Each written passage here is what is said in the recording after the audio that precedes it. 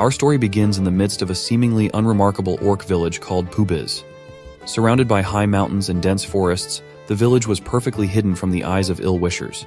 Besides, where to find such a fool who would dare to attack the orcs known for their strength and violent temper? Our protagonist is a small orc named Gul, known throughout the village for his hijinks. He knows how to do just 3 things: run, run fast, and run away with his heels glistening. And now he was running through the village, heading straight for Bork restaurant. There's an orc woman herself was butchering meat with sharp knives, and she was doing it quite skillfully. In one deft movement, she tossed the meat upwards, and with a stone face, as if nothing had happened, she stood still for a moment. But then, before the piece of meat could fall, she chopped it into many small pieces with her lightning-fast movements. Her name was Aunt Jiram, and she was the sole chef and owner of the Bork restaurant. Gul was just running through her restaurant and couldn't help but take advantage of such a good moment, so he jumped up high and was about to grab a little snack on the go. He just grabbed one of the pieces in flight with his mouth wide open, and grabbed it with a deadly grip. After stealing a piece of meat, he wasn't going to stop for a second and continued his crazy run. And it was the right thing to do. Auntie Bork was furious at this brazen theft and wasn't going to let him get away with it. She immediately ran out after him and tried to punish the little rat once and for all with a knife, but Gul managed to dodge and the knife only cut off a piece of stolen meat. He kept running no matter what. The village was bustling with life, and a group of orc builders were now constructing a new house from thick logs. Gul was happy that he could steal the meat so cheaply and escape the consequences, but he didn't look ahead at all. He immediately paid for his inattention by crashing into a log, which was carried by one of the builders. From the impact, he immediately missed a piece of meat. The orc builder was strong and barely felt the impact, but still turned around to look at the source of the trouble. Gul had already regained his senses and continued running as if nothing had happened, and the log he had broken was not his own head. The builder only managed to shout after him that he, the insolent beansprout, should not hang around here anymore. He also shouted at him, "Pray I don't run into you or you'll be eating shit." But Gul ignored all that and kept running. Next in his path was a field with a farm where an orc family was working in sweat. The grass was flying in all directions after each stroke of the scythe. And during another swing, Gul nearly lost his head as he ran past. This understandably did not stop him, and he continued his mad race with the whistling of the wind. Before his eyes was only the path he thought he had to run. The farmers only looked at him tiredly. The orc woman wondered why this child always ran as if someone was chasing him. The orc wasn't going to look into it and told her that only the dumb bald kid himself could answer that question. At least he was of some use, since he was scaring the damn birds away from their crops with his erratic running. Gul ran on, scaring away all the animals on his way, and so he reached the forest, where his peers were performing an important rite of passage into war and were about to hunt a big, fat boar that was unsuspectingly digging in the grass and ground nearby. The elders had taught them that the most important thing in this business was patience and silence, so they lurked in the bushes nearby and waited in silence for a good moment to attack. But they did not have enough patience, and one of them clenched his spear tighter and was going to solve everything quickly and not to waste time. Smelling the movement, the boar became alert. But it was too late. He would not be able to escape, and the orc knew it very well. So he jumped out of the bushes and sent his patience to hell and swung for a good throw. He was going to finish the boar with a battle cry, and he would have done it if Gul hadn't come screaming into the clearing. He distracted the hunter just for a moment, but it was enough for the boar to escape. Gul paid no attention to any of this and ran on. The disgruntled and angry one-liners didn't understand what this runner was doing here. They were going to take revenge on him and roast him alive instead of the boar he had frightened away, if they did not catch another one today. Suddenly, to their surprise, the boar stopped and stood still nearby. They couldn't believe that this boar was so stupid. The 2 orc buddies, whose names were Dobuk and Kagan, began to grin in satisfied smiles. Kagan thought that they were sure to have a feast tonight.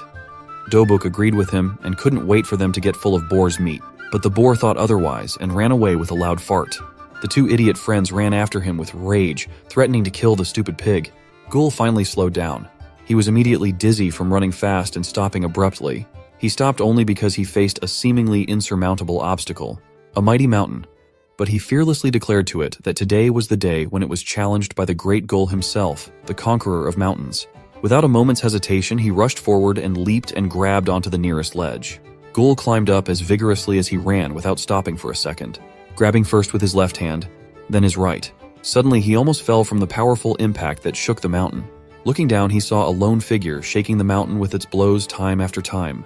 It was one of the orc warriors of their village, and for some reason he looked suspiciously like Bruce Banner in a rage. The Hulk look-alike even had the iconic pants. Blow after blow shook the mountain and poor Gul could barely hold on. But his second surprise and confusion were immediately replaced by excitement, and he screamed, "Oh yes!" Gul was only too happy for the challenge and only rushed to the top with more zeal. Nothing could stop him now. Finally, he made it and reached the top. His sweaty and tired face just glowed with joy. You must have wondered from the beginning why he kept running. It's a silly question, I'll tell you, because obviously it's because he's a Gul and his heart swelled with excitement at the thought of the uncharted land stretching beyond the horizon. Standing on top of the mountain, he shouted to the world that was now at his feet, "I am Gul. Behold, the blissful view that only the great ones can behold." Soon, he vowed to travel to lands far beyond the horizon and be known as the strongest conqueror of mountains. Gul.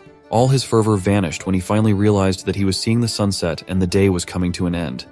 He cried out in horror, not believing he was seeing the sunset. A fierce wind immediately blew off the top of such an inattentive weakling who had forgotten that he had a test today and had to bring back the loot. Gul barely had time at the last moment to grab the ledge and save his skin. Meanwhile, every orc in Bubiz village has started to congregate at the largest homestead for the orc gathering.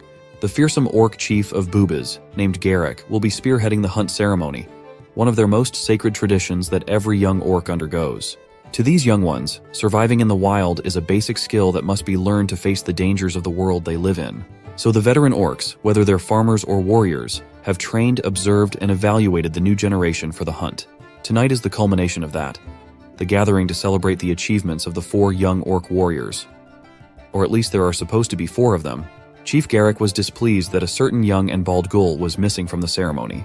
As always, little Gul is still running through the woods long after the sun has gone down. Only now, he's more desperate and out of breath than ever. On the way back to the village, he spotted an innocent rabbit feeding on the grass. This reminded him that tonight was supposed to be the most important night for the new orc warriors, the celebration of the hunt. Even with fatigue, Gul readied himself to turn the running speed to a higher gear. If there's one thing he's good at, then that one thing would have to be running. He promptly positioned his arm for a technique while maintaining the running speed. All his spare energy is being poured into perfecting the timing of his next move. It was a flawless snatch and run of the clueless rabbit by the ear. While Gul was on the way to the celebration of the hunt, he might as well bring something small, rather than bring nothing at all. Still, that doesn't mean that he's still not in deep shit with the orc chief. Garrick is getting increasingly impatient sitting on his throne. This night was supposed to be sacred for the whole village. Behind the door of the chief's homestead, a loud and playful voice can be heard getting nearer and nearer. It sounds like Gul is doing his best NFL player impression while running at full speed. Sliding into the gathering with his bald head while clutching the rabbit's ear like a football, Gul has finally arrived. He felt like he just scored the touchdown of his life after breaking through the entrance. The greatest athlete in the world, a magnificent play by Gul the Conqueror. This little guy is so caught up in the moment that he forgets what is waiting for him inside the homestead. The fearsome orcs inside were not impressed by his rowdy entrance at all. On the contrary, they were glaring at him menacingly. Gul just tried to play it off meekly while clutching his tiny rabbit and trying to scoot through the crowd. Chief Garrick's glare was piercing, to say the least. He was a humongous beast emanating the strength of the orcs. With all the hunters in training, called the Honto, gathered, it's about time to line them up and see the fruits of their labor. Each of them has been given a whole day to hunt on their own. It should be more than enough to bring something that can satisfy one's appetite. Starting off with the rough and edgy junior hunter Kagan, he brought home a big booty boar so healthy and lively that it's still continuously farting. Proud cheers from the villagers erupted while the chief nodded with just enough satisfaction. Next up was another junior hunter, Dobuk. Looking at his battered head and fists, it's evident that he struggled with his prey, but he has proven that his head was harder than the hooves of a deer. The crowd praised him for being an exemplary example of an orc's strength. Even Chief Garrick was smiling and nodding with praise. The third junior hunter, Mutu, held his head high up. He hunted down a bighorn sheep without even breaking a sweat or getting his clothes messy. The chief could not help but clap and rejoice at the sight of such a promising junior hunter in this batch. The villagers even labeled Mutu OP. The kid really was overpowered compared to everyone else. Coming in at the last second is none other than the mighty junior hunter Gul with his tiny and sad rabbit in hand. What he lacks in big prey, he makes up for with pure vibes. But the villagers were not impressed at all. No cheers, no celebration, just pure deathly and unmoved silence. After seeing all the promising juniors, Chief Garrick's good mood has turned into a rage after seeing that this is all that Gul can scrounge up for a whole day of supposed hunting. Braba Gul is the son of Gulfin, the greatest blacksmith in Bubiz village, and now the chief is walking up to him with ominous fury radiating everywhere. The little bald troublemaker trembled in his boots, stumbling in his words and accidentally calling the chief Chip instead. Garrick was insulted by the cheap loot that this junior has brought him for the sacred ceremony. Ghoul's mischief tonight has also brought shame to his mother. With all that in mind, Garrick furiously primed his fist with a burning passion. He then threw it out with blinding speed, like a missile heading right for the little shit. Ghoul ate the disciplinary punch level 1 from the chief's right fist, a fist as big as the little guy's body. It was so painful that he felt the world turn black and white for a minute. The homestead's entrance was absolutely demolished from the impact as Ghoul flew like a ragdoll. Chief Garrick's strength was so powerful that 2 orc warriors had to jump in and catch Ghoul with all their might to prevent him from flying to God knows where. At that moment, it was as if his soul had left his body. The pain from the indent on his stomach has totally numbed his senses and knocked him out unconscious. When Ghoul woke up a few moments later, the hunt ceremony had wrapped up, and he was all alone in the middle of the village. Some orcs were kind enough to patch him up, but the pain from that disciplinary punch still lingers. Chief Garrick only wanted his juniors to hunt, and it seemed like Ghoul just played all day of all the days. Orcs are supposed to be strong, trained, and disciplined. Ghoul has made a mockery of their tradition by being weak and lazy for the hunt. Garrick does not even want to see Ghoul's bald head anymore. The little guy must reflect on what he's done. Ghoul knew that the chief wanted him to reflect on his actions, but that punch was still too much for him. As he walks through the dimly lit village, he notices that he's already at the entrance of his house. Instead of going into the home of the greatest blacksmith, Ghoul chose to continue walking. He just doesn't want to see the face of that grumpy old lady, his grumpy old lady. Just imagining the angry shouts from that fearsome and well-equipped old orc was enough to send a cold chill down Ghoul's spine. So, he continued walking while singing casually, eventually arriving at his very own secret base. A cavern near a cliff at the top of a mountain. He had all he needed inside this cozy secret base of his. He had food, a bed, and everything that a young orc needs to be on his own for the night. In the corner of the room, he even had a lamp that just needed a little shake to light up the place. This day was absolutely exhausting for Ghoul, so hitting the hay for a moment just hits different. He felt comfortable for a moment, but his injury from earlier was starting to act up again.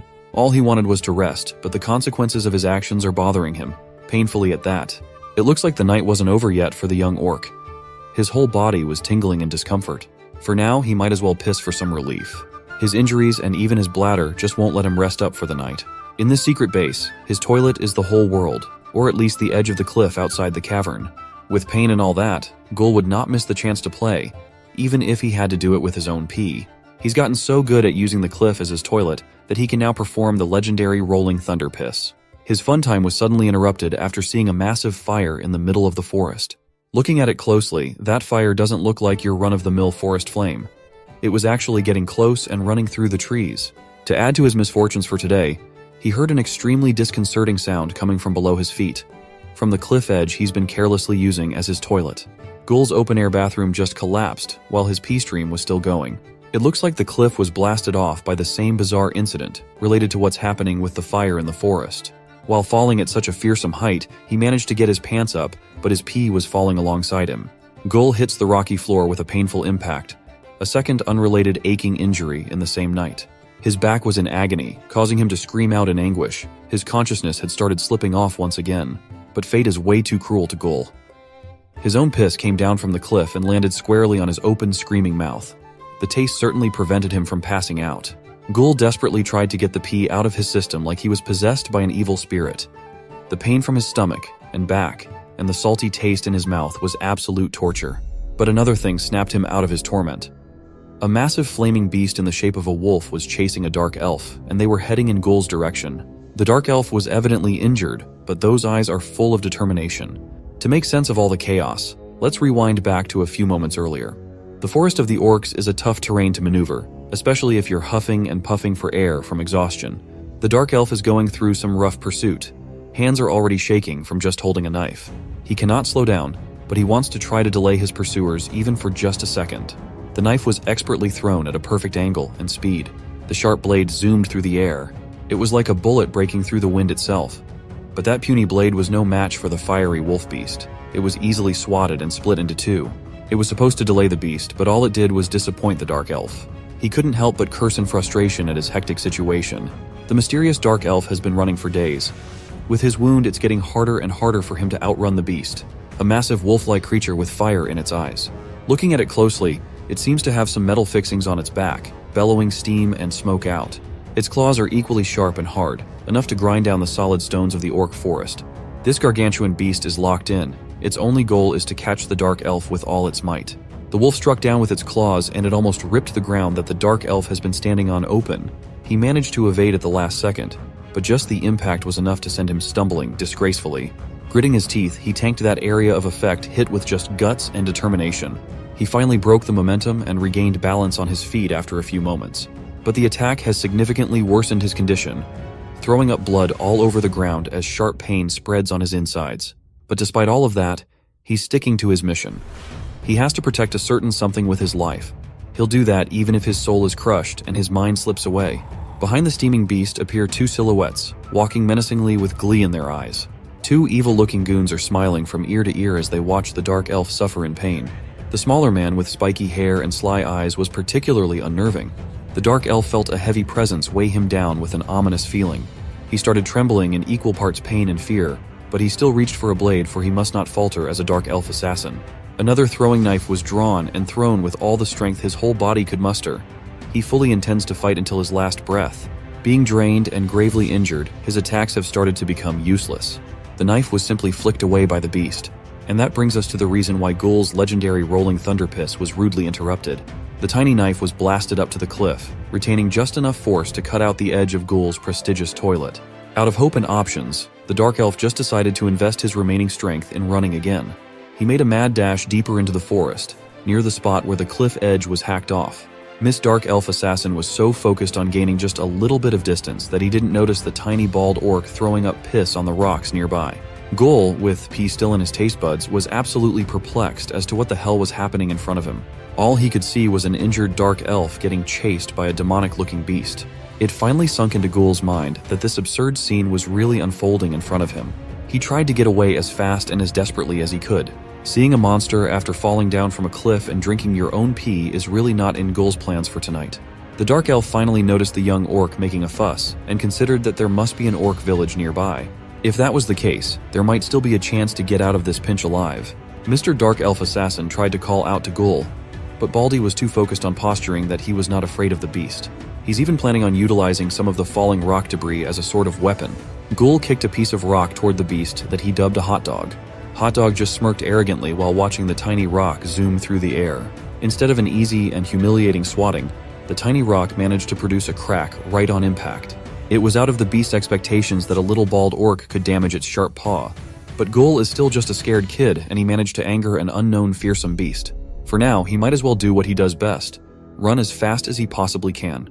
Seeing how ridiculously fast that mad dash was, even the Dark Elf Assassin was in awe of the young orc's engine. Sadly, Ghoul might be fast, but he can be clumsy and inattentive at times. He missed a piece of rock along the way. That one tiny flaw in the terrain combined with his blinding speed caused him to barrel roll across the rocky path.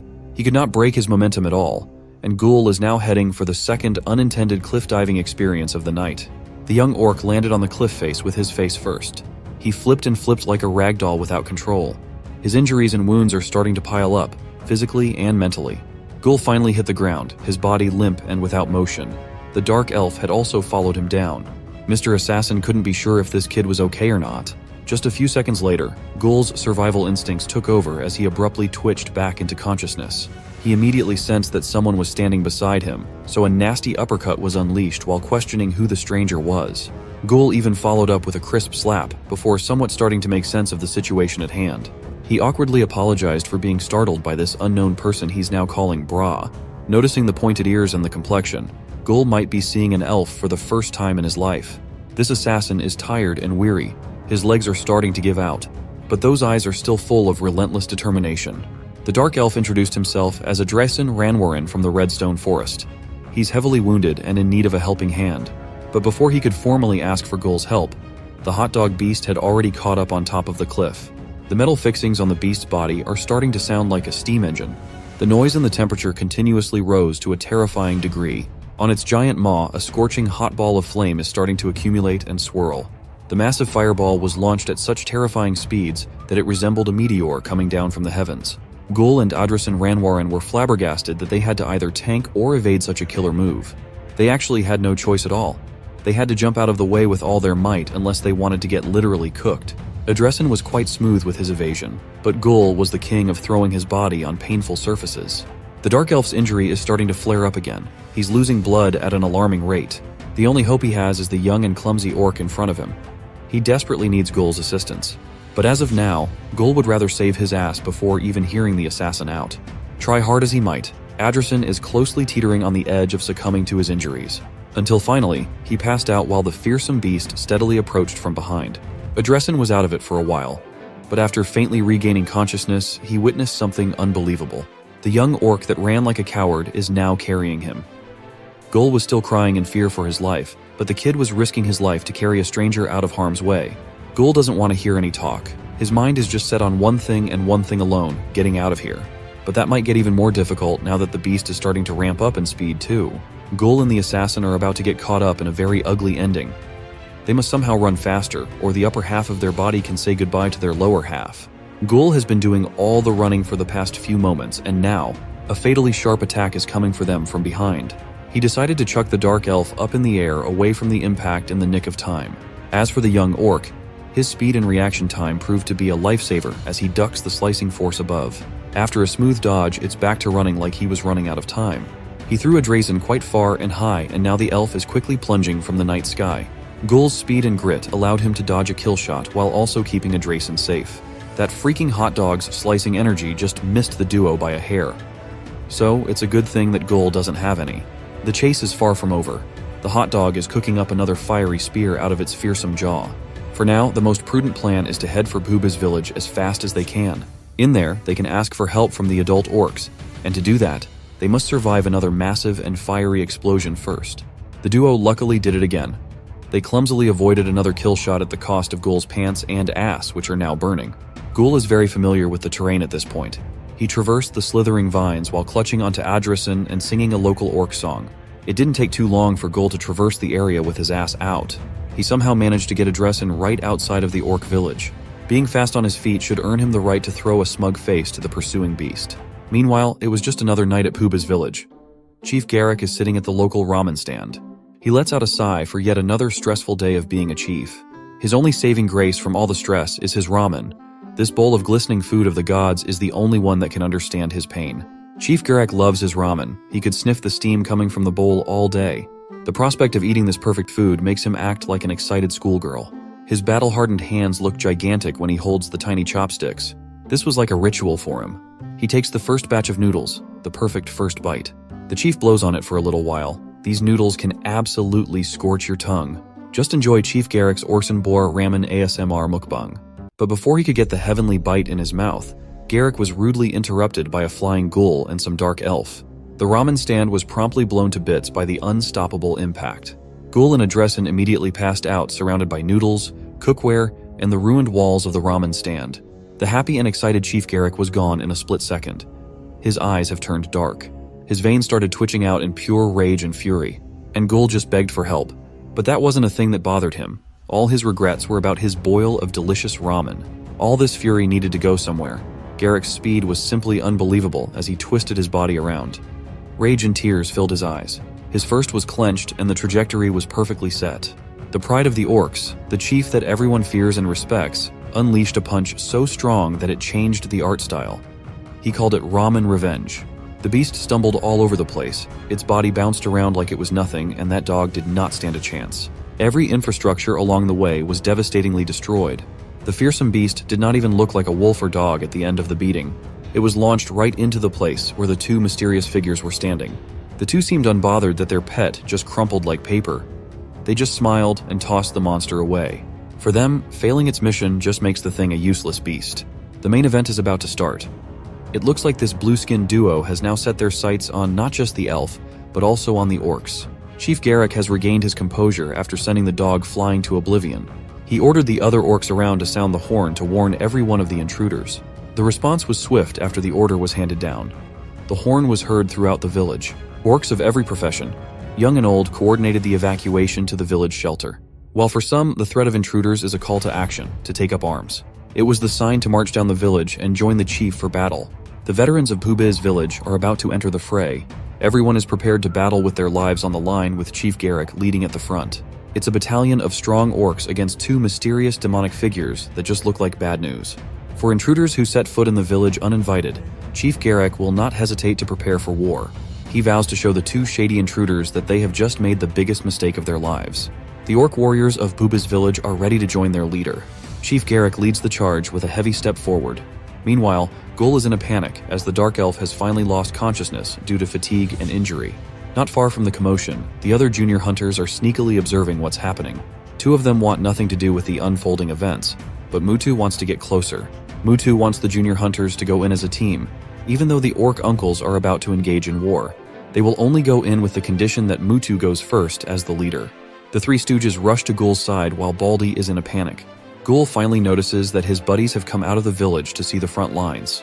Of course, he immediately performs an epic handshake with his friend, Mutu. The other junior hunters are confused about why a withered-looking eggplant is covered in blood on the floor. One of the orc warriors sees the insolent kids and yells at them for being near the battlefield. They then explain that they were just simply looking for Gul. On the other side of the field, the mysterious duo has finally made their move. Both of them are smirking, as if they are not about to go against a full-force orc battalion. But that confidence isn't unfounded. Gul shivers at the sight of those two smiling men. Mutu also feels the pressure and asks their orc uncles who they are up against. Based on the heavy presence alone, the warrior already knows what they are about to fight. For a brief second, Adrasin opens his eyes and mutters something terrifying. These two mysterious figures are not just regular goons. Their piercing eyes that can see through everything can only be possessed by certain beings. They are full-blown demons, and they have descended to take away the Dark Elf. But Chief Garrick is unfazed. He issues a warning to the two to turn back or die right there and then. It looks like the smaller demon doesn't take that warning too seriously, though.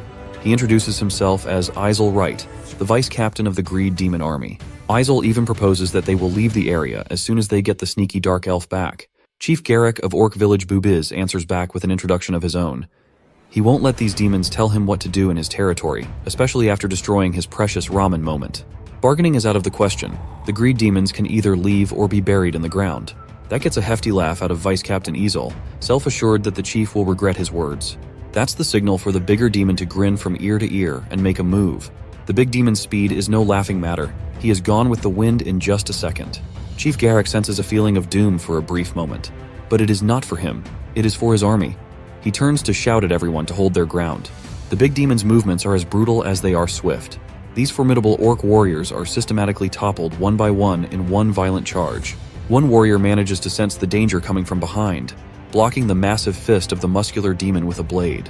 But even decent reaction time and response can still be rendered useless by pure brute strength. The warrior is sent flying like he doesn't weigh a single pound after tanking a strike. He flies in pain while clutching his partially destroyed blade. Thankfully, there are some tiny helping hands waiting to break his momentum. The four junior hunters catch their orc uncle with gritted teeth. Even for a battle-hardened veteran orc, these demons really are too strong. The size difference itself is quite unbelievable, as orcs are known for their hulking frames. This eerie muscular demon is known as Ump Fine, the third seat in the Greed Demon Army. The other side of the battlefield seems to be rowdier than this part, and the junior hunters are starting to worry. The warrior applauds the demon's badass introduction in his head.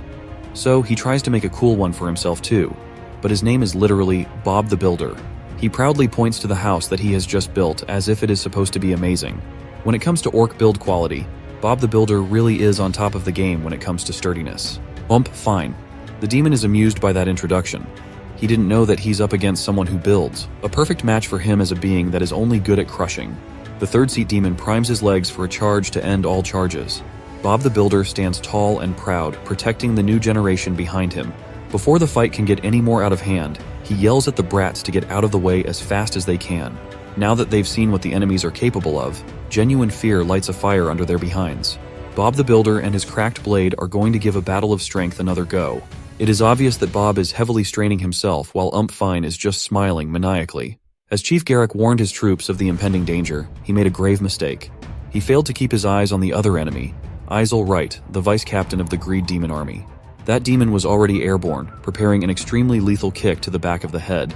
The strike produced a sonic boom and an impact capable of destroying anything in its path. Thankfully, the chief had lightning-fast reactions and a very tough defense. He tanked that hit as if it were nothing, and subsequently swatted Ytshort Wright, forcing the demon to retreat. Izol was merely amused by this. He was fighting the embodiment of orc strength, and he couldn't help but laugh. He was genuinely impressed that the orc chief was more capable than he initially expected. But the chief was going to get serious now. He had just witnessed how fast the demon moved. The only solution to this problem was to finish the fight quickly. Taking off his jacket, ytshort didn't believe that it would be that easy for the chief, as this was just the beginning. Or maybe if he went hard right from the get-go, this might also be the end. Ytshort was a speed freak, zooming through the field as if the laws of physics didn't exist. Chief Garek stalwartly braced himself for an impact that mysteriously never came from the front. However, the chief had a razor-sharp instinct when it came to combat. He knew that his back was fully exposed. So, he quickly turned around with a bloodthirsty look on his face. He unleashed a blind and savage spinning kick that caught ytshort square in the face. It sent the demon spinning like a relentless cyclone upwards. But Ytshort was formidable. He managed to recover and regain balance on the ground after a few seconds. He didn't feel pain. He felt even more excited instead. He wanted to fight the chief even more than before. Ytshort's smug smile could vanish in the next second, and the chief could only see a faint blur. The next thing you knew, the demon had already closed the distance and planted a solid knee in the chief's face. Garek was sent flying as his face bled profusely. He lost control of his body for a moment as he spun and tumbled through the open field. To make matters worse, the demon wasn't done chaining his bloody and brutal combos yet. With every critical hit landing cleanly on the chief, Ytshort was starting to think that this fight was becoming boring. Chief Garek's massive body went from being bloodied up to getting sent down from above like a meteor. His landing even left a small crater for his blood to pool on. A demon is a being without mercy. Ytshort knocked the chief's head even harder to the ground with a stomp. He blamed the chief for being an idiot for not just handing the elf out. Now Ytshort just wanted the guy to watch his beloved village crumble into dust. On the other side of the battlefield, Bob the Builder and Fine were also having their own face-off. Bob had heard that these demons' objective was the mysterious elf. The elf happened to be with the kids of their village, so he must buy time for those brats to run away. But seeing the terrifying figure of the gigantic Fine, he was starting to think that this might just be the end for him. Bob believed that even if that's the case, the orcs would never back down in a fight. Even if he faced the bone-crushing strength of this absurdly muscular demon, he wouldn't give up. But Bob's trusty blade was no match. The collision pulverized his weapon. For a brief moment, Bob the Builder knew what was coming next. He had nothing to defend against the barbaric strength of a high-ranking demon. Bob was a sitting duck, and a goddamn demonic hammer was about to descend upon him. Fine effortlessly wiped the orc warrior out of where he was standing. To add to the insult, Fine even sent Bob the Builder flying to the home that he proudly built. Bob's injuries were severe, to say the least. He had a deep crater across his whole torso and stomach. But the demon was not done yet. With that devilish speed, the muscle freak was going for more. He wanted to make sure that Bob was firmly attached to the house that he built, because it could also serve as his final resting place. His casket. A savage punch destroyed Bob's insides, and the excess impact raised the sturdiest house in the village from the ground. Bob the Builder was firmly and utterly defeated. Fine praised Bob for being brave until he finally broke. The demon wouldn't let this orc buy any more time for their mission. Not far from the tragic scene, the junior hunters were running desperately and full of fear while carrying the dark elf. Even though they gained some distance, Fine's demonic speed was still far too much to go up against. Another one of the muscular demon's punches was unleashed like a ton of TNT. When the smoke cleared from the air, there seemed to be someone else amidst the commotion. She had long and lustrous black hair and strong and fierce eyes, and she successfully blocked a demon's powerful fist with a single hand. To the junior hunters, she was Auntie Lozen. To Mutu, she was his master, and for everyone in the village, she was the chief's right hand. Let's rewind just a little bit earlier and witness the evacuation efforts of Puba's village. Lozen was leading the charge to ensure everyone's safety inside the emergency shelters. Meanwhile, on the other side of the commotion, a messenger orc hurriedly arrived to notify the elder. This messenger ran all the way to relay the news that intruders were at their doorstep. However, it seemed like the pipe-smoking elder was not too bothered by the update. The fearsome-looking elder orc already knew what was going on with all the commotion. Lozen was busy getting everyone to safety when the explosions from the height of the battle sounded out. She immediately made a mad dash to get to the front lines as fast as she could. The evacuation area is located up a cliff above the village, and the war is happening down below. Lozen spotted the junior hunters desperately running away from something with their lives on the line.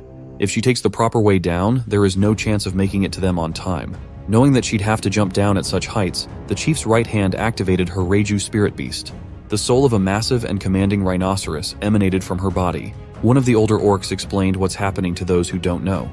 This sight is something to behold. Lozen's spirit beast, the rhino. Only a few orc warriors are blessed with such power. It takes endless grinding and training to awaken their inner beast. In Lozen's case, this awakening granted her massive strength and skin as hard as armor. This powerful orc lady is not the chief's right hand, just for nothing. With one swift and formidable jump, she propelled herself like a missile. Adeptly controlling her body's breakneck speed, she focused her target on the junior hunters. Fine was just about to get an orc child quadra kill, but Auntie Lozen was already on the way to rescue. With the soul and body of a beast, she's the ultimate orc fighter. The right hand of the chief fittingly stopped a demon's attack with just her right hand. Fine immediately sensed that the newcomer is not someone to take lightly. He unleashed another chaining combo to follow up on the blocked strike, but the quick follow-up was easily thwarted as well. Seeing how cool and how well their Auntie Lozen was going toe-to-toe with the demon, the kids couldn't help but cheer. It was as if they had just seen their savior descend from the skies. Mutu was swelling with pride for his master. Gul was quick to assert that his Uncle Bob was way more badass though. Even in the midst of battle, these punks are still bickering. They almost forgot that they should be getting the Dark Elf some medical attention, and the poor guy is now bleeding out even more. Hearing the nonsense coming out of these brats ticked off Lozen. She was almost as fearsome as a demon, yelling at the punks to shut the hell up. Lozen is still trying to get a read on the situation. But the smart thing to do is for the brats to get the elf to Mr. Buta to get treated. But the biggest problem of them all is still standing right in front of her. Anyone who troubles the village shall be eliminated, and it's time for the grown-ups to step up and handle things. Every orc in the village, no matter their profession or age, is ready for the smoke. Even the butcher lady is ready to wreck some balls with the farmers and the incredible Hulk look-alike. Fine looked at the group that was about to gang up on him, and the demon didn't seem fazed at all. Leading the charge is Lozen with her savage and refined techniques. She started utilizing her spirit beast to enhance leg strength. The leg took aim at the demon while carrying a tremendous amount of explosive power. A single stomp lifted out a massive portion of the ground, resembling a rhino horn. It towered over the malevolent demon, but it didn't elicit any reaction at all. Fine just decided to leap up with unnatural strength and finesse over the lifted ground. On the other side was Lozen, absolutely locked in on combat. With her other foot, she utilized another spirit beast strengthening. Using the lifted ground as a ramp, Lozen zoomed toward the demon mid-air. That maneuver caught Fine by surprise for a moment. The spirit beast's energy emanated in a translucent form, charging like a raging rhino. With her fist as the concentration of all the piercing power, Lozen collided with the demon's fist. The showdown of pure power seemed to have ended in a definitive draw, but Fine was put in a much more precarious position while rapidly falling. On top of that, this battle is not being fought by just a single orc. Unfortunately, some of the adult orcs aren't as adept in combat and can be easily dispatched by the third seat of the Greed Demon army. Even with minimal control of his falling body, Fine can still spot that the other orc ladies are setting up something that will hurt on the ground. Fine landed and struggled to find balance for a few moments. Two fast-moving blurs are already circling him like a pair of sharp spinning blades. It was the butcher and the farmer orc ladies, landing some nasty flesh wounds on either side. The smug smile on Fine's face was replaced with silent rage instead. These two ladies are treating the demon's body as their meat to carve and slash as they please. Fiend's solution to stop that is to snap their blades off completely. The coordinated attacks have ground to a halt. It was a great shock for the two orc ladies. After getting rid of the pesky blades, the demon took a deep breath. He then spun around, creating a vacuum of air that repels everything in his immediate vicinity. After stopping his efforts to blow away the orc ladies, it seems like Bruce Banner also wants some piece of the demon action. The Hulk orc took advantage of Fine's wide-open back and unleashed some hard-hitting combos. But that kind of firepower is not enough to seriously harm a high-ranking demon. It just ended up enraging Fine even further. He countered, but the Hulk orc was light on his feet and managed to dodge. Sadly, for the Hulk, that was followed by a savage face grab and a point-blank death sentence. Has become seriously mad as the sound of Hulk's head crashing on the floor sounds out. Lozen has recovered from the collision and is now rushing to have another go with the brutish demon. If she can land her spirit beast-infused strike, she might just be able to save the Hulk orc.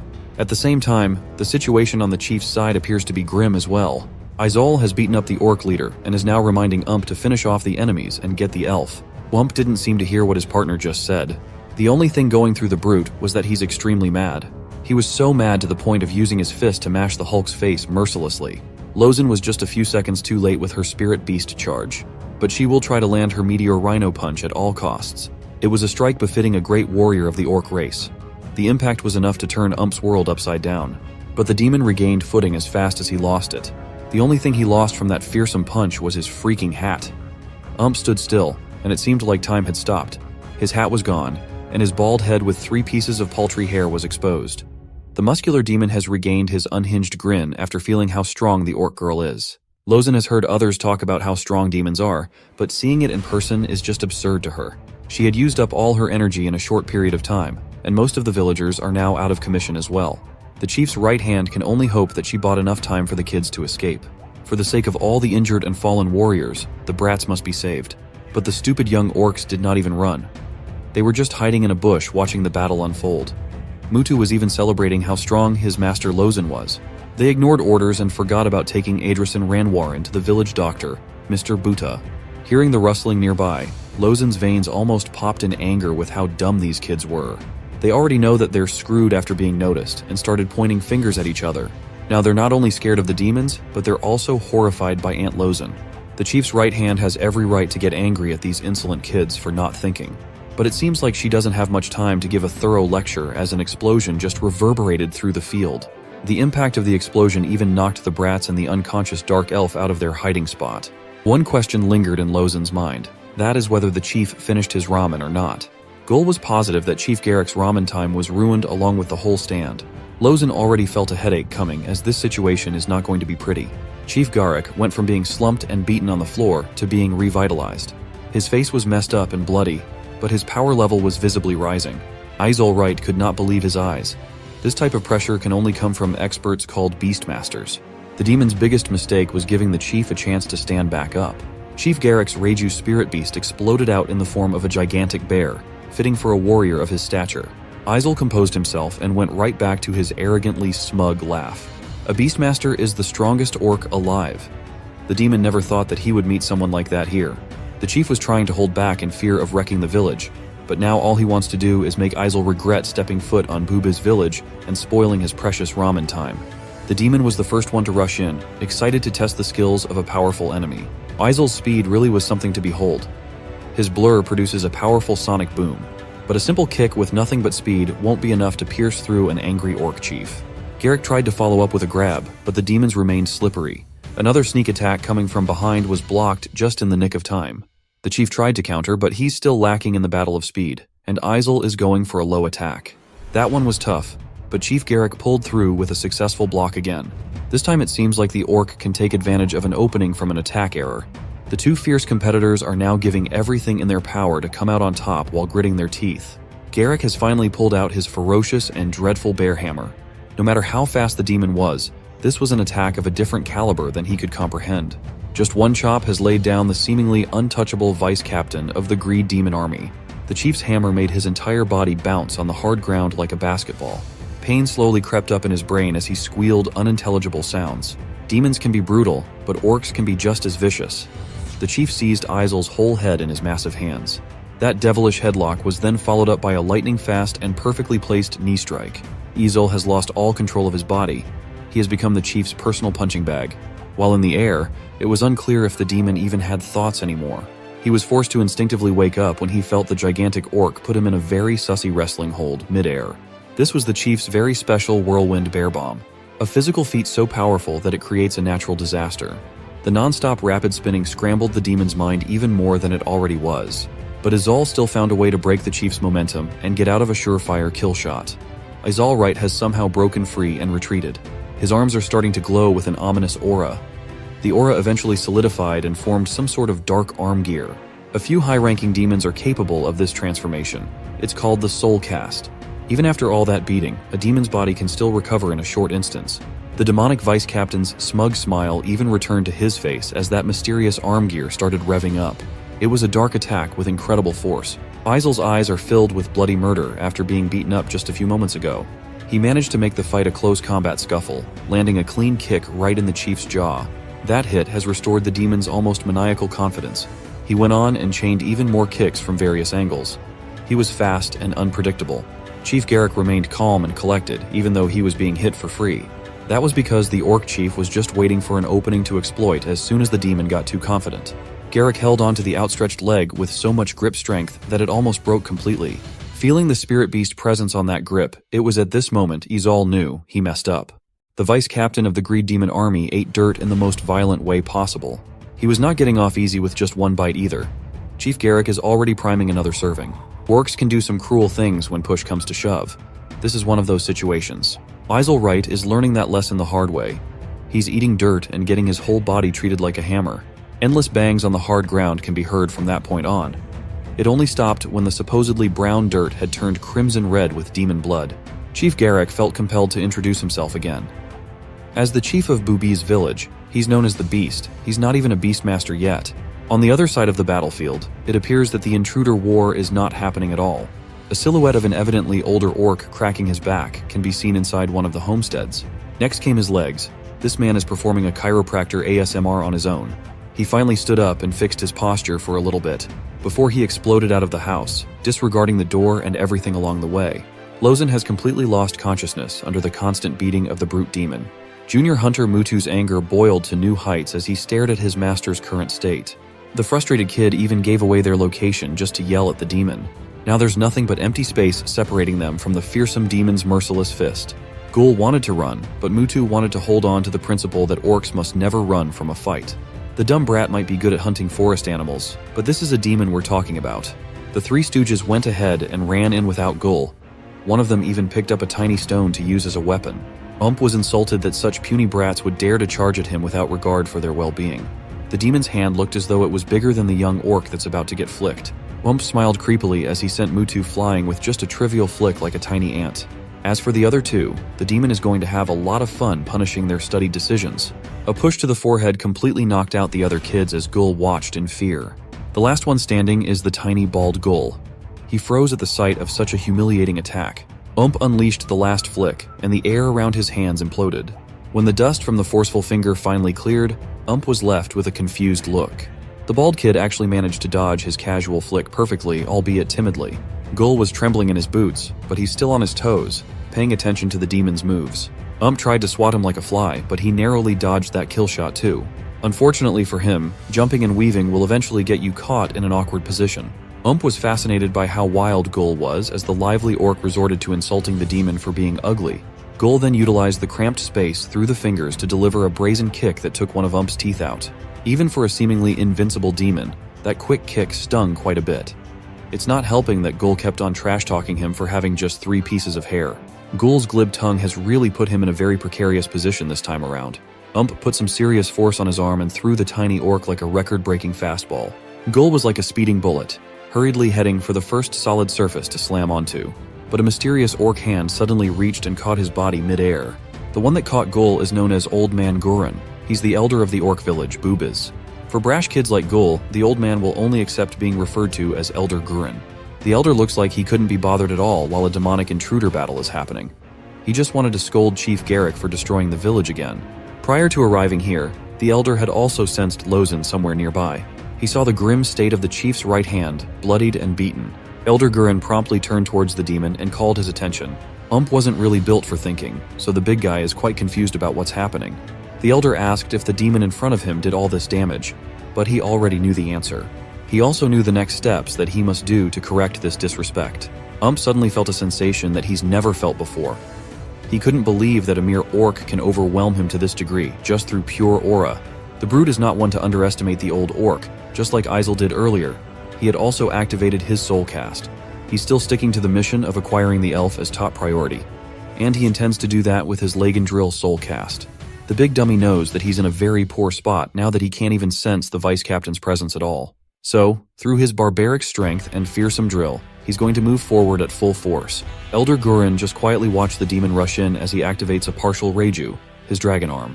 His green skin became covered with golden scales as his spirit beast manifests in a solid form integrating with his body. The old man stopped the relentless drill on its tracks with just a palm block, all while giving respect lessons to the demon. For a moment, it looked like the drill was starting to slow down from its initial ferocity. In the next second, Gurren tightened his draconic grip, and the solid demonic drill started crumbling. Until finally, it was thoroughly destroyed into 1,000 tiny pieces akin to brittle glass. Feeney gasped in disbelief as his most powerful move disintegrated in the wind. To that, there's just one piece of advice that the Elder can give to the brute. The unrelenting demon can just start by saying goodnight.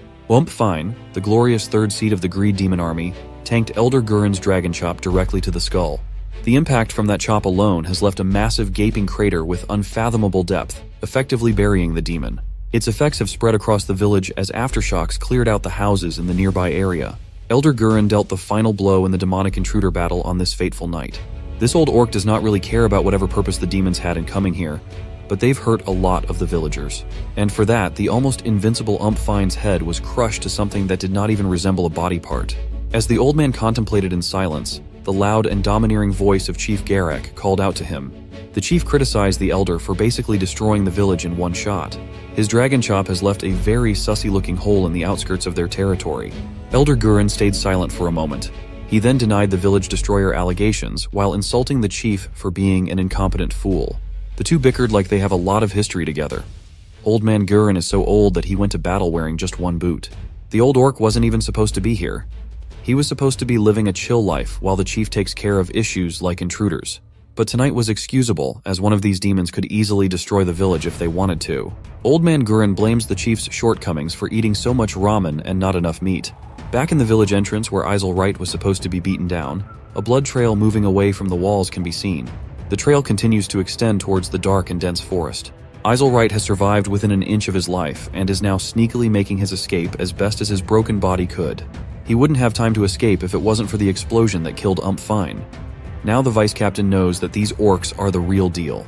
Despite that, Izol is the type of man to hold a grudge. He vowed to be right back with a vengeance. Today, Gul was chased by his auntie with a knife for stealing meat. He bumped his head on a log, ran around the forest, climbed a shaky mountain. He was disciplined by the chief. Fell off his prestigious cliff toilet, drank his very own piss. He was chased by a fire beast. Fell off a different cliff once again. He carried a wounded elf to safety, burned his pants and ass from a fireball. He crashed into a ramen stall, had a go with a really powerful demon, and finally witnessed the most epic chop in his life. After so much has transpired, Gul can be found sleeping soundly without a care for the world. Gul's long day finally ended. 2 days have passed since the intruder incident. The orc villagers are keeping their hammers busy with the reconstruction efforts after the destructive battle. It's a nice sunny day to spend outside and not in a damn medical hunt, which our boy Gul is currently doing. It's been 2 whole days of uninterrupted sleep for the guy. He sleeps with his mouth wide open, inviting all kinds of disgusting elements to go in. For example, a fly. That fly served as his wake-up call to finally get out of bed now that he's fully recovered. As he was expelling the evil insect from his mouth, a scholarly-looking orc came to his side with blinding speed. Instead of taking care of the injured boy, the scholarly-looking orc unleashed a nonchalant slap to the face. This is the doctor of Buba's village, Mr. Buddha's way of welcoming Gul back to the real world. Gul has fully woken up from the sting of that slap and is now back to insulting the adults with his foul mouth. Calling the doctor Ugly Buddha, Mr. Buddha is done with all the insults and the constant trips of this bald kid to his home on account of always being wounded. Gul's only saving grace in this place was Dura, the assistant doctor. The gentle orc lady gives a certain type of comfort that Gul really likes. Dura was always there to take Gul's side. She's extremely soft like that. Gul looked around the room frantically, looking for the elf that was apparently seeking an audience with the elder at the moment. Buddha was also reminded that Elder Gurin had asked for Gul as soon as he woke up. So he needs to get out of bed, and Dura will accompany him. Even as the two were leaving the doctor's home, Gul just couldn't resist getting in just one more mocking gesture. Things have been incredibly peaceful right after the attack. Gul and Dura are now casually en route to meet the elder. Gul then asked his Dura-Nishan where the 3 stooges, his fellow junior hunters, were. He's wondering if Dobuk, Kagan, and Mutu are also meeting the elder, but Dura explained that they wouldn't, as those 3 are helping with the reconstruction of the village. They've recovered from their respective injuries, and they are being punished for not following orders that led to more orcs getting hurt. Hearing that scared Gul, as he was already complicit with those 3's actions. He's terrified of what that old orc is going to do to him, but Dura just assures him that it'll be alright. After a few minutes, we finally arrived at Oknar, the 3rd level of boobies. Chief Garek had a few gashes here and there, but he was relatively healthy.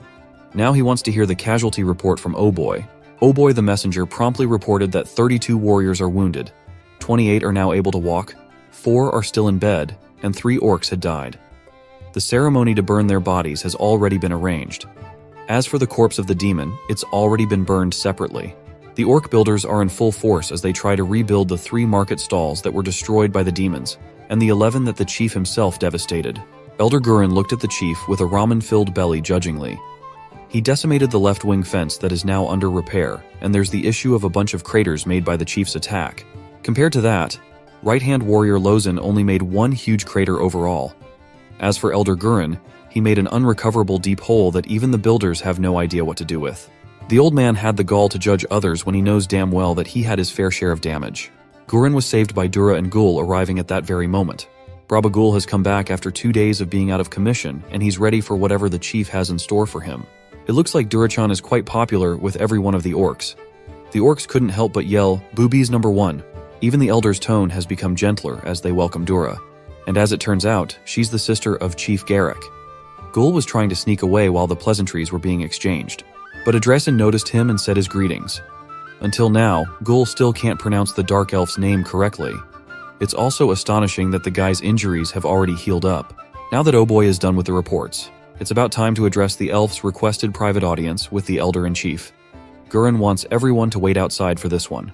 The injured orc villagers did not like that idea. They think that they deserve to hear what's going on after what has happened in the village. Adresin understands their sentiments.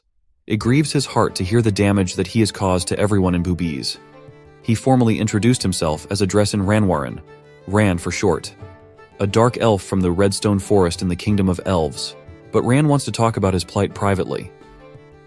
The villagers might want to understand the situation, but he cannot reveal the details of his classified mission for fear of endangering more people with the weight of the information he's carrying. Elder Gurren understands that this type of thing requires discretion very well. The chief also does, so he puts his foot down and orders the villagers to wait outside the assembly hall, and to trust his judgment. Ran explained that he was given the mission to track the demons and retrieve a particular artifact stolen from the Elven Kingdom. After some time, he finally found the Greed Demon Army base camp, and he was ready to infiltrate. To do this safely, he utilized an elven cloak with the special ability to conceal his presence. He was able to stroll past the front gate, right under the eyes of the greedy gate guards. He used the walls and everything he could to stroll past battalions after battalions of demons.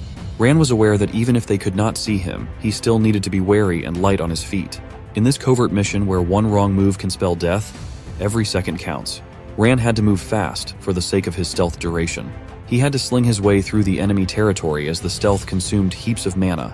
Fortunately for Ran, he's quite adept when it comes to these kinds of situations. He's an expert dark elf assassin after all. At the start of the mission, he thought it would be hard to locate the Greed Demon's treasure room, but as he looks at the gate engraved with a "Greed is good" epitaph, it looks like his expectations are unfounded. He found the damn treasure room in plain sight. There were no complicated locks or strong-looking guards posted up. Just a massive room with all kinds of treasure as far as the eye can see inside. Anyone with a brain laying their eyes upon this room would find it weird. One might even consider that this was just a trap, but right now that doesn't matter to Ran. He's almost out of mana from constantly maintaining the stealth ability, and he must execute the mission at hand without fail. Now comes the crucial part. To open his dimensional pouch, he must deactivate his stealth mode first. From here on out, keeping the artifact safe is his top priority. It was at this moment that he mistakenly let his guard down. The guardian of this place was Kayuiro, an elf hunter beast. A ferocious monster was waiting there all along. That was why there were no guards posted anywhere. To make matters worse, it was not just any run-of-the-mill creature, it was an elf hunter entering attack mode. With Kayuiro sounding out the alarm with its roars, every single Greed Demon soldier in the base camp was notified of what was happening in the treasure room. At the same time, Fine and Ezel Wright were just chilling in their quarters, eating good food and playing some good old Jackstone. Their fun time was rudely interrupted by an explosion right at the main entrance of the base camp. Ezel looked but didn't see anything worth fussing over at first. Ran has reactivated his stealth, but even that means nothing, for this elf hunter beast can smell an elf from miles away. At least the demons can't see him. But the assassin was way too naive. And that was punished when the beast unleashed a smog that neutralized his cloak's power and unveiled him for every demon to see. Try as he might to reactivate the ability again, that 1 second of vision made all the difference. Vice Captain Ezel had already caught a glimpse of the sneaky elf, and with a mischievous laugh, asked to toss him a single coin. Was quick to comply, tossing his boss a gold coin. Ezel Wright manipulated the coin right in front of his fingers. He thinks that it's about time for the purple rat to stop sneaking around. With a simple flick of a finger, Ezel launched the coin forward like a high-caliber bullet, almost breaking the sound barrier. This was what caused the injury that Ran had endured for a long while. After being pierced by a damn coin, he looked up and saw the smug and unserious face of that demon, Ezel Wright. The dark elf gritted his teeth with pain and anger for being put in such a precarious situation. An incoming barrage of bullet-like gold coins rained down on the dark elf. The impact of each one was stronger than the last as he crashed through the courtyard of the base camp. He managed to regain his balance after tanking a few, but the injuries he sustained were severe. As Ran was detailing his experience, Chief Garrick interrupted the story by asking how he got hit when Dark Elf assassins are supposed to be known for being swift and untouchable. The Chief thinks that Ran is a noob while Oh Boy served everyone popcorn as if they're in a movie theater. Gull, on the other hand, was fixated on the idea of how cool the base of those demons was. Ran tried to interject that the demons just got lucky that they had an elf hunter beast as a pet, and that he could have easily cleared the mission. He was pouring everything into storytelling, but the orcs were lost in their own loud chatter. Hidden bases, smoking pets, everything else, Gull was pretty much enamored with all the cool details that Ran had been recounting. The kid even bragged that he also has his own secret base, but admits that the demon base must be 10 times cooler. Lozen is losing her patience while everyone is not even listening. Ran had to catch their attention back with an angry shout to shut everyone up, uncharacteristic of a silent assassin. But it worked. He effectively made everyone behave to listen to the rest of the story. He even received Lozen's thumbs up of approval. So, the Dark Elf cleared his throat to continue his tale. The coin hit him hard and clean. He was able to block some of the impact with his string vest, but it pierced through and left a very deep wound. He had to stitch it up and use an elven healing spell called Bim Highly, just to stop the excessive bleeding. Seeing this was the signal for Izol to take a closer look, as his interest had been piqued. As the vice captain jumped in from the top of his tower, of course, would not miss the show, even if he had to take his food to go. The two high-ranking demons have officially entered the fray, after jumping down from a deadly height. Izol was just chilling in the air, waiting for gravity to do its thing without a care, and was still eating his fish balls mid-air. The vice captain smiled deviously as he eyed down the elf. He was amused that the purple rat survived his deadly coin toss. Ran wanted to convince himself that he was not short-tempered. He's trying to be modest, as a matter of fact. But seeing Izol's blue marlin piece of shit smug face really awakened something in him. He hated that smile on that face enough to go toe-to-toe with an elf hunter beast by his lonesome. To deal with this precarious situation, he had some cards up his sleeves. One of them was his hook shots. A magical rope was attached to a sharp blade that could latch onto the tall brick walls of the base camp. At that moment, he felt that a demon hitting a dark elf assassin was a huge insult, a stain on his profession. All he could think of while slinging through the air was hitting that demon back, even if it was just once. Ran bypassed the elf hunter beast's charge by utilizing his hook shots, and the flaming dog did not like that at all. The beast pounced once again, this time with a flaming sharp blade protruding near its paws. The beast was massive, ferocious, and most of all clever. It took out its scorching blade to target the magical ropes of the hook shot, and the beast succeeded. It was a clean cut. One move has effectively removed Ran's primary mode of mobility. He can't act like an attack on Titan Soldier anymore. As he was falling after being cut off, he saw the Greed Demon Soldier backups run towards his landing position. It was not looking good for the Dark Assassin at all.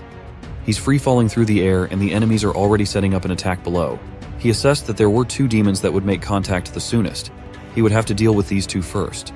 Ran calmed himself down and thought about his next moves from here on out. He came to the answer that would settle almost any situation at hand. Just take his blades out and do what he does best. The assassin had one more hook shot, just enough to propel his body forward to a lower elevation, and it was enough to use as a vehicle to deliver some nasty kills. One slash to the neck is all he needs. With just one tiny and incredibly sharp blade, Ran is about to go sicko mode on these fools. Cannon fodder demons succumb to Ran's deadly strikes. Every time he brandishes his blade, another demon spurts out blood. It was as if Ran was reminding us that he was a dark assassin whom the Elven Lord trusted. What he does with the blade is nothing short of masterful and bone-chilling. The thing with army base camps is that there are an almost endless number of soldiers in them. And now, Ran was trapped in the heart of the enemy territory. To deal with that problem, there's only one thing better than one blade. And if you think it's two blades, then you're right on the money. Ran went on to deliver a bloody rampage. Heads, arms, legs, whole torsos, every single body part that you can think of was cleanly sliced off in a gory flourish. Ran was like a death god bringing an end to every demon's life at every step of the way. And now, his sights are set on the high-ranking demon duo. The two are watching him closely with fascination. The Dark Elf assassin ramped up his speed and spun with incredible swiftness as he charged in for the big shot demons. He knew damn well that this would not be a walk in the park like those regular demons that he just slaughtered. Seeing the perpetually smug look and smile on Izol Wright's cocky face made him feel like he was making the wrong move no matter what he did. At the end of the day, we know that he lost and had to retreat and run for a long time. Losing made him regain logic. Throughout the whole debacle, he exhausted his mana after letting his emotions get the best of him. He ran and ran for days, and his only fuel was anger directed towards himself. And that was when he met Gull. Ran was saved when he least expected it. He has never seen an orc that runs as fast as that kid does. Hearing this wholehearted speech about the troublesome Ghoul from the dignified Ran shocked everyone. Even Ghoul himself was surprised. The Dark Elf continued that since his wounds were reopened because of the constant and non-stop running for 3 days, he was not given the chance to catch his breath. It's hard to admit that when he passed out, that bald kid carried him until they reached the village to get some help. Elder Gurren knew what happened from here on out. Shit happened and it blew his people away. They could have avoided the casualties if they just handed Ran over. Chief interjected that they did not choose the easy but heartless way. They chose to fight and save this stranger's ass. Old Man Gurren was curious about one thing, given that a dark assassin was handpicked by the Elf Lord on a retrieval mission. That must be one precious artifact. Ran opened his dimensional pouch, and a green light filled the room. He believes that what he has is an artifact that could open the gates to heaven. That circular and inconspicuous-looking gadget is referred to as Eternum. After hearing what Ran described and seeing the artifact itself, Elder Gurren punched the ground in anger and frustration. This bizarre reaction took everyone by surprise. The poor messenger and popcorn server, Oh Boy, was blown away by the impact. Chief and Lozen were shocked too. All the food was strewn all over the room, and Gul was knocked out cold. Elder Gurren's expression turned grimmer than when he faced high-ranking demons a few days ago. All just because Eternum was mentioned. He yelled that the elves have fucked up big time. Someone called Jess was supposed to be guarding that artifact with his life. Ran heard the name Jess come out of the elder's mouth, and he was stunned. Even Chief Garrick was kind of terrified as he watched the old man yap.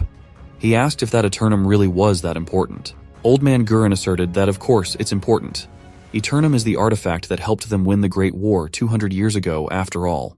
The old man affirmed that he'll explain the details later. For now, all that everyone needs to know is that if this precious artifact's location becomes known to many, it will be bad news. He is certain that just the news of Eternum being out in the world will bring unprecedented chaos. Ran explained that evil forces managed to steal the artifact when a shape-shifting demon successfully infiltrated the Elf Kingdom. That demon patiently waited for a slim chance to steal Eternum and eventually succeeded.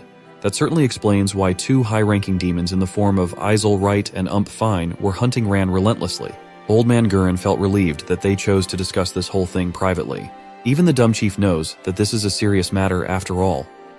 One thing that Gurren is certain of is that the demons are cooking up something at this moment.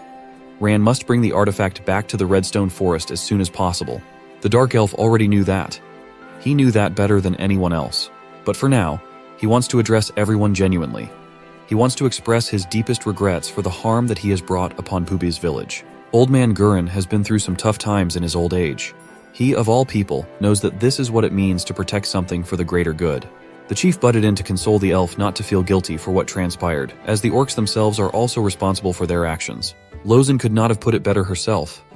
Even the dumb as bricks ghoul, casually lying down, understands the circumstance. It was at that moment, maybe for the first time in Ran's whole life, that he felt care from other beings. He felt such a strong emotional feeling that compelled him to slam his head down and prostrate on the ground, much to the orc's surprise. The tears of the Dark Elf finally cascaded out of his eyes. He knows that he is not worthy of the lives of the fallen. His words cannot express how grateful he is to everyone in the village. Ran can only pray that the spirits bless Booba's village and its people.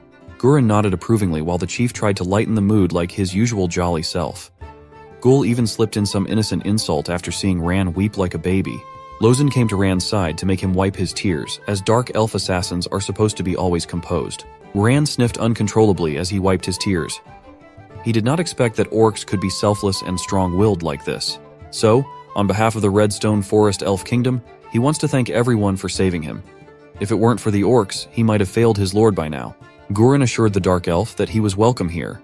He knows the scale and weight of this elf's mission, and he respects that Ran shared some highly classified information. While Ghoul didn't even understand a thing, the old man even interjected that he had known the Elf Lord for quite some time now. Chief Garrick did not believe him, though. He does not want to believe that this geezer has gone out to meet the Lord of the Elves at all. That earned him a telling the truth chop technique to the face from the swole old man, shutting his mouth up. Elder Gurren was telling the truth.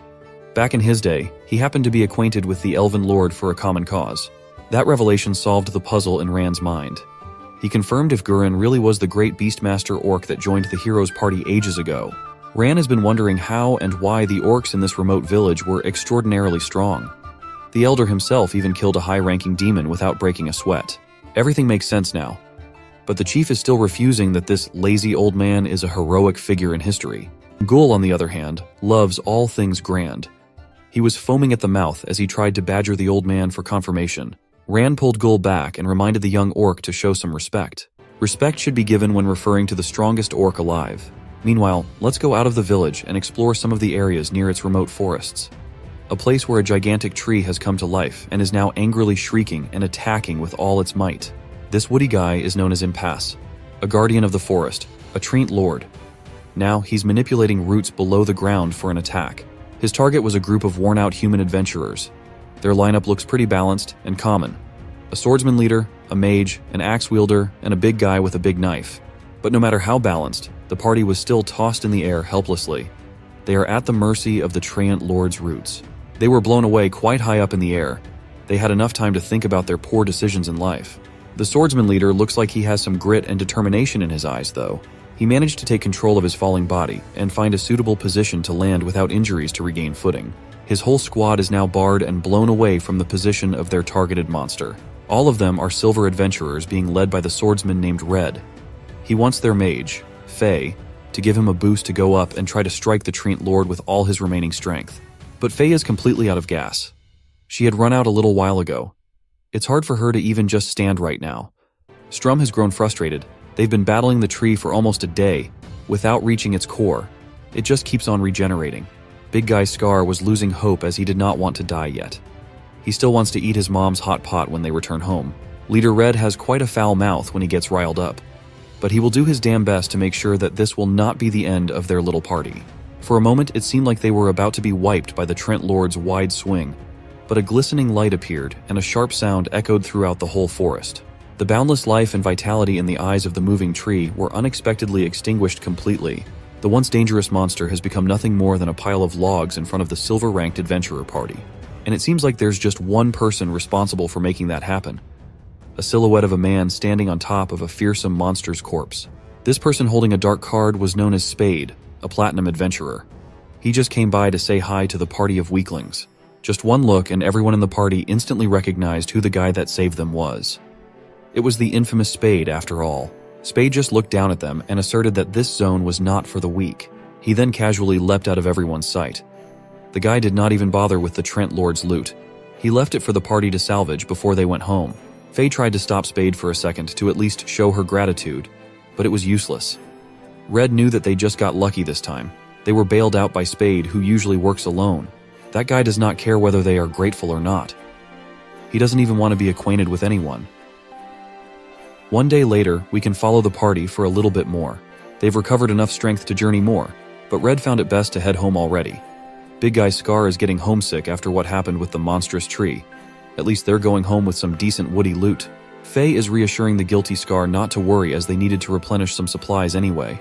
Also, they can now craft the logs and loot from the treant. As they were walking through the dense forest, Strum called everyone's attention to stop in their tracks as he just spotted something. The party huddled up and cautiously looked toward where Strum was pointing at. It was a bloody, beaten, and unconscious body of someone we know all too well. Vice Captain Easel Wright was lying face first on the dirt. Red and the whole party immediately knew that what they were looking at was a real demon. The silver-ranked adventurer party stood frozen and terrified, not knowing what to do after seeing a genuine demon lying down just a few feet from them. Easel Wright had sustained some extremely nasty and serious injuries after getting beaten up by a raging Chief Garrick. Red had to stop everyone to assess the situation first.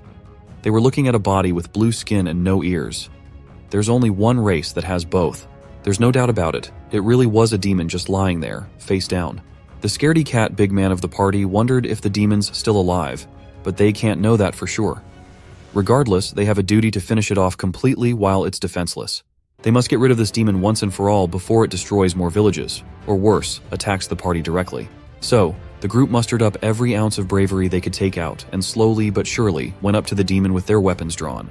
Things were going just fine until they heard and saw a man wielding a particularly familiar weapon from afar, a playing card.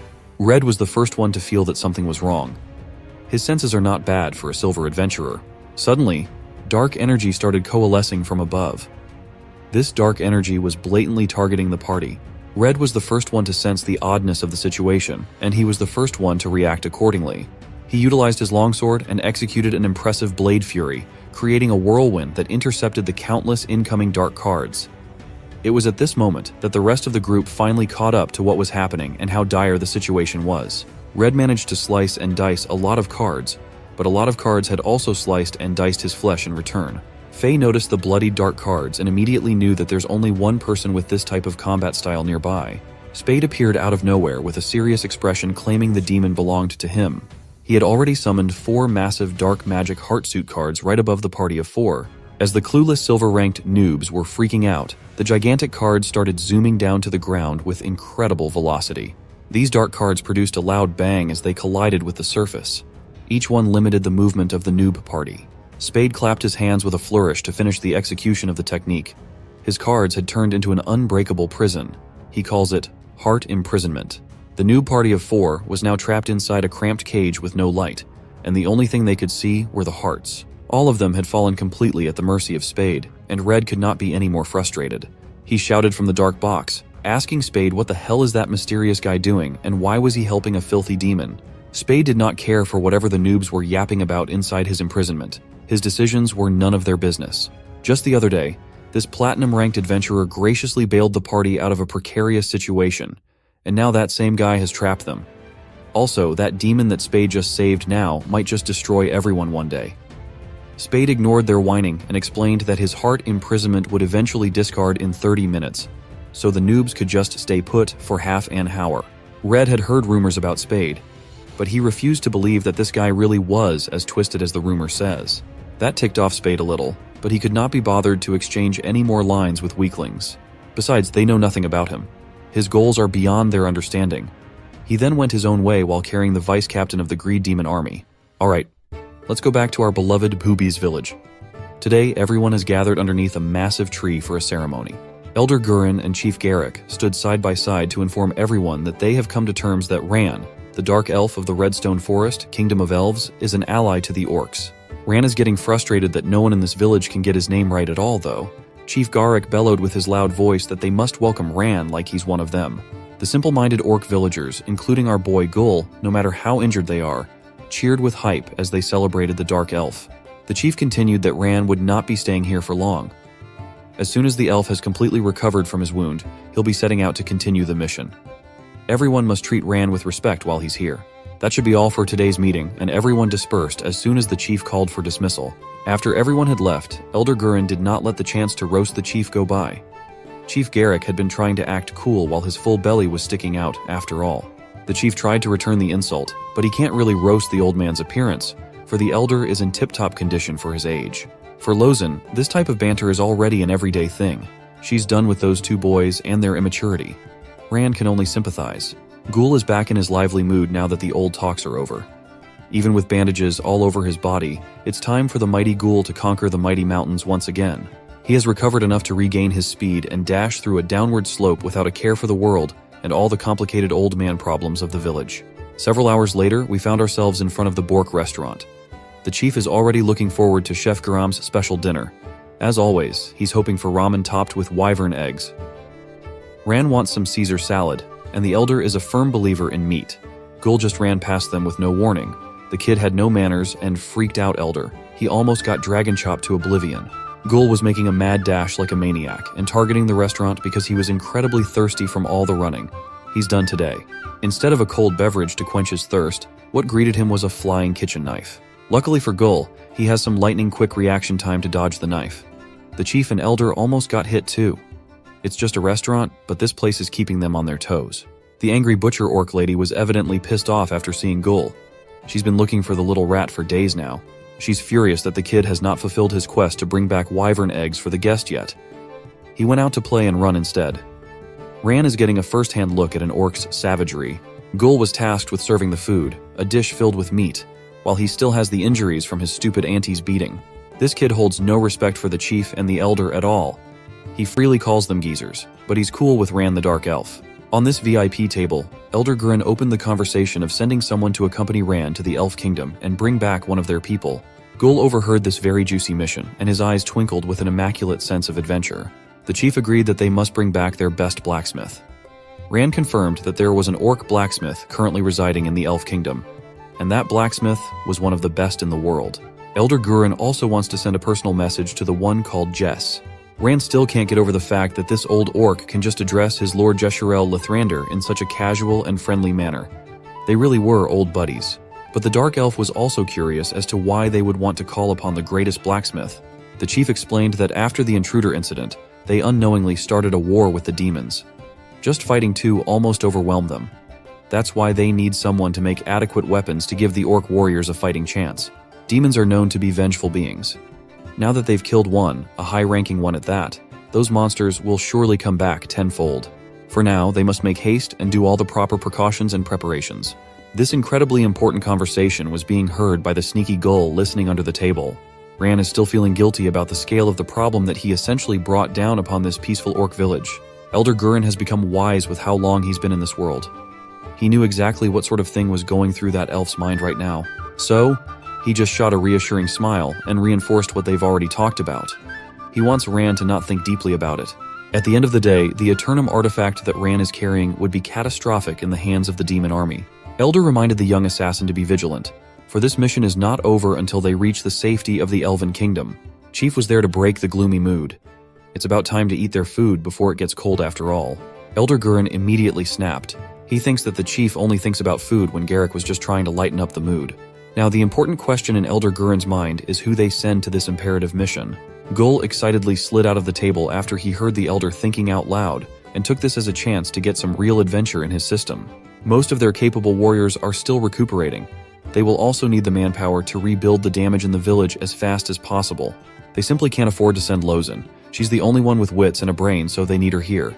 The chief can't be trusted with matters that require intellect with his bird brain. The chief did not want to let that snide comment pass by. But Elder Guren just kept on listing potential candidates for the mission.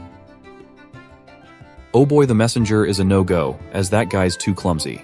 To make the selection process a little easier, they just chose to ask Ran what company would suit him best. Meanwhile, Gull is doing his best while spying on the conversation. Ran took a bite of his leafy salad as he thought about what kind of partner he would need. By the time he finished chewing and swallowing the salad, he'd already come up with a profile. The Dark Elf is not used to having a companion. His primary profession is being an assassin after all. But if ever he will have one, Ran has some ideas. First of all, he will need someone who can read maps. Hearing that absolutely hyped up Gull. After hearing Rand's first criteria, Gull's mind was already overloaded with thoughts of adventure. The kid ran up to his auntie's butchering station to get his so-called Gulaman. Auntie immediately grabbed Gulaman, a sturdy leather bag of some sort. She then mustered an unnecessary amount of strength on her freaky arms to throw Gulaman towards Gull. The kid was not expecting the force behind that throw. It felt like he was tanking an attack from Dragon Ball Z to the face. That powerful moment coming from a simple leather bag carried his whole body to the edge of the restaurant, crashing through the furniture. Auntie did all that and roughed up her nephew just to remind Gull to mind his manners and say please when he needs something. After eating a direct hit that rivals a demon's force, Gull will surely include please in his vocabulary from now on. Gull immediately heads out as fast as he can. He surveyed the outskirts of the ruined Pubiz village as thoroughly as possible. After running all throughout the area, he enthusiastically brought out a paper in one hand and took out a pencil in the other. Gull then started working on drawing a very rough draft of a map of the surrounding area. He has memorized the location and elevations of the mountains that he conquered in the past. He made sure to sit near the VIP table while bragging about how to make a map on his own. He emphasized that he could draw and read maps because he is Gull. While he was trying to get the Elder-in-Chief's attention, the 3 junior hunter stooges came in for some chow. They noticed Gull and immediately invited their buddy to play before they went hunting.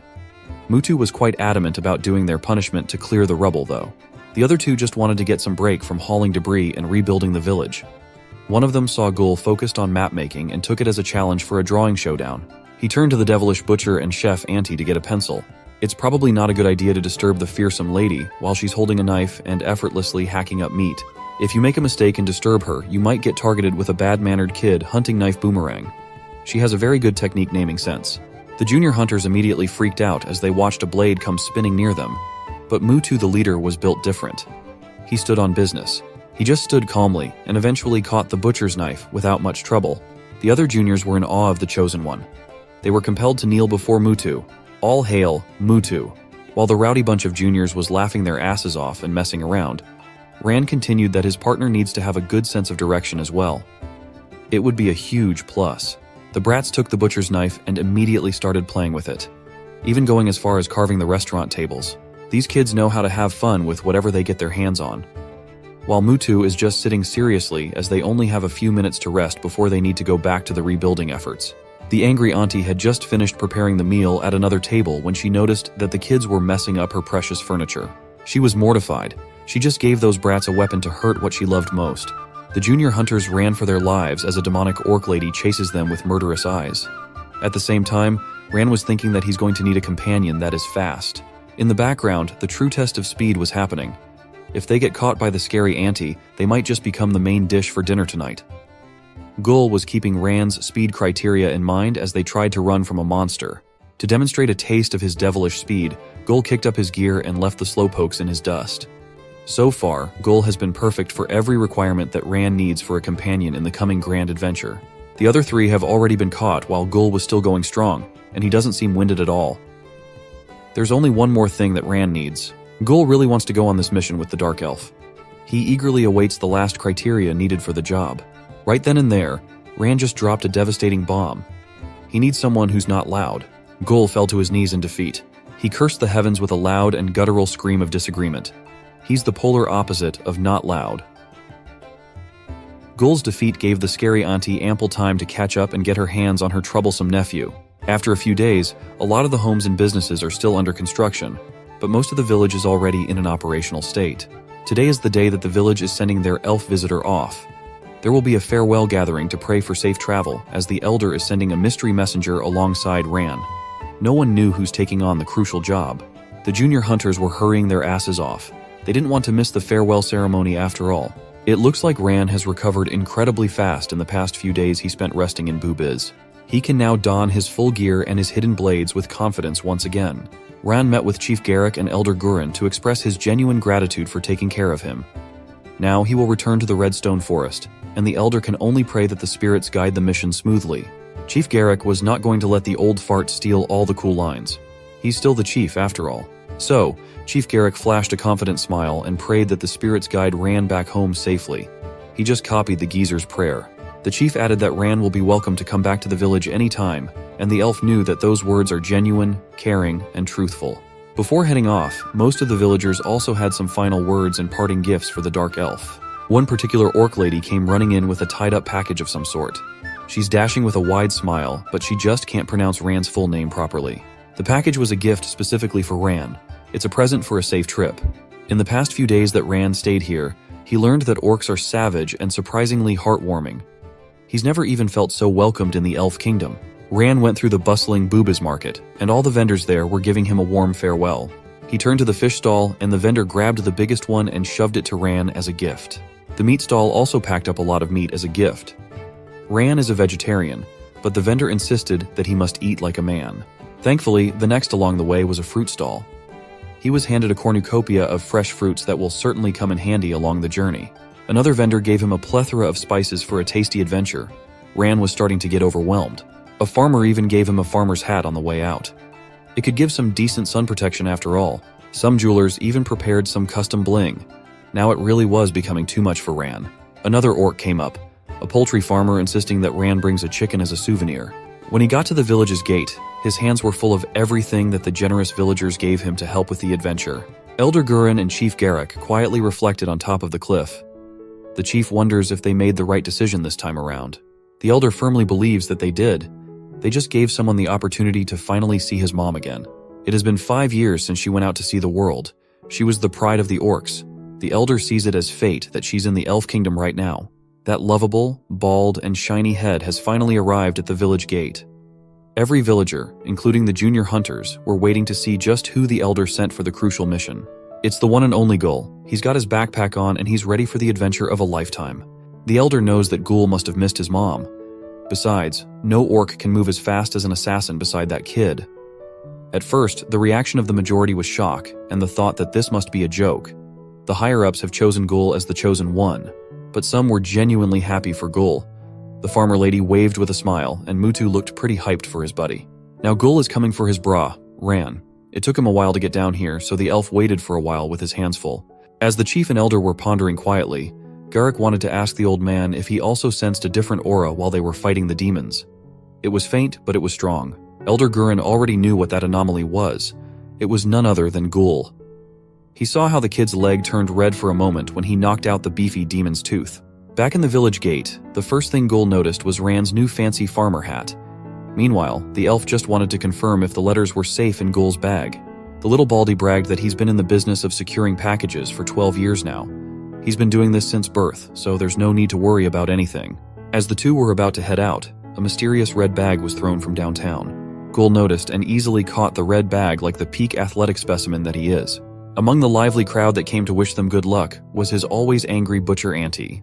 The orc lady just shot Gul one final glance and went on to walk away while telling her nephew to come back in one piece.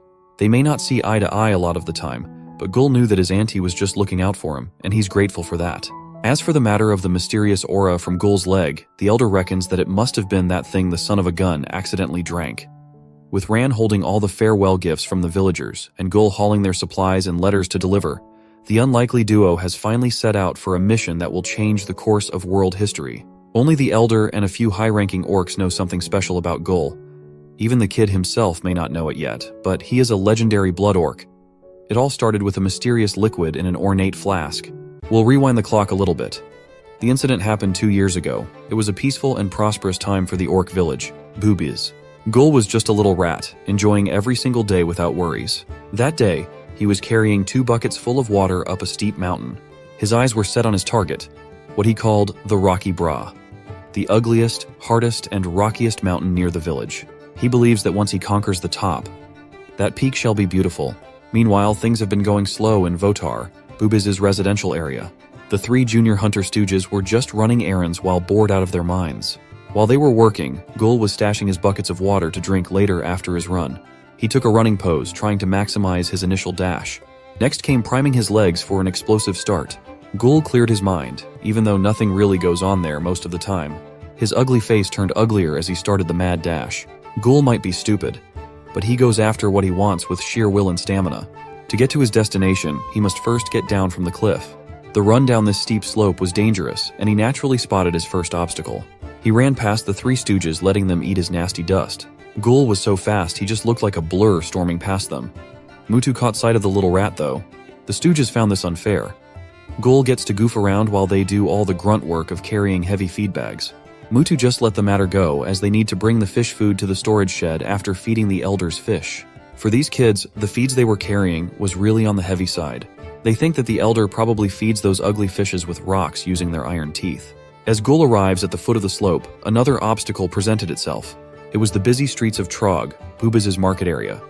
All this hustle and bustle means nothing to Gul. He tried his best to avoid bumping into the busy people around the market. He slipped through the crowd as much as he could. He even had to jump through some inescapable situations a few times. But Gul was not giving up. He was going to pull through for the sake of his conquest. Back on the top of the slope, the stooges are about to give up with how heavy the feeds were. Thankfully, they managed to spot 2 pristine buckets of drinking water that Gul left up top. The troublesome brats did not hesitate to drink away their fatigue with Gul's stash. They knew full well that this must have been prepared for Gul. After drinking the water, the 2 even had the gall to pretend like they were good Samaritans, when in truth the brats just wanted to get rid of the remaining water that they didn't drink. They kicked Gul's precious reward down the dirt and laughed about it. The storehouse and pond were not far from that point on. The 3 stooges arrived. Mutu opened the secure door and Dobuk was tasked with holding the locks. While they were doing so, a pack of crows were eyeing their actions. These crows look like they are up to no good at all, I'll tell you that much. Back to Gul's very important run, he just got out of the marketplace and the next obstacle is already visible. Next up are the blades of the dark forest. If he gets hit by the woods, he will get cut. He named the forest quite literally, but even the possibility of wounds and cuts will not make Gul falter. He's not afraid of getting bloody. It looked grim and dangerous in his mind, but it really was just a regular-ass forest in reality. He closed his eyes and pretended that getting caught by the harmless stems and leaves would spell an unfortunate fate. He dove like his life depended on his every movement. He flipped and threw his body around with incredible athleticism and flexibility. When Gul opened his eyes, he couldn't help but celebrate his successful infiltration of the blade of the dark forest. At the same time, the 3 stooges are still completing their task up the slope. The next thing they need to do is tend to the precious fishes of Elder Gurin. These kids really do not want to feed those fishes. No matter how they look at the ugly fishes, those mofos just look smug. They just swim around and get fed while they chill. In addition to that, the way those fish look when they're about to get fed felt like royalty looking at peasants. But that doesn't matter. They just need to dump the feed and get out of here after all. The fishes feasted on the feeds that the three stooges painstakingly carried up the steep slope. In exchange, those fish looked approvingly like their servants just did a good job. It can really mess with your head, so one of the junior hunters has decided that while he's pissed off, he might as well piss on them too. Hearing that crude idea, the degenerate Dobuk was immediately on board as well. The two pissed on the elder's precious pond just for the hell of it. The fish were tortured under the torrential pee that came down that day. It truly was the worst way to go out. These brats felt like they were pillagers, burning the village of the unfortunate fishes with their urine. Mutu just sighed in resignation. He was done with those two at this point. While the three were distracted by their own agendas, the crows that were looming over the storehouse finally made their move. Meanwhile, Gul is about to finish his legendary run to the top. All that remained was the final boss. As Gul the Conqueror, the bald orc proclaimed that he shall defeat Rocky right then and there. Running is over, and it's about time to get started on scaling the Great Wall of Rocky. The winds that day were strong, but it wasn't nearly enough to deter Gul from achieving his mission. He poured time and sweat into this climb, and he screamed as loud as he could after reaching the top. Gul prepared and practiced for this legendary run, and he finally conquered the highest mountain near the village. He finally did it. Gul the Conqueror has added yet another victim to his non-stop conquest. After the celebration, his adrenaline plummeted down. In his imaginative mind, he was the wounded hero in need of his stashed water to replenish blood. Tired as he may be, Gul walked all the way back to the residential area Votar and scaled the steep slope. As he arrives at his chosen starting point, he witnessed the sabotage of his precious drinking water. His mind reeled and came to the conclusion that someone in this orc village must be a spy targeting him. But right now, he was just so thirsty that he just wanted to drink right from the urine-infested pond. Thankfully for him and for us, the kid has a very sharp sense of smell, and he sniffed the smell of pee on the water. Also, the dead fish were reason enough not to drink the tainted pond water. Just from looking at the scene, Gul already knew that his fellow junior hunters were behind this disgusting exhibition.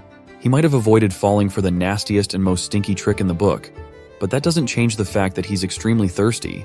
To find some sort of relief, he walked into the wide-open storehouse that was supposed to be sealed shut. The inside of this place was a mess already. The pack of crows had a very grand feast with all the supplies inside. Gul doesn't care though. He just wanted to look for something to drink, anything at all. He managed to spot something that looked like grape juice at first glance. The bottle was really fancy too. At this point, any liquid will do. So he did not hesitate to chug that mysterious liquid without a second thought. After consuming almost the whole bottle, Gul felt like he was struck by something from the inside. The taste of that liquid was mind-numbingly disgusting. Gul threw the bottle on the floor even though he was dying of thirst. At that moment, Oboy the messenger arrived at the scene and saw all the mess in the storehouse. No matter how you look at it, Gul looked like a rat that had just ransacked the village's storage. Gul still hadn't alleviated his thirst at this point. He had no strength and brain power to defend himself. At the same time, the junior hunters had already walked down the slope when dumbass Dabuk noticed that he was carrying a piece of heavy junk at his side. It was at this moment that they realized that they forgot to lock the storage room's lock and that they needed to go back up as quickly as they could, but they might be running a little too late. Gul was already screaming in pain up top. Oboy caught him in a suspicious condition and immediately busted out the medieval fire torture device on the kid. The messenger believes that he caught Gul in the act of messing around in the storage room. Gul is taking the punishment when the ones that ate a ton of food and spoiled the leftovers were the crafty pack of crows. Oboy explained everything to the chief, elder, and Lozen. On top of the storage room debacle, he also believes that Gul pissed in the pond, killing the fishes. The storage room thing wasn't too bad, but hearing about the death of some fishes shook everyone to their core. Elder Gurin ran to his precious pond as if he was 100 years older. He held the corpses of his so-called poor little poopsies while crying his heart out with grief. Chief Gurik informed Lozen to prepare herself. This signals that things are about to get ugly. The old man sobbed over the piss-stained pond like he just lost an important family member. He got up to slowly and calmly look at the damages inside the storehouse. The one thing that stood out to him was the broken flask of a mysterious liquid that resembles grape juice. These bottle remnants could only contain one thing. It was the blood that the elder had been keeping. The demon's blood that he kept as a souvenir from the war 200 years ago. He was once again prompted into action, running out of the storehouse. His mind has shifted from grief to concern and the need to check on Gul. He can't let something demonic happen to an unfortunate child. Seeing the look of urgency on the old man's face, the chief misinterpreted it as a face of pure menace, or maybe the geezer was just ugly. Either way, he thought that crazy Gurin is about to kill Gul. Chief Garrick tackles the elder. In his mind, he's trying to protect the child. He forcefully slammed Gurin down to the ground. The two powerhouses wrestled on the ground for quite a while. Chief was trying to make a case to save Gull from the geezer's wrath. Lozen was done with all of this. Chief Garrick was also trying to save Gull, mainly because the kid is one of the wyvern egg gatherers, the key to making the delicious ramen of perfection. Old Man Gurren tried to clear up the misunderstanding that he just needed to check on Gull, as a kid can't handle such tragedy. Just a few meters from all the chaos, the Three Stooges were hiding and watching as the consequences of their mistakes play out. Mutu felt pathetic. He thinks that Gull stood his ground, that the Baldy knew it was them, but he's taking the blame and facing it like a true orc. In reality, Gull was just as clueless about what's happening. He thinks that the messenger O-Boy was the one that set him up. The junior hunters waited for Mutu's decision regarding how they would proceed from here. Mutu decided that it's their fault that Gull is being punished, and that they must save their brother. Gull was sagging nearer and nearer to the terrifying flames below him, and he didn't want to die yet. On top of that, the heat was making him a lot thirstier as he sweats all the remaining water in his body. Until he thought about a brilliantly stupid idea. Sweat was water, so this could be what their teacher told them about give and take. He hurriedly tried to lick the sweat running down his face. The Three Stooges finally arrived on the scene to bail out Gull. For now, they must cut the ropes to get Gull out of here. Gull couldn't believe that these boys were here to save him. One will take the leg ropes and the other will take the hands. They chomped and chomped as if their lives depended on it. They bit and bit until the ropes were covered in spit. Gull was appalled that these fools were just salivating on him at this point. Finally, the sturdy ropes have snapped off after a very disgusting mode of escape. The brats didn't even think of catching Gull, so he plummeted down directly to the fire. Gull frantically rolled out of the flame as the boys tried to help him put out the fire.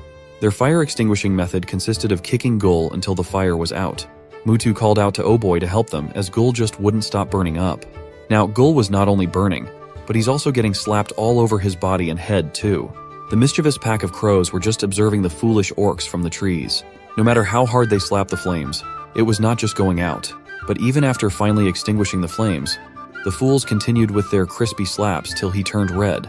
Elder Gurren saw this and interpreted Gull's current reddish appearance as the transformation to a so-called blood orc, a legendary orc that can withstand the curse of the blood upon consumption. At this point, Gull's pain from the burns stopped and was replaced with the pain of being slapped. He finally had enough and screamed at everyone. He's burning, he's thirsting, and he's getting a slapping. Talk about torture. To deal with the situation at hand, he might as well drop his secret weapon, the fart to end all farts. A fart that was so powerful, it blew away every orc in the vicinity without mercy. The smell and impact of the fart even reached the tree nearby. On that tree were the playful pack of crows. The birds were not able to stomach the smell of toxic waste that Gull was holding in. And that is the story of how Gull mistakenly drank the blood that will change his life forever. Now let's come back to the present day. Gull and Ran have officially started their journey, and they have quite a long way to go from here on out. They are currently in the dense rock forest. Judging from the maps, it has a very fitting name. Booba's village really is in the midst of a secluded thick forest. Ran just lucked out while he was being chased by demons. Since Gull knows the woods, he can help Ran with the area. They can avoid any potential danger when they pool their knowledge. Gull was extremely confident with his memorization. He insisted that they didn't even need the map from this point. That's because there's a better map inside his allegedly smart head. He then ran up to a random direction, calling Ran to follow him. Since the kid sounds confident enough, Ran just played along. Gull exhibited his immaculate speed again. Ran was easily keeping up thanks to his assassin training, but Gull is just a normal young orc, and he's covering massive distances with a confident grin. On top of that, he's running this incredibly fast even while carrying a heavy backpack. There's definitely more to why this young orc can move so differently. The only thing that Ran doesn't like is that Baldy's as loud as an elephant. He also brought up this sentiment with Elder Gurren back then. Gull was the opposite of silence, but even the Elder swears upon Gull's mobility. Besides, the top assassin of the Elf Kingdom should be able to handle the bald orc. Ran can only sigh in defeat. At least Gull generously gave him a spare bag to carry the souvenirs from the villagers. But they somehow forgot about the chicken, and it was forced to fly and follow the speed freaks. Gull is the type of guy that will swear that he knows a shortcut. This time, it's through the village of Shroomen. He insisted that the mushrooms aren't harmful, so they'll be fine. Ran also thinks that they'll be fine as the Shroomen are quite adorable. The tiny village was quaint and peaceful. The Shroomen are just going about their business serenely. Then came Gull with his loudmouth, catching everyone's attention, telling everyone that they're just passing through. The Shroomen's mood immediately took a turn for the worse as soon as they saw Gull. They swiftly gathered up and marched full of anger. Gull was peddling peace, but the mushroom warriors were already clutching their weapons and surrounding the duo. Ran noticed that these little guys are not happy with their passage after all. He can only wonder if they did something to offend them. The shroom leader explained that Ghoul stole their mushroom babies, that he's a savage that has come back for more, a despicable being that must be brought down. Ghoul doesn't look like he's bothered being labeled as such, though. He just kept on insisting that he's in good terms with the shrooman when he's clearly not. The proof of that is the green arrow zooming through the air, aimed at him. Ghoul almost lost his precious pair of oranges right there and then. Things just got serious. Baldy even had the gall to get angry that the little guys are trying to hunt him down. It looks like the inevitable first obstacle in the duo's mission just presented itself, and it's shaped like a bunch of mushroom warriors. There are also shroomen that are adept in magic, utilizing earth grab to attempt to immobilize the duo. The piercing and slithering thorny plant root are heading for them at incredible speeds. Thankfully, the duo is quite elite when it comes to reaction times. Ran had no idea what's happening, but he was also being targeted by the little shroom warriors. To not make matters worse, he just gently repelled their continuous effort to attack with methodical redirections. An elite assassin can easily neutralize little warriors without shedding blood. But still, this situation's bad. The shroomen think that Ghoul has nefarious intentions, and Ran is now an accomplice. Without Ran noticing, Ghoul was already running for his life, ready to leave his partner behind without warning or waiting up. But at the end of that tunnel, Ghoul was fine, Ran was fine, everything should be fine. The elf is starting to doubt the orc, though. Ghoul just kept on getting into unnecessary situations with his curiosity from that point on. For food, he hunted and butchered meat that is nothing but disgusting for the vegetarian Ran. Whenever Ghoul stores up meat for supplies, Ran must throw up in pure disgust. Along the way, they even met some foreign creatures on the road. Ghoul and his adventurous spirit would always want to interact, but some creatures are just hostile for no reason at all. So, Ran ends up getting swept by Ghoul's foolish actions. This time they're being chased by some ugly-looking, club-wielding tiny monsters. Their mobility and ability to respond to danger were also put to the test as they traversed the more dangerous parts of the woods. They managed to escape the reptilian horrors in the water. They went through the colorful yet eerie and alive trees in a bizarre part of the forest. Sometimes they know that speed alone won't save them, and they must resort to quietly hiding. At times, they witness something out of this world, like a golden draconic creature with 3 fearsome heads flying in the sky. Ghoul finds these types of things awesome while Ran was deathly afraid of it. At night, the duo tries to find a discreet and comfortable place to set up camp to rest and eat.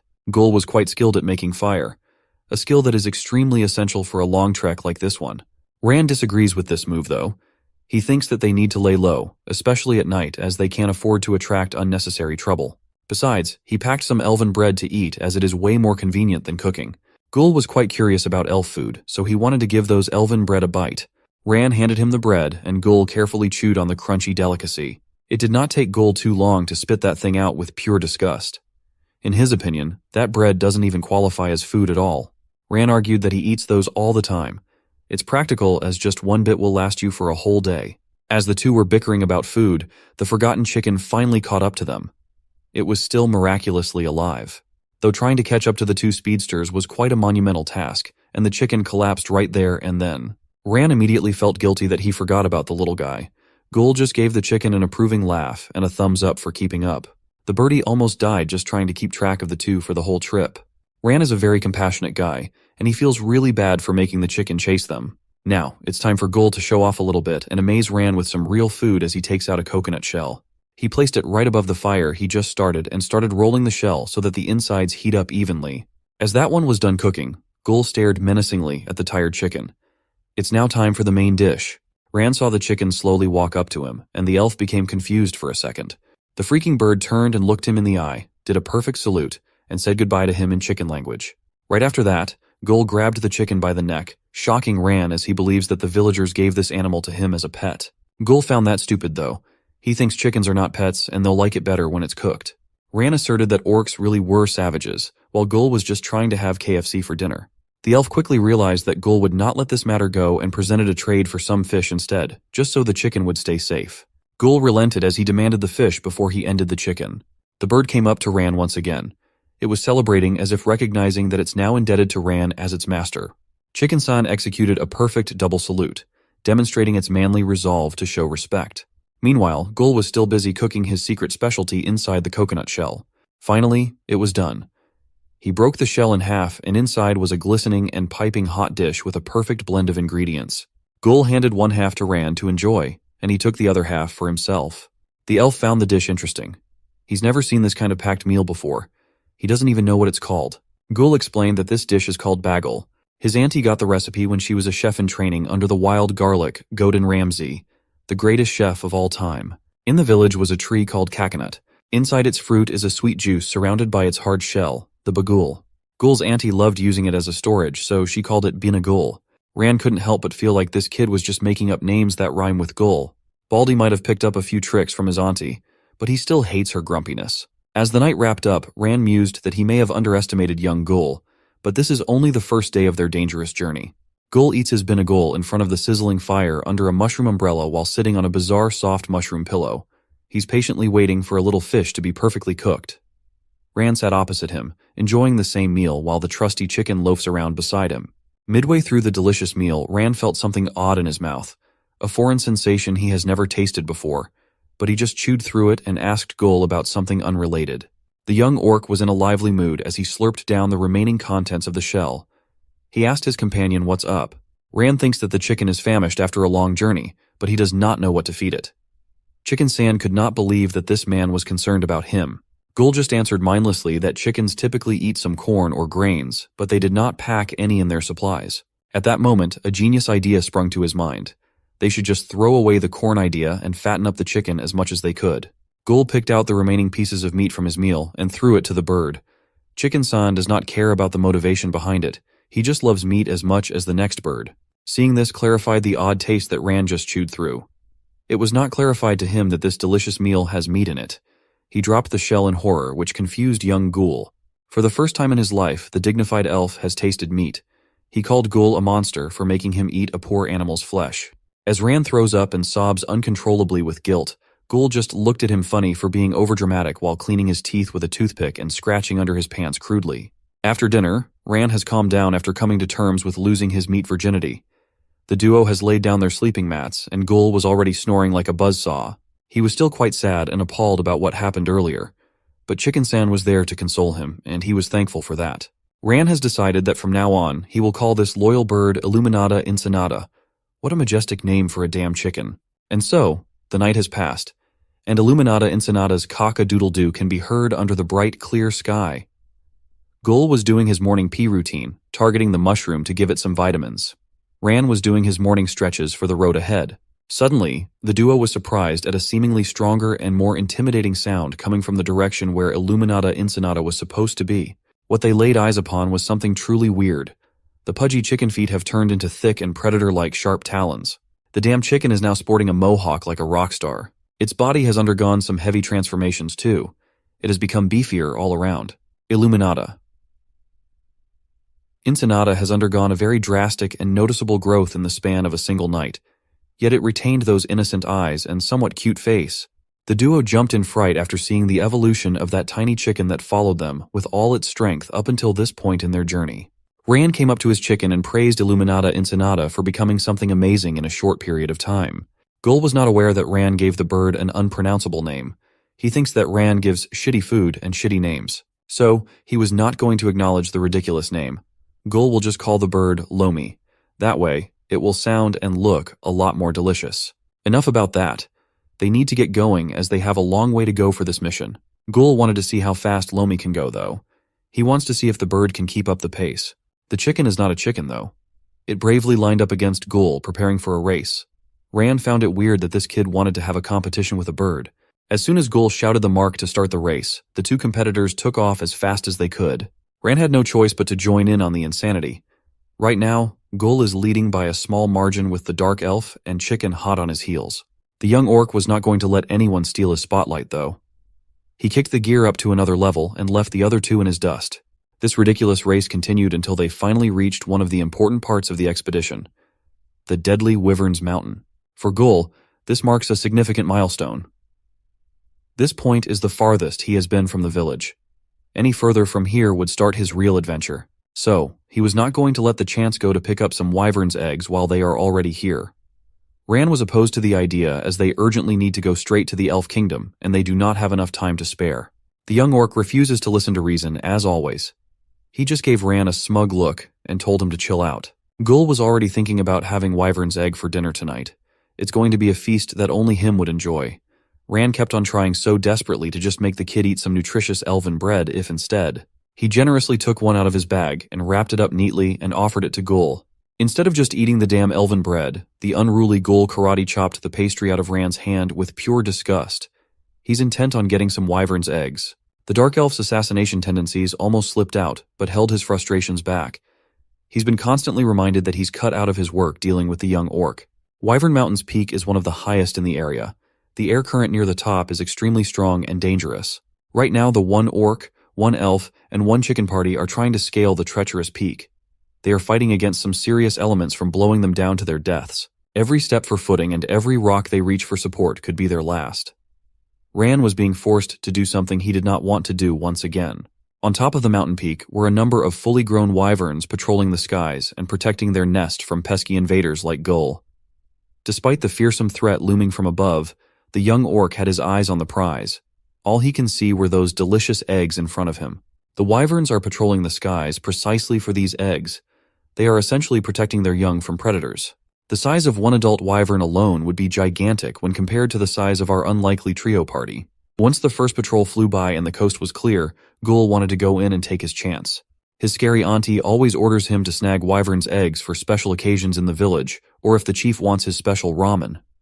At this point, this is just like grabbing an egg from a chicken's barn for him. Ran has resigned his disagreement and just asked the young orc to do his thing and be quick about it. They are burning precious mission time. To do this, Ghoul needs Ran to take the Ghouliman backpack and hide in the bush with Lomi. He's eager to show off what he's capable of. The first step to his surefire egg-snatching method was to find an inconspicuous bush and modify it just a little bit. He has done this multiple times and has become some kind of master in fashioning a bush to a specialized headdress disguise. Even Ran, an exemplary assassin, could not help but admit that Ghoul is unexpectedly astonishing when it comes to improvised camouflage. Ghoul's next step was to slowly creep up into the nest under the watchful eyes of the patrolling wyverns. From above, he just looks like a normal bush in a random spot. When it looks like the wyvern guard was making moves and eyeing the eggs, Ghoul just expertly employs his motionless camouflaging technique. And it seems like it's extremely effective against the stupid wyverns. It was just continuing its survey of the area without noticing anything weird or out of place. This orc has been doing this since he was young as hell and has cultivated his Ghoul camouflage up to level 100. Deceiving these overgrown predators has become a job for Ghoul, and he's gotten really good at it. In his eyes, although these wyverns are closer to dragons in blood, they are really just stupid birds that cannot see when they are being robbed. He continued creeping up to the nest until the delicious eggs were already at arm's length from him. Ran and Lomi were anxiously watching and hiding from the bushes as the young orc might really pull off an impressive egg heist. That was until a silhouette of a body started falling from the sky. It crashed directly in front of the bush where Ran was hiding, and it crashed very loudly. What he saw was the mutilated and lifeless body of some creature wearing combat armor. But those protective gear were heavily mangled. Ran identified the body as the remains of a goblin, and in this elevation, there should not be goblins roaming around. This development has alerted his senses. He started hearing something odd coming from nearby. The dark elf jumped off to the side and prepared to deal with the situation with utmost seriousness. They are on a mission of utmost importance after all. He repositioned towards a cliff where the sight below was surprising to say the least. There was an insane-looking battalion of goblins engaged in an all-out force combat. As far as Ran knows, these are wyvern-hunting goblins, and they are nothing but bad news. Especially now. He ran away before attracting unnecessary attention and to warn Ghoul that his wyvern egg-side quest needs to wrap up as quickly as possible. First, he must secure the Ghouliman backpack hidden in the foliage, and fast. He then turned to where Ghoul was supposed to be to warn him that they need to get the hell out of here. But there was no bushhead orc to be seen, and one of the eggs was missing too. At this point, discretion and hiding are the least of their concerns. Ran shouted Ghoul's name as hard and loud as he could. They need to get the hell out.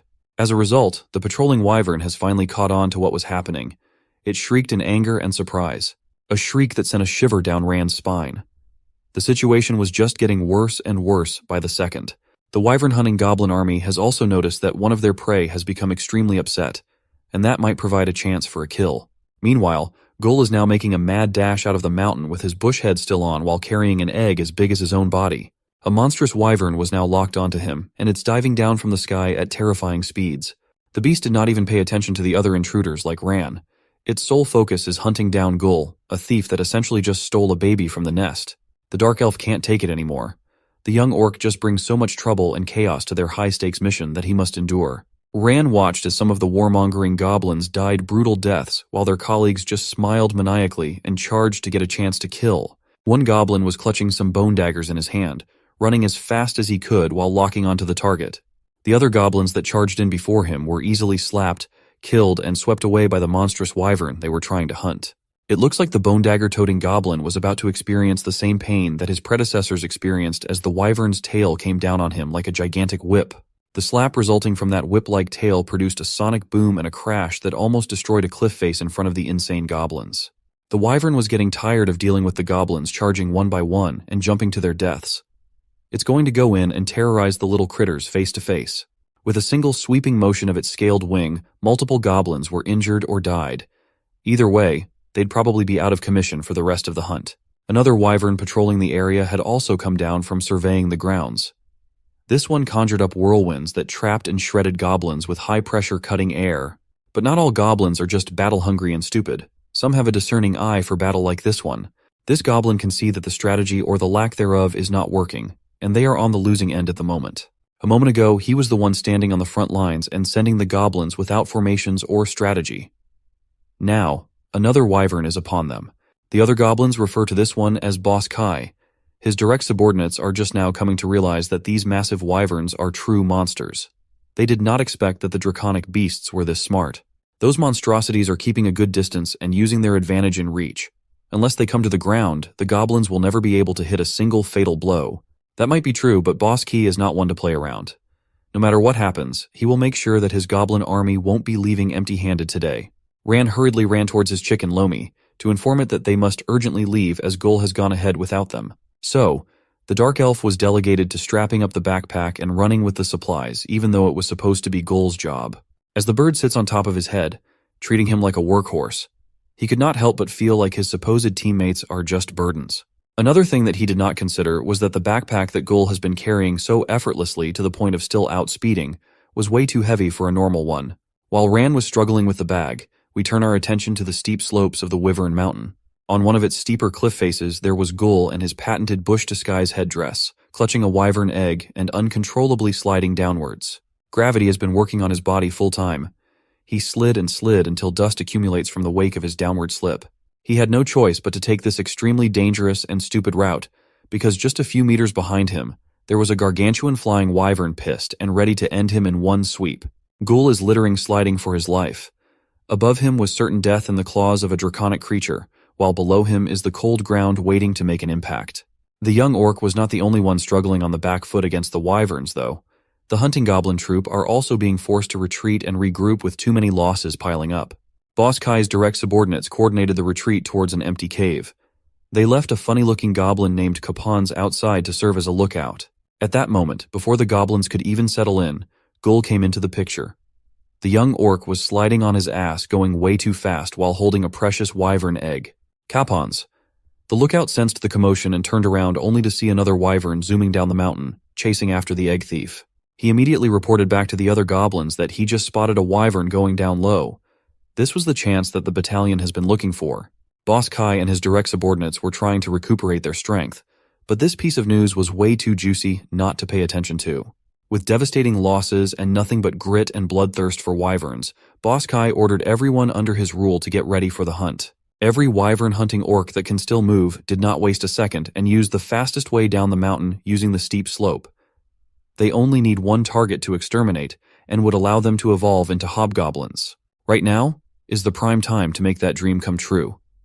It seems like something was distracting the wyvern below, but they can't see what or who that is. Nevertheless, this is the golden chance to attack. After a few moments, the wyvern had finally managed to catch up to Gul's awkward and painful sliding speed. It gave the poor young orc a slap with one of its wings. Gul was pushed off the slope's surface and right into another good old crash to the ground. He tends to fall off high places in this series. The injury, or the pain that he felt through the fall, was not a big deal for his sturdy body. The bigger loss was the cracking destruction of the wyvern egg as it absorbs the impact of a rock collision. Gul was completely covered with the wyvern egg yolk, shell, and goo. He passed out colored in a pale yellow shade while still wearing his bush head dress. Gang Boss Goblin. Boss Key relayed down the orders to close in on the sides of the wyverns, effectively smothering it at all angles. McGarren the Fast Goblin and Ronson the Smart Goblin was two of the most reliable members of the gang, and they are fast on the uptake when it comes to executing the boss's orders. Likulta, the soprano goblin, and Creek the daredevil goblin was on the wilder and crazier side of the spectrum. They are killers in combat with their spears, though. Capons, the idiot goblin, was the one flopping and stumbling down. Seeing the wyvern slow its descent, it's about time for the gang to spread out and take advantage of their superior numbers. Like a true leader, Boss Kai was the first one to jump off the mountain's surface to raise his blade against the mighty wyvern. But his blade was not an ordinary one. It was far from that. He wants to give the draconic beast a taste of his urine-intoxicated blade for added damage and humiliation points. The creature's tough scales were no match against the momentum that the boss goblin has been carrying all the way from above. It was a clean stab right near the tough spine. To amplify the damage even more, Boss Kai forcefully slashed the wyvern's body until he made a massive and decently deep wound right into one of its wings. The oversized bird was so focused on punishing Gull the egg thief that it did not notice the threat looming from above. It just shrieked in surprise and pain after getting cut down by the goblin. It lost control of its body for a moment, resulting in a crash that essentially removed the advantage of flight. This was the goblin's aim all along: take the monster down to their level, the ground level. Boss Kai has successfully rendered the beast's wings useless after that slash. Now they could finally stand a chance for once. Magarin was tasked to block its path from all angles. They cannot afford to let this one lucky wyvern escape at any cost. Considering that Magarin was the fastest out of the bunch, it should not be too hard for him to block off any paths of escape quickly. As expected of the fastest, he got into an optimal spot as fast as one could. He was very pleased with himself. He was prepared to defend the escape path with his trusty sword. But now that he was the only one that has gotten extremely close to the wyvern's range, the sight and scale of the monster was a little too much to swallow. He frightenedly called out to Boss Kai. What he saw scared him to the bones. The wyvern was not even trying to escape after getting its wings clipped. There was no need to secure the escape paths at all. The fearsome beast intends to fight back, and by the ominous look in its deep draconic eyes, it looks like it will go all out. It will surely be a life-or-death struggle. Of course, Boss Kai can see and feel that intensity. It's just that he was too unhinged, and they have come so close to hunting down such a powerful prey. So, Magarin was ordered not to defend the path anymore. The fastest goblin's directive is to immobilize the wyvern in any way, shape, and form. His first swift immobilization slice was right on the money. It left a nasty gash on one of the wyvern's feet. It was a beautiful attack considering the size disparity. Magarin has done his job beautifully, really busted up the hunt open. He yelled at everyone to go all at once. The poor wyvern barely had the chance to feel the pain in its feet when it sensed that a gang of crazy goblins are about to descend at full power. It turned its massive body around to properly face the goblin gang, but the little critters did not even flinch, nor did they consider getting crushed. They just wanted to inflict pain. The wyvern's first instinct was to use its powerful tail to sweep the incoming battalion all at once. It's a powerful attack that usually works against enemies using strength in numbers. It even conjured up those shredding whirlwinds of sharp air, but the goblins have seemingly gained wings with how far up all of them have jumped. They were so resourceful that they were using one another as platforms in the middle of the air. One goblin woman who lost one eye fighting the wyverns up above was now clutching her spear, heading directly for a particular target. She intends to take the phrase "an eye for an eye" literally. She's coming from the side where Boss Kai rendered one of the wings wounded, but the wyvern was still capable of making a sharp whirlwind to defend a direct attack. But even with the defensive threat of multiple whirlwinds around, the goblin girl was able to think quickly, chucking the spear out and yelling some made-up technique called blindation throw. And it was a success. It took out one of the wyvern's eyes brutally. As blood spurted out from the vulnerable spot, the creature shrieked in pain once again. Seeing the success of the goblin girl, Creek the daredevil wanted to do the same thing, this time using Capons as a boost midair. Capons was inspired with the blindation throw and wanted to shout an on-the-spot technique too. With Capon's limited brain power, he naturally messed up the simple task of boosting a fellow warrior. They just fumbled another opportunity to deal some damage. That also led to the two goblins falling to the ground. That's what you get when you try to get fancy with it. Creek was furious. He smacked Cap on the idiot's bum in frustration for boosting them down instead of up. While all that commotion was heating up on the foot of the mountain, Gull was just waking up from the crash that knocked him out for a minute. He was not even hurt badly, but he mourned the loss of his egg. The now broken egg was what he came here for, and now he can say goodbye to the dinner feast he was looking forward to. What came after surprise and devastation was an unbridled rage. The young orc was fuming to the point of turning red and blowing smoke out of his nose. Then another bizarre thing happened again. Just like against the demon from the village, one of his feet has turned bright red as he was about to kick a piece of rock in anger while cursing the wyvern that chased him down. The frustration and rage he was feeling for losing the egg has awakened a terrifying energy hiding inside his system that is now concentrating on his foot. He poured all the wrath out into an ordinary piece of rock that just happened to be near him. It was just a simple kick, an act of annoyance that his dinner has been spoiled. But the rock flew strong and fast enough to pierce through the clueless wyvern's scales, neck, flesh, organs, bones, and eventually piercing through with plenty of momentum to spare. The battle continued to rage on at the foot of the mountain. Wyvern-hunting goblins faced off against a horrific giant capable of invoking deadly whirlwinds. McGarren and Boss Kai were about to link up to finish the job, as they were the only two reliable and strong enough to deliver one final killing blow.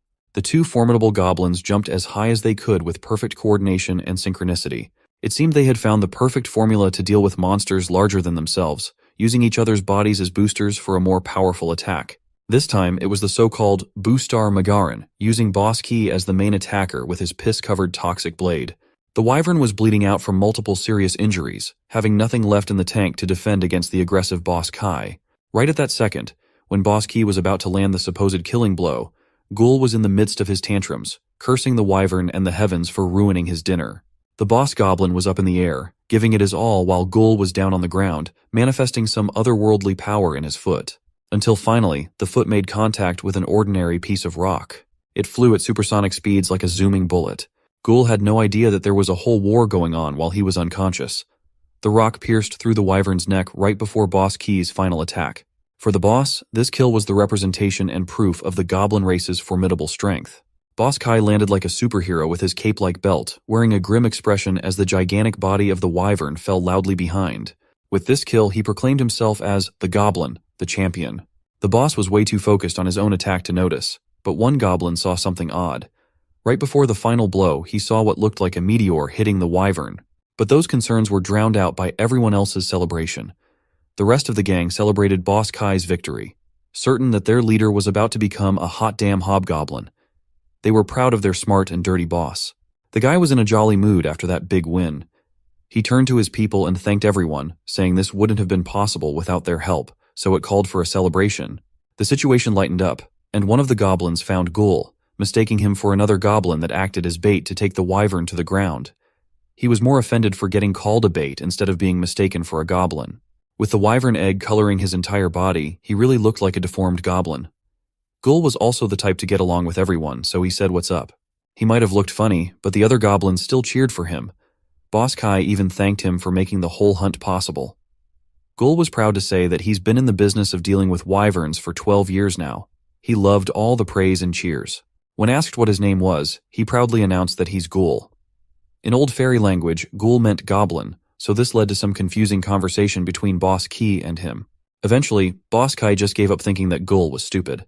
That was not an issue, though. He even gave Ghoul a new name, Mars.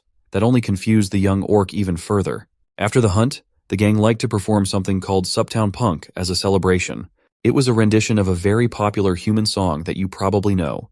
But now, it's performed by the goblins, featuring Ghoul. The gang sang and danced without a care in the world. And Ghoul had somehow joined the goblins on their journey to bring back the wyvern's corpse to their home somewhere. More on that later. For now, let's zoom out and take a look at a peaceful farming village inhabited by humans called Little Village. It was filled with greenery, and the crops were blooming nicely. A beautiful woman was walking around the village, clutching her basket. For her, a beautiful morning like this meant a wonderful day. She was extremely sociable, the type of girl that knew everyone and was known by everyone. Her name was Reka, and the old man tending to the soil was Mr. Bates. It looked like Reka was on her way to fetch some freshly baked bread from the local bakery. She was a regular customer at this stand. Even the curly-haired baker already knew that she ordered the same old, delicious bread every morning. When asked where she was off to after this, she answered that she'd stop by the shop for spices. Her father went off to hunt some meat, so it would be a perfect day for spices. Reka cheerfully walked through the village, taking in the sights and passing by the congregating villagers. While on the way to pick up some spices, she noticed something odd happening along the trail. There were some men playing some sort of board game. By the looks of it, the old man had been constantly losing against the boisterous red-haired opponent. Reka's calm and peaceful smile quickly turned into a menacing grin at the sight of this commotion. The next thing you know, it's now a beautiful and delicate hand that is moving the board game pieces. Reka had paused her spice errands to play some rounds. And in this board, she definitely gave off a different aura. She wasn't the girl next door, she was an executioner. After winning the game by a landslide, her calm demeanor had come back. but her tongue was sharp when it came to talking trash. These poor lads were nothing to her when it came to the board. The bystanders watching the match looked like they were already sick of watching her bully opponents. The old man that was losing earlier thought that Rika really was special. After a few easy games, she took her shopping basket and walked off from the playing corner like it was nothing. Playtime was over, and now came picking up the right spices for the meat. It wasn't too hard of a choice since all the ingredients in the village were very fresh.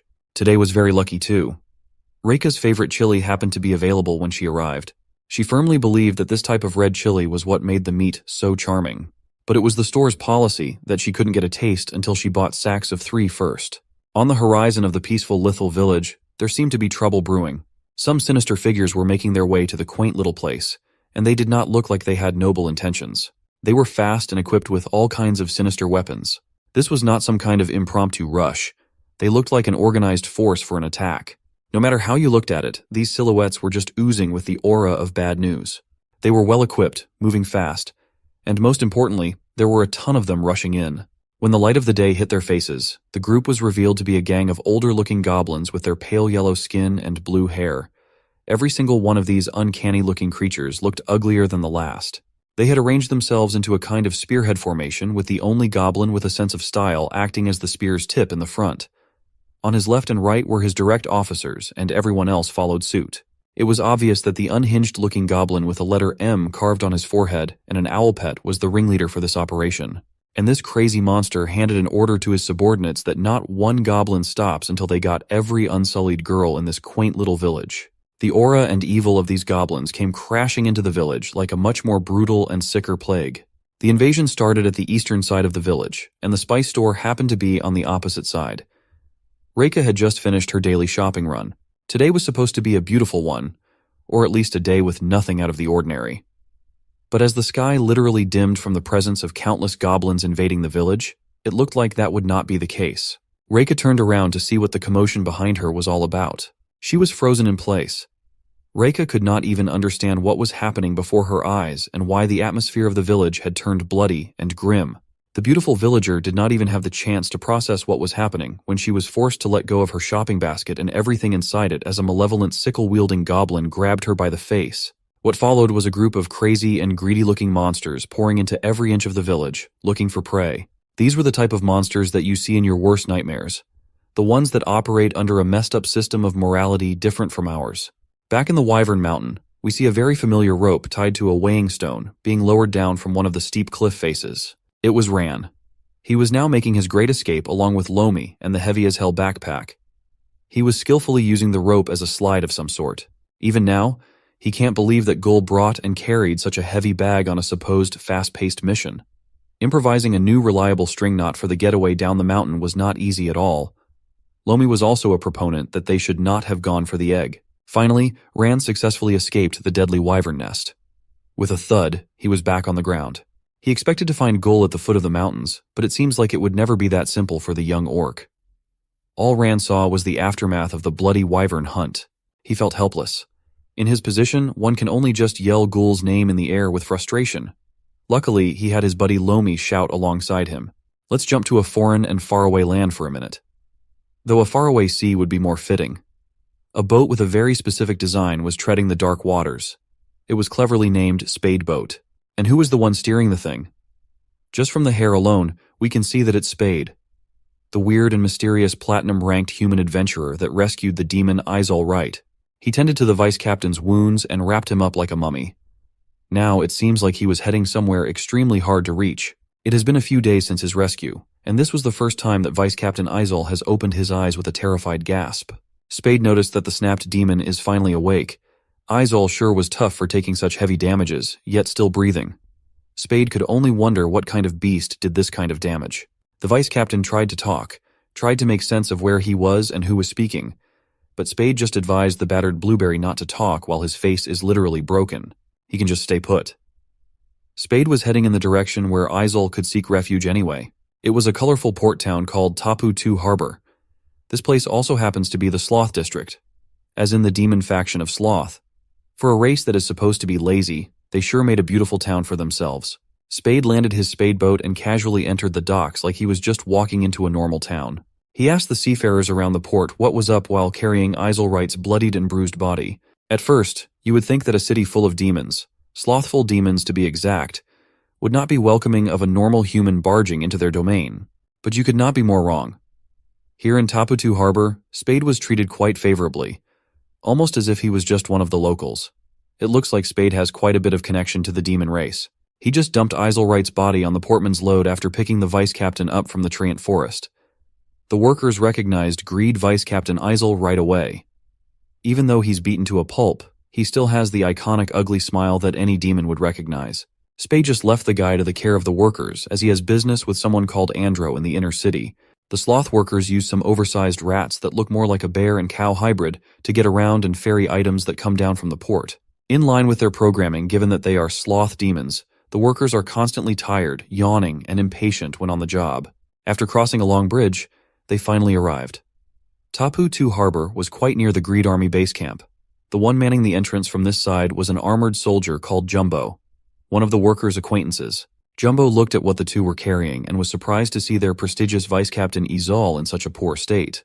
He immediately transported the severely injured Vice Captain to Kung Wangpa, the Greed District.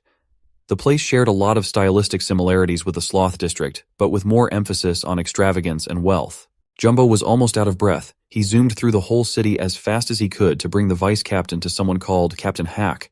Greed Army Captain Hawk Ogu was just having a conversation near the Greed is Good fireplace with Envy Army Captain Shuya Un. Iselright was having a hard time just staying upright on his knees when the captain asked him directly about the whereabouts of the artifact. The Vice Captain rarely loses the smug smile on his smug face, but this was one of those rare times. He can't even look at the captain's eyes as he reports that he doesn't have the artifact. Those words immediately sent the captain into a frenzy. He expected his right-hand man to deliver the artifact with no problems, yet Izal dared to come back half-dead. Izal tried to reason that they were thwarted by orcs in a small, secluded village. That did not help his case. That just made Captain Hack burn in anger even more, as mere orcs should not be a problem to a proud demon. It's a shameful thing to be defeated by an inferior group. Captain Hawk started emanating a golden light as he intended to take pleasure in ending the life of the mongrel in front of him. But Isel immediately added that they were no ordinary orcs, and that even Ump Fine has been killed. The captain has already primed his golden glove, looking like an infinity gauntlet Thanos, tired of pitiful excuses from his vice. Isel interjected that they were defeated because of the appearance of a legendary beastmaster. This revelation grabbed Envy Army Captain Shuya Un's attention. The old captain then swung his seemingly inconspicuous scepter forward. Envy Army Captain Shuya Un easily redirected Captain Hawk's oversized golden fist to the side. Envy Army Captain Shuya wanted to hear more about the aforementioned Beastmaster. The old man looked like a maniac as he pried for more information regarding the Beastmaster. Izal can only tell the Envy Captain that the orc was strong, one of the strongest foes he has ever encountered. That made the old captain even more interested to the point of looking insane.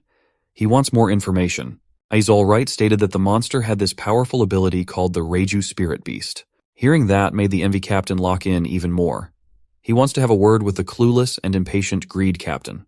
The old demon whispered some very curious things in the Greed Captain's non-existent ears. It seems like the Greed Captain Hack found the idea whispered to him very interesting. The Envy Captain has a very simple plan. Instead of killing the good-for-nothing Vice Captain, he can just be used for a demonstration.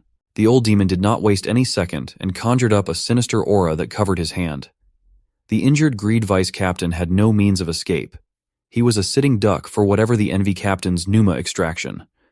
Loud and painful screams echoed through the halls of the Greed base camp that night. Now that we've seen the happenings on the demon side, let's look at where humans stand. A modest building with job postings outside, a red banner with an intricate insignia. This is the Initio Guild Hall. Inside was a man wearing a mask and headdress that almost made him look more like a machine than human. He was receiving reports regarding what Spade did in the Treant Forest, the silver-ranked party leader. Red gave the rundown of what happened. After the hard imprisonment wore off, they tried to follow Spade, but there were no tracks left behind, as expected of someone as skillful as Spade. He's one of the guild's most experienced members after all. That guy is capable of being undetectable if he does not want to be followed. For now, the party should keep this information from leaking.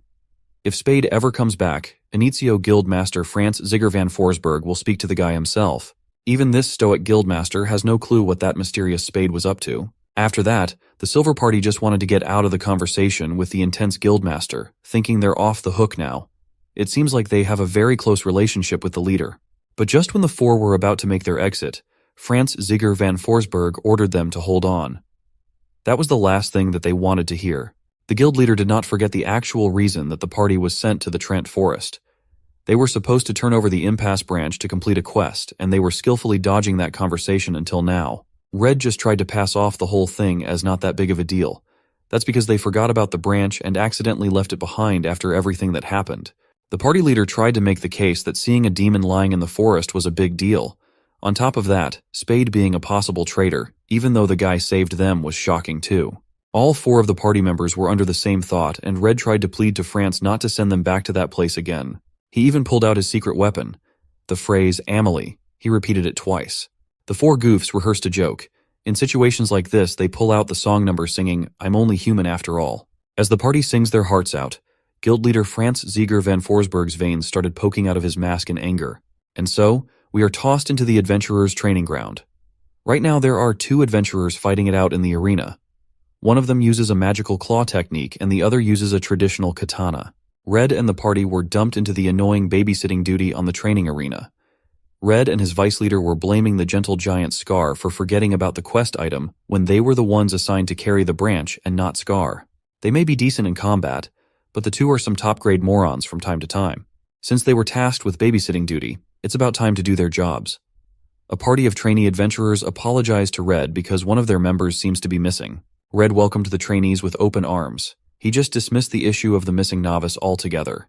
He believes that if the kid was meant to be here, then the kid will be here. So, he'll just skip all the mumbo-jumbo and get to one of the rare, good parts of babysitting duties. It's about time to start the tryouts. In these tryouts, the format would be the good old one versus one single combat in the main arena of the adventurers' training grounds. On one corner, the kid that the audience are putting money on was the adventurer trainee Cross. His weapon of choice was the classic sword and shield. On the other corner was another adventurer trainee Saku with his long-handed cleaver. Red is letting the two go all out. He thinks that nothing could go wrong. These two are just beginners after all. He was confident that he could just meddle if someone does get in trouble.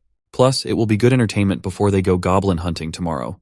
The Initio Guildmaster sure loves abusing the party's skills by dumping all sorts of quests to them. The all-out spar started with Saku's blocked charge. The party was supposed to investigate the reason why groups of goblins are taking young female humans. Cross followed up the block with a counterattack that Saku expertly evaded. Red wasn't too sure of the rationale behind the goblin's actions, but he has a faint idea. The all-out spar was raging on, and Saku's cleaver skills were quite hard to deal with. As for Red's thoughts regarding the goblin situation, it's just a hunch, but a possible birth of a new goblin king might be on the horizon. In the middle of the arena, the fight was heating up. The competitors were just trainees, but the fight looked to be on another level. As the dust of an intense collision settled, Zaku's bizarre demon-like appearance was revealed. Everyone in the audience saw the transformation, but they just found it funny instead of alarming. After changing the appearance of his face, the trainee's skills also looked like it jumped to a higher level. He's now wielding his long hand cleaver like a hurricane. Cross is being forced to desperately block using his sword and shield under the relentless assault of the cleaver. Red was officiating and supervising, but these kids are starting to look like a little too much for him. Shaku's ugly mug turned into an odd smile as he looked like he had just found a hole in Cross's persistent defense. He jumped in like a meteor with his blade being firmly planted on the ground. Cross was sent flying due to the sheer impact of the attack. It was not a direct hit, so Cross was able to regain his balance while clutching his blade and shield. He was not going to get overwhelmed and forced to just defend for the whole fight. So, the two trainees collided for a relatively equal exchange. They looked as though they were totally consumed in combat. It was not a spar anymore. It's starting to look like a life-or-death duel. Red panicked at the sight of this, and desperately ordered the trainees to stop the fight right away. But these two were now locked in their own world. Cross was screaming as if he was in war, and Saku was maniacally laughing as if he was a mischievous devil. As the next exchange of terrifying attacks produced an explosion that wrecked the center of the arena and the immediate vicinity, Red was convinced that he was not qualified to meddle in this at all. The fight happening was not at the level of normal beginners. They might need to call on some gold-rank adventurers in the tavern to step in and fast. The place where the Initio Guild and the adventurers' training ground were located is a small human town called Canopus. Today, the residents were witnessing an explosion from inside of the training grounds as the patrons hurriedly fled in a panicked state. Inside, the seats that were supposed to be full of audiences were emptied, and a huge chunk was destroyed. There was also a massive crater where the final exchange happened. The medics were called, and they had to carry out trainee Saku in a wooden stretcher. The kid was in poor condition after the intense battle. A tall man wearing a stylish leather jacket was also called into the scene, and he wants to talk to Red. His name was Nomiya, a gold adventurer from the same guild. Red was supposed to be the one assigned to trainee duty today, and he's going to do a lot of explaining why the incident happened. The party leader and his #1 goon were carrying the other trainee responsible for the destruction. They both gulped nervously when Nomiya started his questioning. As usual, Red activated his laid-back persona to downplay the whole thing, even sucking up to Nomiya by calling him brother and thanking the gold adventurer for coming in the nick of time. He continued to praise Nomiya, telling him that he's the only dependable gold adventurer in the area and thanking him once again. Nomiya was not taking all that flattery, though. He's pissed that this moron was unable to contain the trainees and prevent the whole destruction from happening. Now one trainee has been injured, and the training ground is in dire need of repairs after being messed up. Nomiya turned to Cross. The kid was on the verge of tears. He admitted that the new guy has talent, but the lack of control is a big downside that needs to be worked on. Cross's carelessness is partly to blame for the incident today. If Nomiya had not been contacted and rushed into the arena in time, things would have been so much worse. He arrived at the highest point of combat when the two trainees were about to unleash the most powerful attacks in their arsenal. Nomiya was forced to pull out his weapon, a pistol that looks like it does not belong in the current era at all. He pulled the blicky, and a loud bang sounded out. With his perfect aim, he managed to knock Cross's sword away before it landed on Saku's body. If the kid was not stopped, he could have killed his fellow trainee. The worst-case scenario was avoided, but the explosion that resulted from Cross's powerful strike still wrecked a significant portion of the training grounds. Cross immediately pointed fingers at Mr. Red, who told them that it was okay to go all out. In Red's defense, he did not expect these newbies to go so hard. Still, Cross genuinely apologized for his mistake, and thankfully, Nomiya was a reasonable guy. While he was here, the gold adventurer informed Red that the mission has been moved up, and he needs to get his party ready for the goblin raid tonight. The people in the surrounding small villages are growing anxious, so the quest has become urgent. Nomiya himself will be tagging along. This was quite an inconvenience for Red's party, though. They just came back from a quest after all. A failed one at that. Nomiya has no time to argue anymore. He'll just see the party tonight. Red has not even had a bath break, and they're already being called up to an urgent job. He can only curse Guildmaster France for treating him and his party as the go-to pawn when it comes to missions. If it's happening either way, he might as well rope in Cross the OP newbie to learn on the job. He might move like a kid with bad form and sloppy fighting style, never using his shield enough, but the guy has undeniable firepower. The sun is set, and the bright moon has taken its place. Ran is now running solo. He cannot fathom why their supply backpack was so heavy. Lomi was just happy to be there. At least they know that Ghoul is still alive based on the fresh tracks on the ground. But they are going to need weapons after losing all his daggers. Ran was certain that he could handle the goblins, but their numbers are not to be taken lightly. His strings require mana use, and he does not want to use it all up before he can extract Ghoul from wherever he is. For now, all that he and Lomi could do was to continue following the goblin gang's trail. Ran has a long way to go, and the heavy-as-hell Guilliman backpack was not making it easier at all. Along the way, Lomi happened to spot a wriggling, colorful worm on the dirt trail. The chicken did not hesitate to dash in to grab a bite to eat. He would have gotten a free dinner if he did not happen to collide with a familiar-looking owl that was going for the same worm. A rivalry between the two birds was immediately created. It's the law of the jungle to compete for your food. The owl was ready to square up. So was Lomi. The damn chicken was ready to fight tooth and nail or beak and talon for a tiny worm. The competitors were birds, but they were engaged in a true dogfight with no rules. They started the battle in a drawn exchange, and Lomi was forced to create some distance first. Ran turned around and just saw his chicken doing an anime slide. The owl did the same thing. It looks like the owl's group had also noticed what was happening. There were a lot of them. Their malevolent purple eyes and bright torches stood out in the dark. If you were thinking that the owl's owner was the goblin leader that brutally invaded a human town just a few moments ago, then you would be right. The crazy goblin with an M scar on his face was known as Hades, a shaman goblin. His owl was named Perry. What's Perry's full name, you ask? It's simply Perfecta Quintanilla, and he views the chicken and the dark elf as pests. Adressin Ranwaran or Ran became worried for his Lomi, but Illuminata Insinata just waved off his master, saying that he's all right. Ran finally saw that they had just come across a different group of goblins. Goblin Shaman Hades was quite forthcoming. He even politely greeted the dark elf good evening. Rand did not hesitate to drop the weighty bag to prepare to engage in an all-out war at the drop of a hat.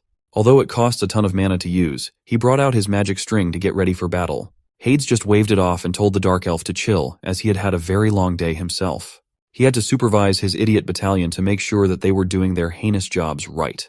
So, Hades is not really in the mood to get into a pointless fight with a Dark Elf assassin. Rand clapped back. He does not care about how hard the goblins' day has been. They should get a move on, and he will let them be.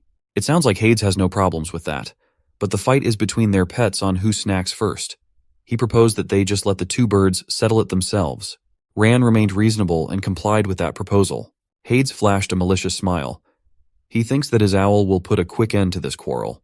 The Dark Elf picked up and threw his chicken like a Pokemon. It's about time for Illuminata Incinata to show what he's capable of. Lomi landed perfectly with his 2 chicken feet. He psyched himself up with a loud cock-a-doodle-doo. Hades liked the competition. He thinks it's spicy. So, he sent Perfecta Quintanilla to jump onto the battlefield too. Perry looked fierce. He was about to give it his all with a woot-woot.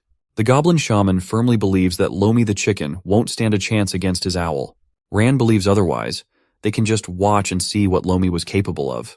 Hades with Perry on one corner and Rand with Lomi on the other. This is the battle of a lifetime. For starters, Rand ordered Lomi to use Feather Punch. The chicken took a stance of a runner that's about to explode forward. And he did just that. He tucked his feathers to the side to achieve maximum velocity. Lomi's eyes were firmly planted on his nocturnal opponent. When he entered the striking range, Lomi balled up his feathers into what looked like a fist. The feather punch landed squarely on the owl's face. It was a clean hit coming from above. It was so strong and intense that it even cracked the dirt where the opponent was standing on. Hades thinks that this was not a big deal, though. He believes that his parry won't be taken down by a lousy punch that easily. And it looks like he was right. Perry was standing his ground. He tanked that punch like it was nothing. Rand saw this and immediately shouted at Lomi to get out of this perilous spot. But it might be too late as Hades ordered Perry to use Wind Pump. Lomi was now flapping his wings uncontrollably in the air. His punch landed cleanly, but it did little to no damage. In response, Perry unleashed tiny air vortexes, the fearsome Wind Pump. Lomi tried to dodge the towers of shredding winds as fast as a clumsy fat chicken could. But alas, his efforts were not enough, and a miniature whirlwind managed to land squarely on his body. The vortex lifted him up into the skies and exploded in a gust of wind at the highest point. In the next second, a dull thud can be heard. Rand's precious chicken, Illuminata Incinata, Lomi for short, has suffered a lot of damage from a critical strike. But Lomi has the heart of an underdog even though he's a chicken. He wants to fight through the pain and get back up. Even Hades and his goblin goons did not expect that the bird would hold on after that wind pump. If Lomi still wants to fight, Rand would be there to support and direct him. The next attack in their arsenal would be Feather Spin. Lomi leveraged one of his strengths, his speed that can even keep up with the fastest orc and a dark elf assassin. This time, he wants to make sure that he not only hits, but that he hits hard. Midway through the rush, he entered a sort of martial arts pose while suspended in the air. He was priming his next attack. He swept one of his wings upwards and multiple pieces of feathers flew over. This attack was not just a simple feather blaster. Lomi actually controlled the air around his opponent with the feathers circling around. Hades looked at this and became worried for his Perfecta. He knows what that pesky chicken was doing. He was trying to wear Perry down, and it's working. It looks like the feather spin was not a big deal after all. Perry managed to break free from the encirclement after a few moments. But that was the moment that the poor owl messed up. He took the bait and Rand hurriedly ordered Lomi to execute the real attack, Peck Blast. The chicken lifted his head and prepared the most powerful technique that he could muster. It was a long-ranged cross-slash that uses his sharp beak's energy as some sort of laser blaster. The Peck Blast was traveling extremely fast, and that was not all there is to it. The next part was for Lomi to match its speed and rush in with the blast itself. On top of the destructive power of the laser-like attack, there was also Lomi's incoming physical offensive. Perry was worn out after dealing with the troublesome feather spin. He was wide open for Lomi's ultimate. He knew that this was nothing like the feather punch that he easily ate with no trouble earlier. This was the real deal. The next thing you know, there was just a massive explosion that lit up the dark and damp dirt trail under the moonlight. But it looks like even Lomi's strongest attack was not enough. Perry the Owl was just too strong and more experienced. He just grabbed the weakness of the technique, Lomi's beak. Rand could not believe his eyes. They did everything right and timed everything perfectly. Hades just laughed his ass off. There was no need to worry about his pet after all. At this point, the only thing they needed to do was finish up the battle with Perry's signature wing bomb. While clutching the scared chicken's beak on one wing, Perry raised his other one in a menacing display of strength disparity. What came next was nothing fancy or complicated. Perry just bitch-slapped Lomi right across the face with as much strength as an owl could muster. No frills, just pure simplicity. A powerful slap that decided the winner of the long and intense battle. The dark elf cried out as his precious Lomi was sent flying without flapping his little wings. Now let's recap what Gul is up to right now. The young orc was accidentally adopted by the wyvern-hunting goblins after being drenched by wyvern egg yolk and looking like a goblin himself. Instead of feeling uneasy or scared, Gul blended right in. Boss Key and his gang love singing, dancing, and having fun. That's precisely what Gul was enjoying right now. Boss Key assured him that this was nothing at all. He should just wait until they get back into the lair where the real celebration happens. It's going to be a blast. Gul was in a festive mood, and it seemed like nothing would change that. Along the way, he started seeing bones cluttered around the trail. That did not faze him. Next come some dangerously sharp spikes littered all over the sides of the trail. That did not even look odd at all. After a few more minutes of walking, he noticed that there was blood all over the dead trees in the area. Still, Gul was having fun. He couldn't care less about the surroundings. But once they got really deep into the dark forest near the goblin lair, dead bodies that looked like they were freshly tortured were displayed out in the open. This one popped Gul's bubble. For some reason, one of Elder Gurin's lessons came into his mind. The old man sternly warned them to never in their lives trust a goblin. They may be carefree and outgoing, but their ways are different. Deadly different. Tonight he regretted not listening to the Elder's teachings all those years ago. He was now surrounded by a gang of goblins, and they were heading for the lair. He thought of a way out, and the best he could think of was to excuse himself to take a piss. He wanted the gang to go on ahead while he goes back and finds a rock to piss on. Boss Key has taken quite a special interest in him. Boss Key just told him that he's speaking nonsense as goblins can just piss anywhere, even inside the lair. Gul took too long to realize what was happening. They have already arrived at the entrance and exit caves of Virchia the goblin's lair. You can hear the music and festivities from outside with how loud it was. Boss Kai personally wanted to welcome Gul to Virchia. Here they have the biggest, the loudest, and the craziest goblin party ever. Gul, with his limited intellect, is just now realizing that these guys are mistakenly thinking that he was a goblin like them. He gulped nervously and consoled himself that parties should not be too bad. Magarin the fast goblin has been staying observant the whole trip. He was the only one noticing and wondering why that goblin they picked up earlier was behaving weirdly. Boss Kai led Gul to enter the opening with the exit sign. The young orc was almost swept by the moment, but he insisted that a good goblin always enters the cave with the enter sign. In the back of his mind, Gul thinks that Boss Kai was planning something not good. From now on, he's going to practice what Gramps taught him. Never trust a goblin. But he also admits that entering through the exit could have been a little exciting. Magarin was still watching how the boss and the newbie were interacting, and his suspicions were getting bigger when the smart goblin Ronson called his attention. Ronson just wanted to ask his buddy, "What's the matter?" He then asked Magarin if he was thinking right now, and if he was, to stop doing so as that's bad for his health. Ronson insists that thinking about things is just for smart ones like himself, but just this once, he would gladly hear whatever deep thoughts Magarin is suffering from. Magarin thinks that Ronson does not look smart at all, but he seems trustworthy enough. First of all, not one of them has ever seen a goblin wearing an afro. For that, Ronson agrees. This Mars dude that the boss picked up and named was the first. They think he's one of a kind. Another thing to consider is that they've never seen another goblin that is not wearing black, skin-tight pants. Ronson is just now noticing that too.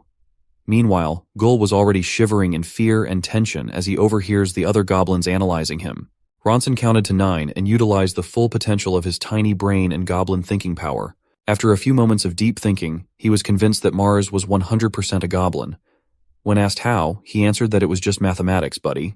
Luckily for Gul, the smartest goblin they have is dumb as rocks, and Magarin has dropped the matter altogether. He was so close to getting found out and suffering unspeakable consequences. Magarin was also quick to concede the thought because he was the one that saw Mars blasting the wyvern's throat before Boss Key hit the final blow. He respects Mars enough to think that he should be one of the candidates for the ceremony later. And so the goblin gang led by Boss Kai entered Virchia. Gul had no choice but to follow for now, but in the future he wants to keep in mind to keep his distance from goblins. But that thought might change a little bit now that he's seeing the inside of a goblin lair. Any fear and uncertainty that Gul was thinking about were set aside at that moment.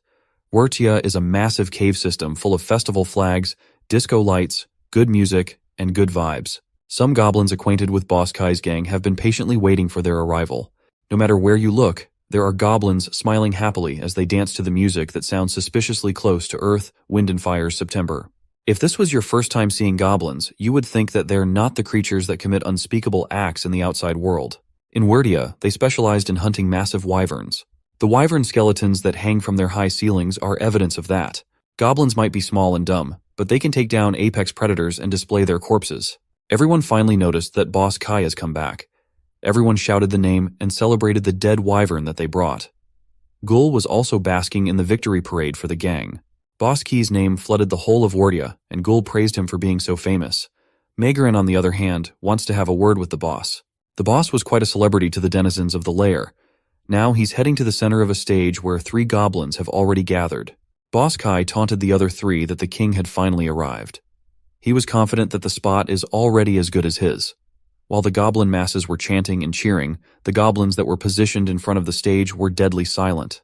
Gul took the chance to look around the lair out of curiosity. On one random corner near the stage was a steel cage where human women are being imprisoned.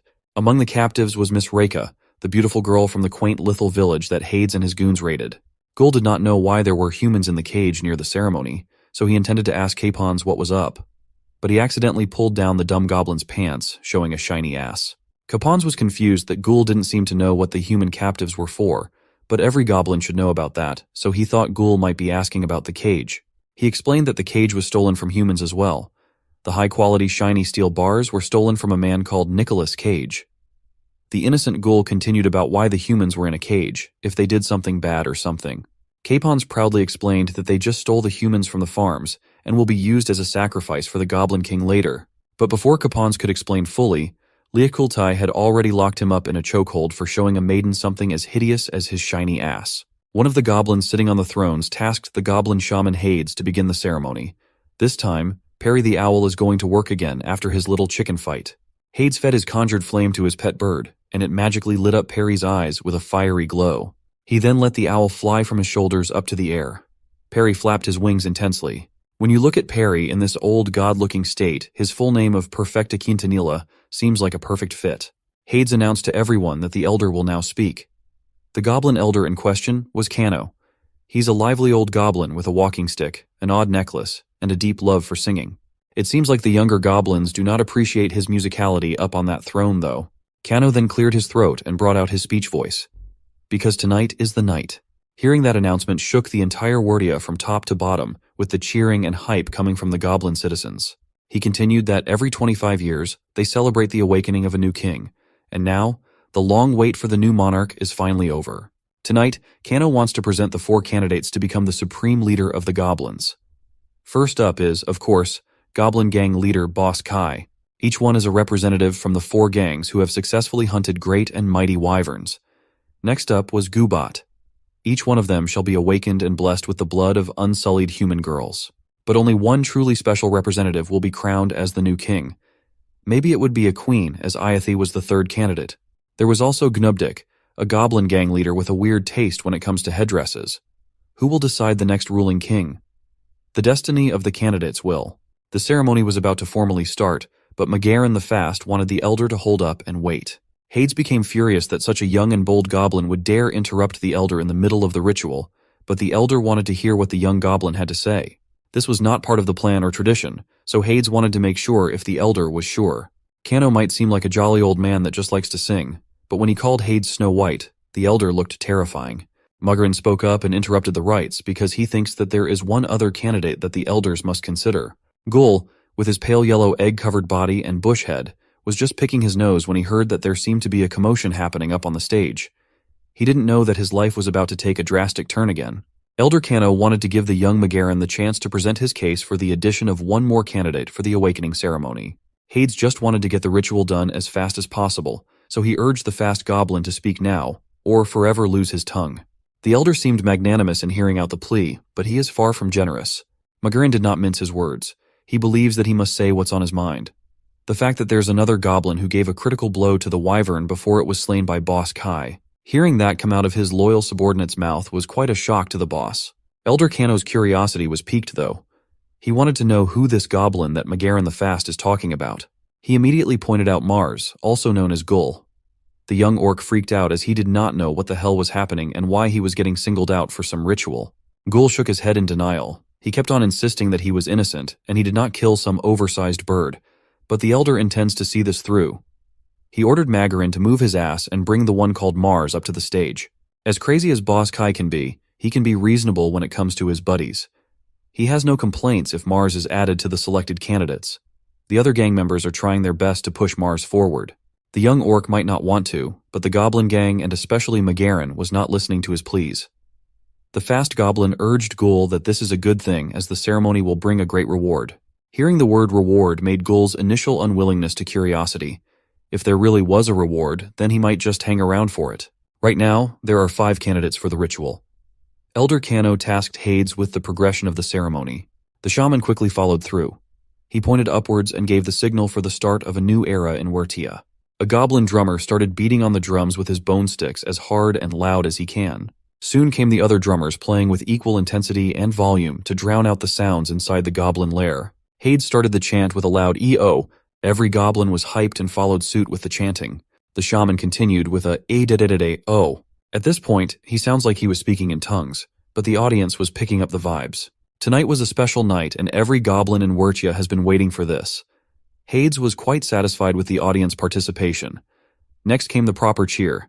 Handalak, Khan, Darak, Sige, Uwah. At this point, it was starting to sound uncannily similar to a very popular band's concert. But in the midst of the cheers of the crowd, Gnubdik was the first one to feel a change coming. He felt his heart beat faster and stronger than usual. The same thing was happening to all the candidates for the ritual. Yes, even including Ghoul with his wyvern egg color and bush head. It was a very painful sensation that was creeping up from within their bodies. Gnubdik could not handle the intensity of the awakening and fainted on the spot. Iathi was faring a little bit better, but not by much. Gobat was not able to endure the pain either as he passes out in the background. Boss Kai was an exception, though. He was not in any unbearable pain. In fact, he looks like he was loving every second of it. This is the true awakening that goblins dream of. He sat in the middle of the stage casually as his power level climbed up at a staggering rate. Boss Kai was all but assured that he would be the king of goblins by the end of the rites, but there seems to be something much crazier happening right beside him. Ghoul, or so-called Mars, was having a difficult time coping with the process too. But in his case, it seems like there's much more intensity and energy than one would normally expect. It continued climbing until the surrounding air started being affected. It was as if it was bending towards him. Next came a bright light of fiery ignition that set Ghoul's fake bush head on fire. The flame was not only affecting his fake hair, but it was also affecting his whole system. It looked like blazing energy was trying to escape from his eyeballs. Ghoul looked like he was going Super Saiyan with the burning golden aura swallowing his entire being whole. As the concentration of energy reached its highest point, the awakening of the other candidates started looking like nothing but a tiny drop of power up while Ghoul was fully evolving. The wyvern egg matter in his skin started burning up and turning dark. The same goes for his fake bush head.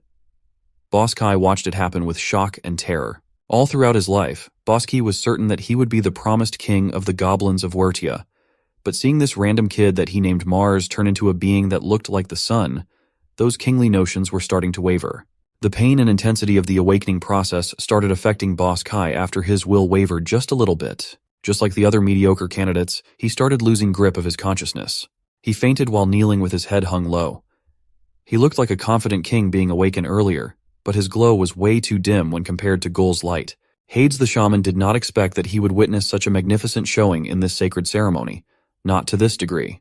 The 3 elders were in the same boat. Elder Lee, who's been napping through the whole ritual, has opened his eyes to the dazzling display of power. Goblin Elder Gans, the last elder to be shown, started licking his lips in anticipation while his eyes were transfixed on Ghoul's transformation. The inner circle hobgoblin officers did not dare take their eyes off of the magnificence happening in front of them.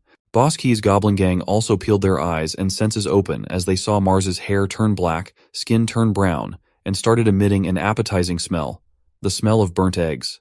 Ronson the Smart stepped forward as if he was the only one that knows what's happening right now. He loudly blurted out that this was the birth of a super goblin. Boss Key's gang could not help but swell with pride as they watched Mars's energy go higher and higher.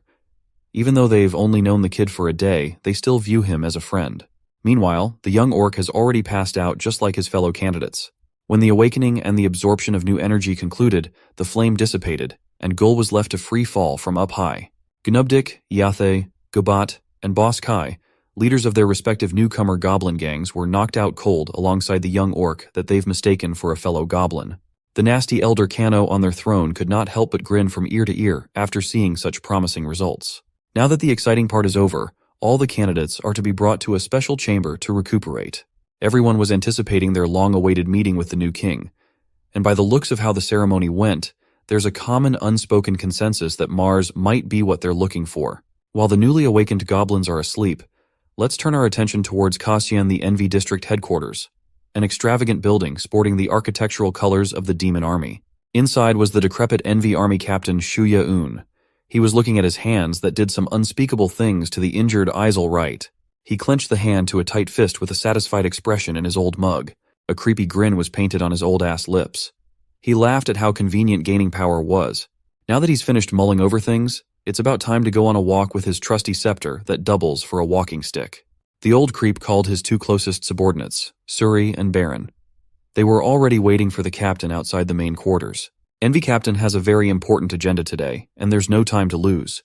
But before that, one of his subordinates offered some water to the old man. The other one humbly asked the captain if he had fully recovered. By the decrepit look of the creepy captain while he gulps down water, he looks like he's going to need years of de-aging to recover. But looks can be deceiving. Shuya Un is not the Envy army captain for nothing. You can see in the old geezer's eyes that he has a lot of nefarious musings up his purple sleeves. Suri and Baron were pleased to see that their boss was making sneaky moves like a real demon should. Today, they will be going somewhere to get the ones that will ensure them victory for the battle that is yet to come.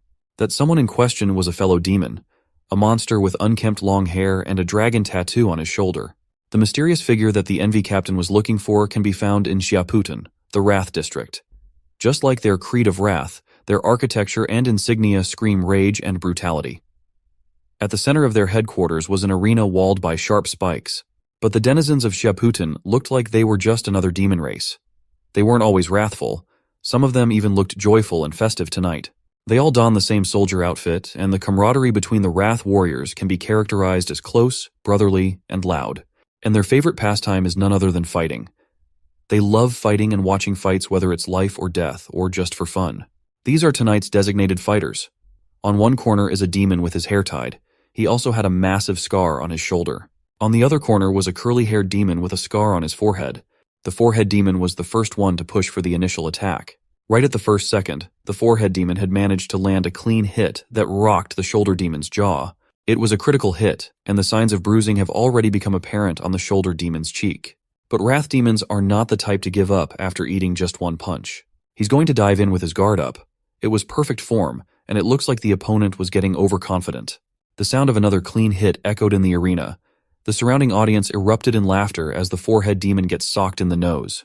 While the fight was heating up, the mysterious figure that the Envy captain was looking for was sitting on his throne. He was all smiles while the soldiers were slugging it out. This rough-looking demon is Zeke Kenraki, captain of the Wrath army, and he loves blood, fights, killing, and brutality more than anything. His voice was the loudest out of everyone in the arena, and he wants to see a knockout tonight. It looks like he might be getting what he wants in this fight as the forehead demon jumped into the air while priming a powerful kick. The vicious attack landed on the shoulder demon's face, the exact spot where he was punched earlier. Cheers erupted from the surrounding viewers. The shoulder demon did not see that full-powered kick coming at all. At that moment, Envy Army Captain Shuya Un and his subordinates Suri and Baron entered the premises unannounced. The old man was not a fan of the roughhousing displayed in front of him. He thinks it's too loud, and this was just the Wrath Army's barbaric fad. Baron permission to get everyone's attention to let everyone know that the Envy Captain has arrived. But there was no need for that. The old geezer would like to do the introduction himself. He slammed his scepter that doubled as a walking stick to the ground. A powerful thud swept up the whole headquarters. Just one thump was enough to notify every soldier in the courtyard that someone important had made an appearance. The fight in the arena stopped, and so did the cheering. All Wrath Demon soldiers' eyes were transfixed to the three figures that just walked in. Captain Creepy Geezer flashed a disgusting grin on everyone for a moment. He then followed it up with a polite bow and an equally polite greeting to the wrathful ladies and gentlemen. This old bat prefers getting right into business, so he called Captain Zeke. The Wrath Captain was not happy at all. No one dares to spoil the fun of the Wrath Army besides the attention-seeking old man. The geezer then walked slowly, making a beeline straight towards the throne of his fellow captain. Wrath soldiers respected the army's hierarchy and treated the old captain with the utmost respect as he passed by. Even the forehead demon that was just fighting a few seconds ago stood ramrod straight while lowering his head in the presence of the Envy Army's captain.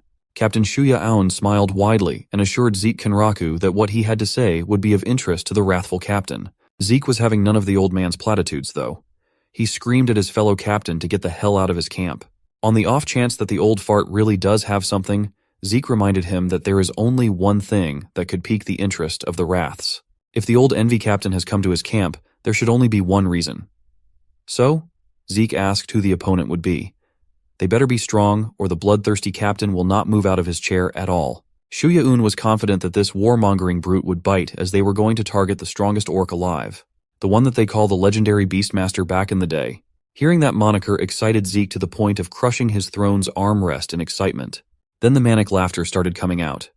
Zeke Kenraku is not mentally stable at all. The mention of a powerful foe is the only thing that can make him get up from his chair and laugh like a maniac. He still has some reservations, though. As far as he knows, the Beastmaster, that old orc, has died long ago. But Shuya-un has good authority that the myth is very much alive and kicking. He even destroyed the giant beast Fine and trampled over the speed of Ezel Right. Now they are finally talking and cooking with some gas. Zeke's blood has already started boiling by just talking about the Beastmaster. For now, let's shift our focus to just outside of a house near the ransacked village of Lithal. There seemed to be people inside the house as there was a pot of stew sizzling up on the fire. 2 men were staying in the secluded house. One of them was preparing dinner, and the other one, a big man full of scars, was sharpening his sickle with a whetstone. The silence inside the house was broken with a series of loud knocks at the wooden door. It is late in the night, and the man in charge of the stew is staying vigilant. He doesn't know what type of person would be knocking at this hour. So, he slowly opened the door, peeking at the tiny opening to see who's on the other side this late. The man almost shouted in shock at the sight of a dark elf and chicken in front of him. Rand politely apologized for intruding on the peaceful evening of the man. Since it's dinner time, the first thing that came out of the man's mouth was that he could make a kick-ass roast chicken out of what the dark elf was holding. Lomi, just fresh out of his lost battle against Perry the Owl, just gave the man a middle feather in return. Seeing the attitude of the bird was enough to see that it's a no for the chicken roast. He turned to Ran and politely asked him what's up. Ran just knocked on the first house he could find to ask if they had any handheld weapons that he could borrow. A dagger, to be precise. He needs some tools since his acquaintance has been abducted by a group of wyvern-hunting goblins. He needs to be fully equipped if he is to retrieve Gul from the goblin's lair. Those words seemed to have struck a chord in the 2 men's minds. The big man even stopped his sickle sharpening. He was lost in thought after hearing the word goblin from Rand's mouth. The big man could not be bothered at the start, but it looks like there's something more here. With just a single look, the man interpreted Big Man's intention to let the dark elf in before anyone sees him at the doorstep. And so, Ran was invited inside their humble home. As he was walking in, Ran's eyes trailed towards a golden Spartan helmet with a rich red plume on top. He does not know who these people are, but they might not be your run-of-the-mill villagers. After dinner, Ran ended up telling his story thus far without mentioning the classified stuff. The man pointed out that it is unusual for an elf and an orc to travel together. Ran explained that they have their reasons, but he unfortunately cannot go into further details, and the man respects that. Furthermore, it looks like Ran has come to the right place, as these men can provide him the tools he needs, as they are actually in the same boat. The lively middle-aged man's name is Osan. He might look tough, but he's just a simple farmer. The silent big man beside him is named Rashan. Ran bowed politely and expressed that it's a pleasure to meet these 2 men. He thanked them for taking him into their home and introduced himself as Adresin Ranwaran, and dropped his nickname. That's a lot easier to pronounce. Ran was curious what Osan meant about them being on the same boat. Mr. Osan explained that Big Man Rashan here is a survivor from the Goblin raid 25 years ago. At that time, the goblins were as crazy and brutal, if not more so, than they are today. On that cursed day, the goblin horde slashed his throat and left him to die while they were laughing like freaks with their toothy grins. Despite the brutality and cruelty that he suffered, the big fella refused to submit to death. The massive gash in his neck was not even the most painful thing that the goblins did to him. That day he lost his voice and his tears flowed out uncontrollably. For that same day was the day when the goblins took his wife from his arms.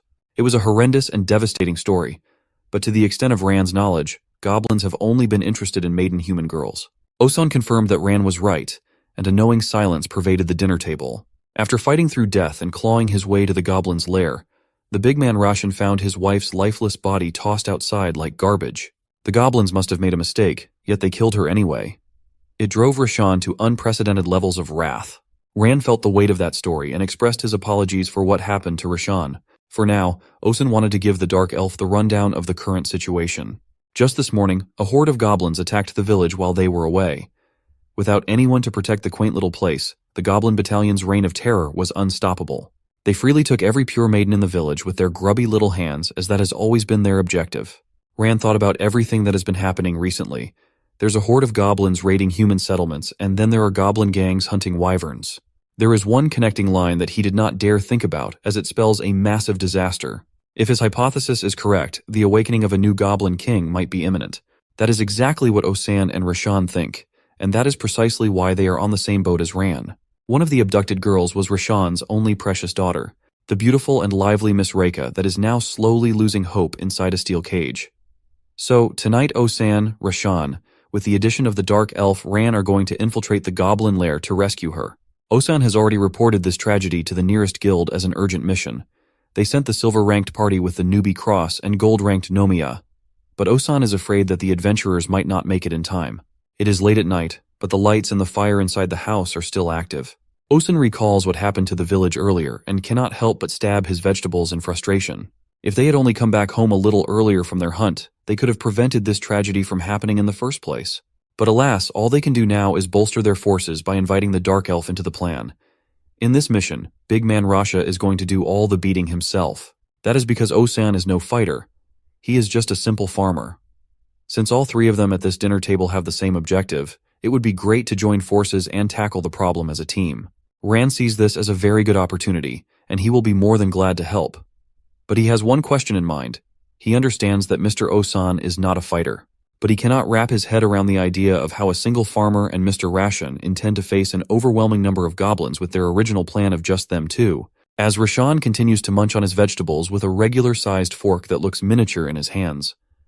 Osan assures Rand that there is no need to worry. If you look at Big Man Rashan's gigantic build and his countless battle scars, one could gather that he is not an ordinary man at all. For he was the one who killed the newly awakened Goblin King 25 years ago to avenge what they did to his wife. He tore through the Goblin base camp while covered with wounds, blood, and guts without stopping. Back then, he had already surpassed the human limit even with his bleeding throat.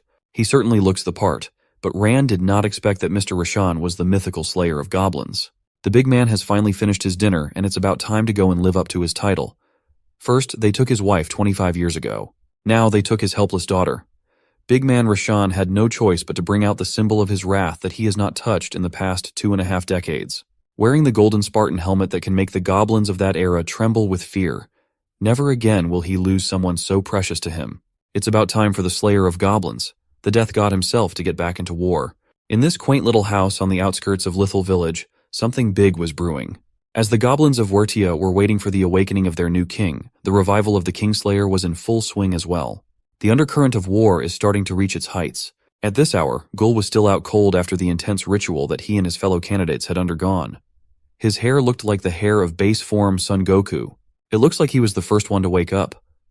Flakes of burnt wyvern egg were still clinging onto his body and dirtying the sheets of the bed in the special chamber. Around him were the unconscious bodies of the other goblin gang leaders, wrapped up neatly in blankets. Gul had no recollection of what happened and why he was here. He went for his go-to hands inside pants pose. Gul just thinks that it must be nap time after seeing all the other goblins covered up with their blankets. But when he started thinking a little deeper, he recalled what happened up on the stage. He still had no idea what to even call what happened to him, but it sure was intense to say the least. Right now, he just feels that his body has gotten a whole lot lighter. He felt as though he could conquer all the mountains in the world. But first, food. Gul was starving. He just remembered that he had not eaten anything all day. He never got a chance to taste that juicy-licious wyvern egg. For now, he wants to play it safe and sneakily crawl out of the special chamber where he spotted some pristine running water. Gul immediately gravitated towards that pure-looking water, and he was determined to go near it. When he got near the water, Gul was finally able to see what he looked like at the moment. A song that sounds suspiciously similar to that reflection song from Mulan started playing in his mind. He slowly wiped the burnt eggs that had clung onto his skin, slowly revealing his natural green complexion. Gul looked at the reflection on the water again, and he almost did not recognize himself with the spiky, burnt bush hair and his blackened wyvern egg coating. He continued wiping off the gunk from his skin. After cleaning his face, his whole body came next as Gul Cannonball jumped right into the natural spring. The drama is over, and it is time for a pool party. Gul never misses out on having fun no matter what happens or where he is. As the dark burned egg matter started peeling off of his skin, the young orc celebrated being green again. Gul was just enjoying himself when he started hearing some sort of loud commotion happening not far from where he was having a bath. He swam over to the edge of the spring to see what the hell was up with all the noise. It turns out that the spring he was swimming in was built like a sort of natural infinity pool with an overlooking view of the things happening below. And it looks like the ceremony was still ongoing and has entered the next phase. The elders, the hobgoblins, and the goblins were continuing the bizarre tradition. Gul had the perfect seat to watch and listen to the skeevy elder Kano order someone named Afghan to get the goods out as it is time to juice them. Hobgoblin Afghan was built like a tank. When it comes to the elders, he is loyal and obedient to a fault. The lower-ranked goblins have already done the prepping the pure maiden. They have been lined up and their hands were tied for Afghan. One of the maiden villagers started screaming and pleading for her life. She swore to do anything that the goblins wanted if it meant sparing them. In response to her desperate cry for mercy, the hobgoblin's heavy hand just slapped her right across the face. To him, pathetic humans are in no position to speak and should just shut up. The villager shivered in equal parts pain and terror. She was forced to shut up in fear of getting hit again. Perhaps next time would be much worse. There was a total of 4 pure maiden captives. Afghan will be going through all of them to be, as the elder said, juiced to fill a golden chalice. Afghan deemed that the woman that dared to speak up from earlier would be the perfect first victim for the next phase of the ceremony. Hades bragged to Elder Lee that he personally led the raid to ensure that none of the goods were spoiled. They do not want a repeat of what happened 25 years ago when some idiot brought a sullied human girl.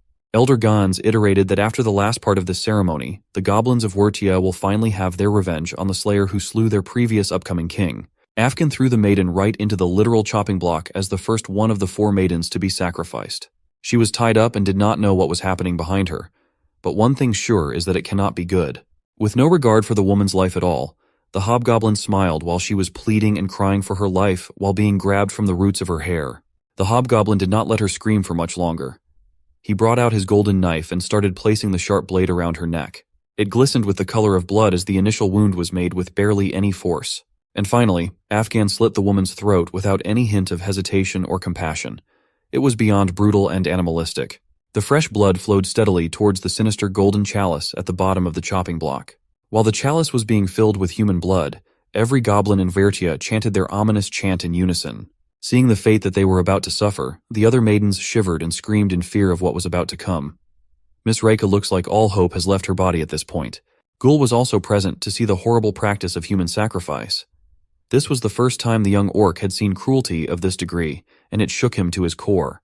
Like the maidens that are about to get slaughtered, Gul shivered in fear at the sight of such a deplorable practice that the goblins are doing to what he calls anti-humans. As he was shaking in his boots, a menacing presence managed to creep up on Gul without being noticed. He heard a deeper but familiar voice asking, "Who's the little orc snooping around in this sacred place?" Gul did not dare to turn around. He immediately did what he did best. Tuck his tail between his legs and book it out of this place. With true fear in his eyes, Gul used his always reliable legs to try and get the hell out of this cursed place. But the towering figure was faster. A massive and strong hand grabbed him by the head, and it nearly covered his entire face. Boss Kai has undergone a massive transformation, and it looks like he has achieved his dream awakening after all. He heartlessly threw Gul's whole body into the rocks face first. Gul suffered a severely deep cut above his right eye after brutally crashing against one of the loose rocks in the natural spring. Boss Kai was not done yet. He grabbed the young orc by the neck after making his head bounce against a rock like a basketball. His grip was strong and tight, the kind that Gul cannot escape no matter how hard he struggled. It seems like Boss Key does not recognize Gul or Mars. All he sees is a pesky orc that had somehow snuck into Werdia. Through the tight choke of the evolved goblin, the young orc tried to remind Boss Kai that he was Mars. He even messed up and blurted out his real name. Hearing that made the boss pause for a quick second. Upon further inspection, he saw the familiar tattered gloves and arm guard of his buddy. There were also brown pants that were different from the goblin's standard black ones. Everything matches up perfectly with the pale yellow little creature that they picked up in the wyvern hunt earlier. But the obvious difference was that he's bald and green now. It made sense. What he's holding in his grasp is the little guy that they have partied with the whole way back to Wertia. Instead of loosening his choke and letting Gul go, it looked like Boss Key had become more and more furious instead. He continued tightening the chokehold to the point of almost snapping the young orc's neck. Boss Kai felt betrayed. Now that the orc has quite literally shown his true colors, Boss Key refuses to be tricked any more than he's already been. The newly evolved goblin started coalescing his strength into his right fist. From the tight chokehold, he threw Gul up in the air like a sack of nothing while aiming his strike. The next second was supremely painful for Gul. Boss Kai unleashed a punch that almost tore through his abdomen. Gul was buried in the spring water. That water barely broke the ongoing momentum coming from the goblin's punch. While the beatdown was happening above, a sacrilegious sacrificial rite was still ongoing down below. Afghan the Hobgoblin has slaughtered 3 out of the 4 sacrifices by now. The only one left was Miss Reika. Things have been going smoothly, but everyone paused whatever they were doing when something blasted through the spring, up in the cliff, landing near the ceremonial stage. The goblin crowd had no idea what was happening with that meteor coming from up above. Some of them were almost startled to death. Afghan the Hobgoblin Executioner was readying the final maiden when he noticed that the commotion came from the special awakening chamber. After the first impact, 4 more thuds echoed throughout Wartia. This time it was 4 much more graceful landings. The silhouettes of the 4 taller-than-usual goblin figures slowly emerged from the dust. The one up front was fuming with anger for being fooled by a little orc. Gul has been bloodied and beaten. His body made a wide crater after being mercilessly attacked by Boss Kai. It turns out that the intricate crown that has naturally formed on the goblin gang leader's head was not just for show, for Boss Kai has officially awakened as the new Goblin King. One of the elders, Elder Lee, immediately contested this claim of kingship, though. Everyone saw that another candidate was awakened by a fiery storm, the strongest that any one of them had ever seen. Hades just argued that it was just an anomaly, as Mars or Gul is an orc. Gubbet firmly agreed with the shaman. He thinks that Mars or Gul is not one of them, so the young orc must be a spy that must be killed at all costs. This goblin gang leader has also ascended to become a hobgoblin. Aida might not have become the Goblin Queen, but she had also transformed into a magnificent hobgoblin. She thinks that there's no need to kill the young orc since he might just be lost. Of course, Gnubdik had also jumped to the next level to become a hobgoblin. His physique has improved by leaps and bounds. He might be jacked, but he still refuses to say a word. Elder Kano got the final say. He posits that they will just deal with the helpless orc later. For now, they must celebrate. Boss Kai is the one who has been blessed with the crown of nobility. He is most definitely Wartia's newly awakened king. Every goblin watching the ceremony started following with the chants and cheers. All hail our new king, Boss Ki. Right now it's about time to proceed with the final part of the ceremony. The juicing of the last sacrifice must commence. In just a few more moments, a goblin revolution will finally happen. But for now, the new king needs the blood to complete his transformation. The executioner hobgoblin heard the orders from the elder loud and clear. Just one final throat to slit and it'll be done. Miss Rika was forcefully bent over on the chopping block as the massive hands of a hobgoblin held her down to take her maiden's blood. The golden ceremonial blade was so sharp that it was already cutting her neck with just the slightest contact. A single drop of her blood trickled and mixed in with the rest of the other lifeless maiden's lifeblood. Afghan the executioner was doing this last rite as well as the previous 3 before with a wide and sick smile on his ugly hobgoblin face. But it looks like the ceremony would have to be put on pause, especially now that the executioner's head has been mysteriously separated from his body. Instead of Miss Reika's, it looks like Afghan's blood is the one that will spill tonight. His head flew all the way to the front of the chopping block, hitting the golden chalice, causing it to wiggle out of balance. As a result, the blood taken from the human maidens that cost them their lives was spilled, and it spilled on none other than the unconscious and injured ghoul. It was only a small amount of blood, but it had dripped through the young orc's open mouth. And before you know it, a crimson color had already started spreading throughout his whole body, akin to the color of spilled blood itself. It took the surrounding goblins a second to make sense of what was happening. When someone yelled that Afghan's head just rolled over on the altar, screams started filling the whole cavern. The noise of murmurs of confusion and fear filled the whole place as one of the strongest hobgoblins just lost his life in the blink of an eye. It looks like before even completing his ascendance to kinghood, Boss Kai has to face a very troublesome issue. The only thing in his mind and the minds of the elders was about the chalice. No matter what happens, they must secure the chalice of blood. Elder Gans was trying to make sense of what's happening, and he happened to notice a foreign presence in the distance. He sees a fearsome figure coming out of the entrance of their sacred base camp. He will never forget the look of that man even after 25 years have passed. It was the Slayer. The surrounding goblins just looked in disorientation as a blade danced in the air. It simply flew by on top of their heads. A rough-looking hand finally caught the blade. It was the sickle that we saw getting sharpened earlier. A tool that was supposed to be used on farmlands has now claimed the head of a prominent hobgoblin. Big man Rushan has finally donned his golden Spartan helmet once again. He took a deep breath before all hell broke loose. A roar that did not even sound human came out of his slashed-out voice box. The goblins took his voice away all those years ago, but they've just created a monster that sounds a lot more terrifying. The roar was so loud and intense that it swept through the whole place, knocking the nearby goblins down on their asses. This was the stuff of nightmares for most of them.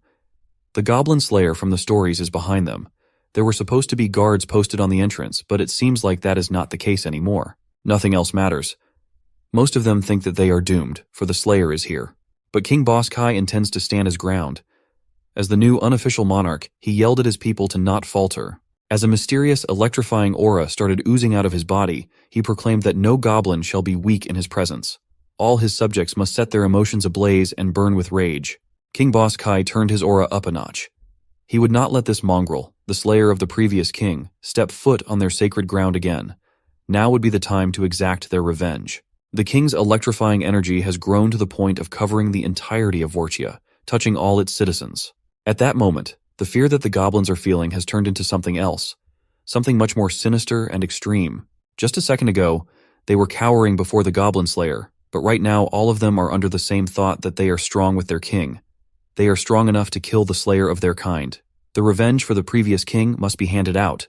Hades also felt the effects of the new king's speech and imperial aura.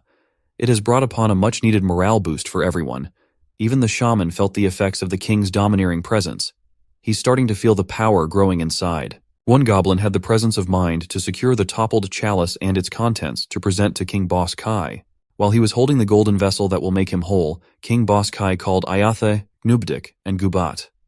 It's about time to show their king the strength of a newly awakened hobgoblin. They were competitors before, but they serve under the same crown now. Meanwhile, the ordinary goblins at the back of the crowd nearest to Rashan the Slayer have turned into a murderous bunch. With the king's aura or without, the goblin slayer won't back down now. He matched the enemy's reckless charge with one of his own while holding a sickle in one hand and a pickaxe in another. Mr. Osen was staying out back near the entrance. As he already said, he's no fighter. Big Man Rashan was built different though. He will gladly jump into a pool of bloodthirsty goblins without fear. Osen was closely monitoring the situation, and it seems like Rashan's role has been fulfilled. His presence should be enough to grab the horde's attention. The Dark Elf can now execute his role. Ran has activated his invisibility cloak to avoid any unnecessary attention, while he dives deep into enemy territory with Lomi the Chicken. Big Man Rashan, with his face covered by the golden Spartan mask, looked like an otherworldly being made for slaughter. He might not be able to string words on account of his messed up vocal cords, but he can still intimidate enemies with his beastly roars. But intimidation might have lost its effectiveness against the goblins that are supercharged by their king's imperial aura. The first goblin that managed to reach a decent distance toward him was wielding a simple longsword. The poor critter did not even have the chance to swing his blade when it was bludgeoned to death with the dull side of the pickaxe. Pints of blood and an eyeball flew gorily. One hit, one kill. That is the type of monstrous strength that a goblin slayer must possess. The first blood hardly made the incoming goblins pause on their tracks. They could not care less about the first unfortunate sap that just got his skull crushed.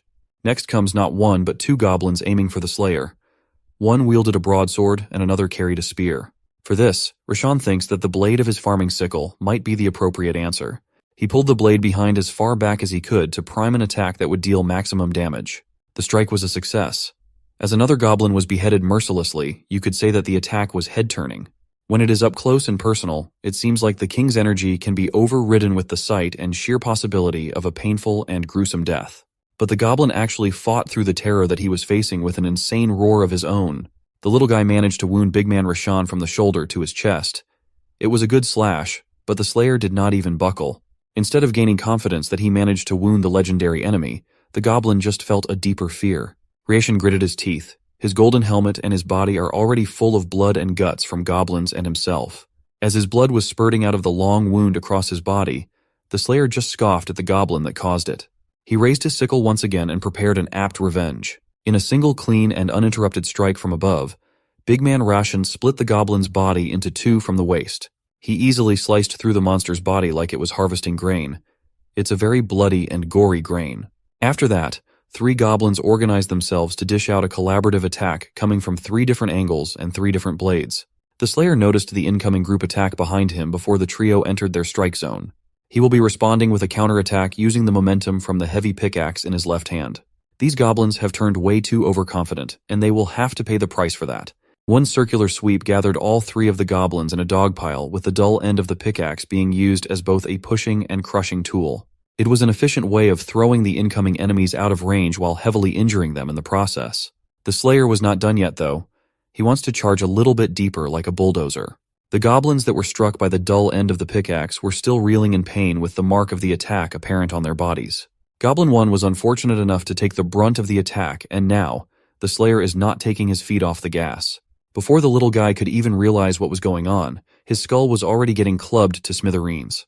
Big man Rashan, the Goblin Slayer, loves using the blood, guts, and brain matter of goblins as his accessory. He has only taken down a few of these troublesome pests, so it's inevitable that more will come. Just as he expected, there are 5 more coming in from behind. This batch looks like they are a lot stronger and more competent than the first few ones that tried. The closest one was way too eager and messed up on the timing of the entrance with his excitement. The punishment for not syncing up with the rest of the group is a merciless bash to the side of the face. Hordes and hordes of goblins that were just supposed to spectate the birth of their new king is now thrust upon a war against the enemy from 2.5 decades ago. Osen might not be the fighting type kind of guy, but he is a great mission coordinator. He gave Ran the perfect time to sneak into the heart of the base for the actual purpose of this mission, rescuing Miss Reika and Ghoul. Given that the Dark Elf was wearing his invisibility cloak, he did not hesitate to use the face and heads of the incoming horde as stepping stones. Now that he has gotten deeper behind enemy lines, he's going to need cover to move freely. A Dark Elf assassin is always ready for these types of situations. Ran sifted through his pockets for a solution to his cover problem. While crossing the bridge to the ceremonial stage, he threw a smoke bomb to cause not only chaos but blindness to the enemy's main force. Ran bravely dived into the smoke that he created. For a Dark Elf assassin, navigating this type of environment is second nature to him. With the help of his goggles, Ran is the only one in the immediate area that can move unencumbered by the low visibility. The first thing he saw amidst all chaos of the sacrificial stage shocked the Dark Elf. It was Ghoul, lying down on a crater with his body turning red from the inside out. Since it really looked like it, Ran assumed that the young orc was just covered in blood. Upon checking Ghoul's pulse, Ran was relieved to know for sure that the kid was just unconscious at the moment. He tasked Lomi the chicken to try and wake Ghoul up, while Ran goes deeper into the smoke to search for Miss Reika. And Lomi gave a reassuring salute. Fortunately, the beautiful maiden was slated to be the last sacrifice, so the interruption of the rite has saved her from getting her throat slashed in the nick of time. But now she's choking on the thick smoke. Ran easily located the maiden in the middle of the stage, bent over the chopping block. First, he confirmed if the woman really was Miss Reika. And she was. The rescue efforts are going well thus far. All he needs is to cut her loose with his new dagger. Ran calmly explained to the lady that he came here with her father, and they are very fortunate to have made it in time. Ran was a gentleman through and through, and assured her that they would get her out of this cursed place. Her knees are still weak from everything that had happened. She was now sobbing and coughing and calling out to her papa. According to Ran's assessment, he cannot carry both Miss Reika and Ghoul to safety at the same time. The young orc will have to hold on there for a little while. In the middle of all the thick smog, a lady goblin was preparing a countermeasure. With the power of her lungs and controlling the airflow around her, she blew away Ran's much-needed cover. This development was not good for the rescue mission at all. Ran was relying heavily on the effectiveness of the smokescreen. It looks like it is too late now. A group of what looks to be hobgoblins have already spotted him carrying the final sacrifice. A group of 4 fierce-looking hobgoblins looked at Ran and pegged him as just a puny dark elf. Nothing to worry about. Behind the group was Boss King Kai, still carrying his golden blood chalice surrounded by his new cronies. He yelled at his troops to get the human girl and not to let her escape. He is staking his claim on the blood of the last maiden. Ran remained calm. It seems like he must think on his feet with this drastic change of plans. Miss Reika will have to depart alone for now. She was worried that she'd get caught again, as there were still a lot of goblins on the way outside of this damned place. But the lady only needs to trust the Dark Elf and his magic strings. He will use the mystical tool to send her to the end of the line where Osan will be waiting. As Miss Reika was being pulled by his contingency plan, Ran would have to deal with some trash first. The group of hobgoblins finally noticed that the last maiden was about to get out of their grasp.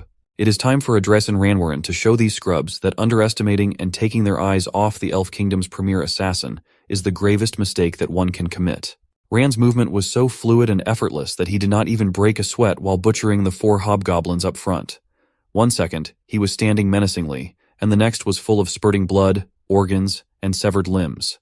Before the merciless slaughter, the 4 hobgoblins were still casually posturing, brimming with overconfidence. Ran then took the first step to come closer. One of the hobgoblins brought out his twin blades and performed some fancy spinning tricks, looking like a fool. He wielded his twin blades while warning the dark elf that he would regret taking away the maiden's sacrifice. The next one also stepped up and licked his blade, looking like your run-of-the-mill unhinged villain. It turns out that he and the previous guy liked using twin weapons. He alerted Ran that he was just in time for his freshly sharpened blade. Next was the big-bodied and tattooed hobgoblin.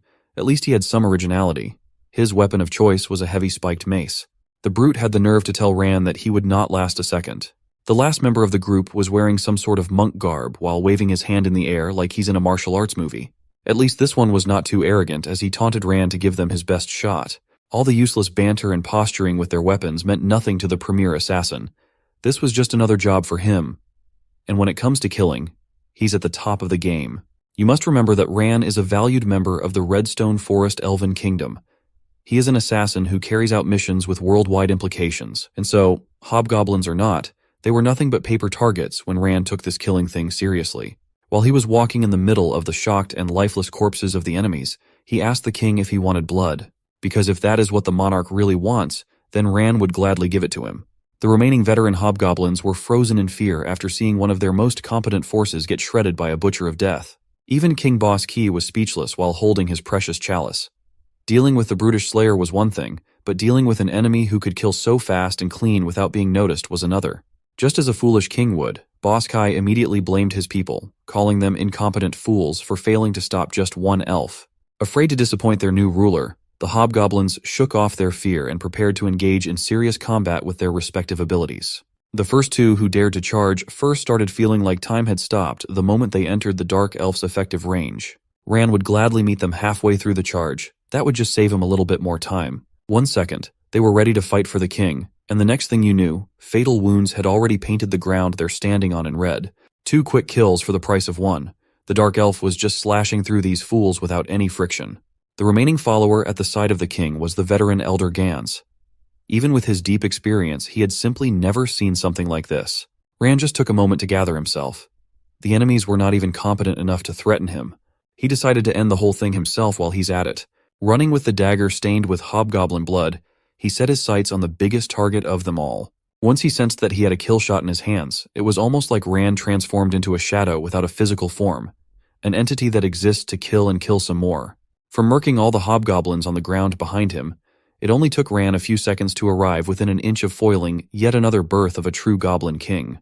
His normal dagger filled with hobgoblin blood and guts was now heading for the king's head. Unfortunately, the Elder had managed to move on time by yanking King Boss Key off the dagger's kill trajectory.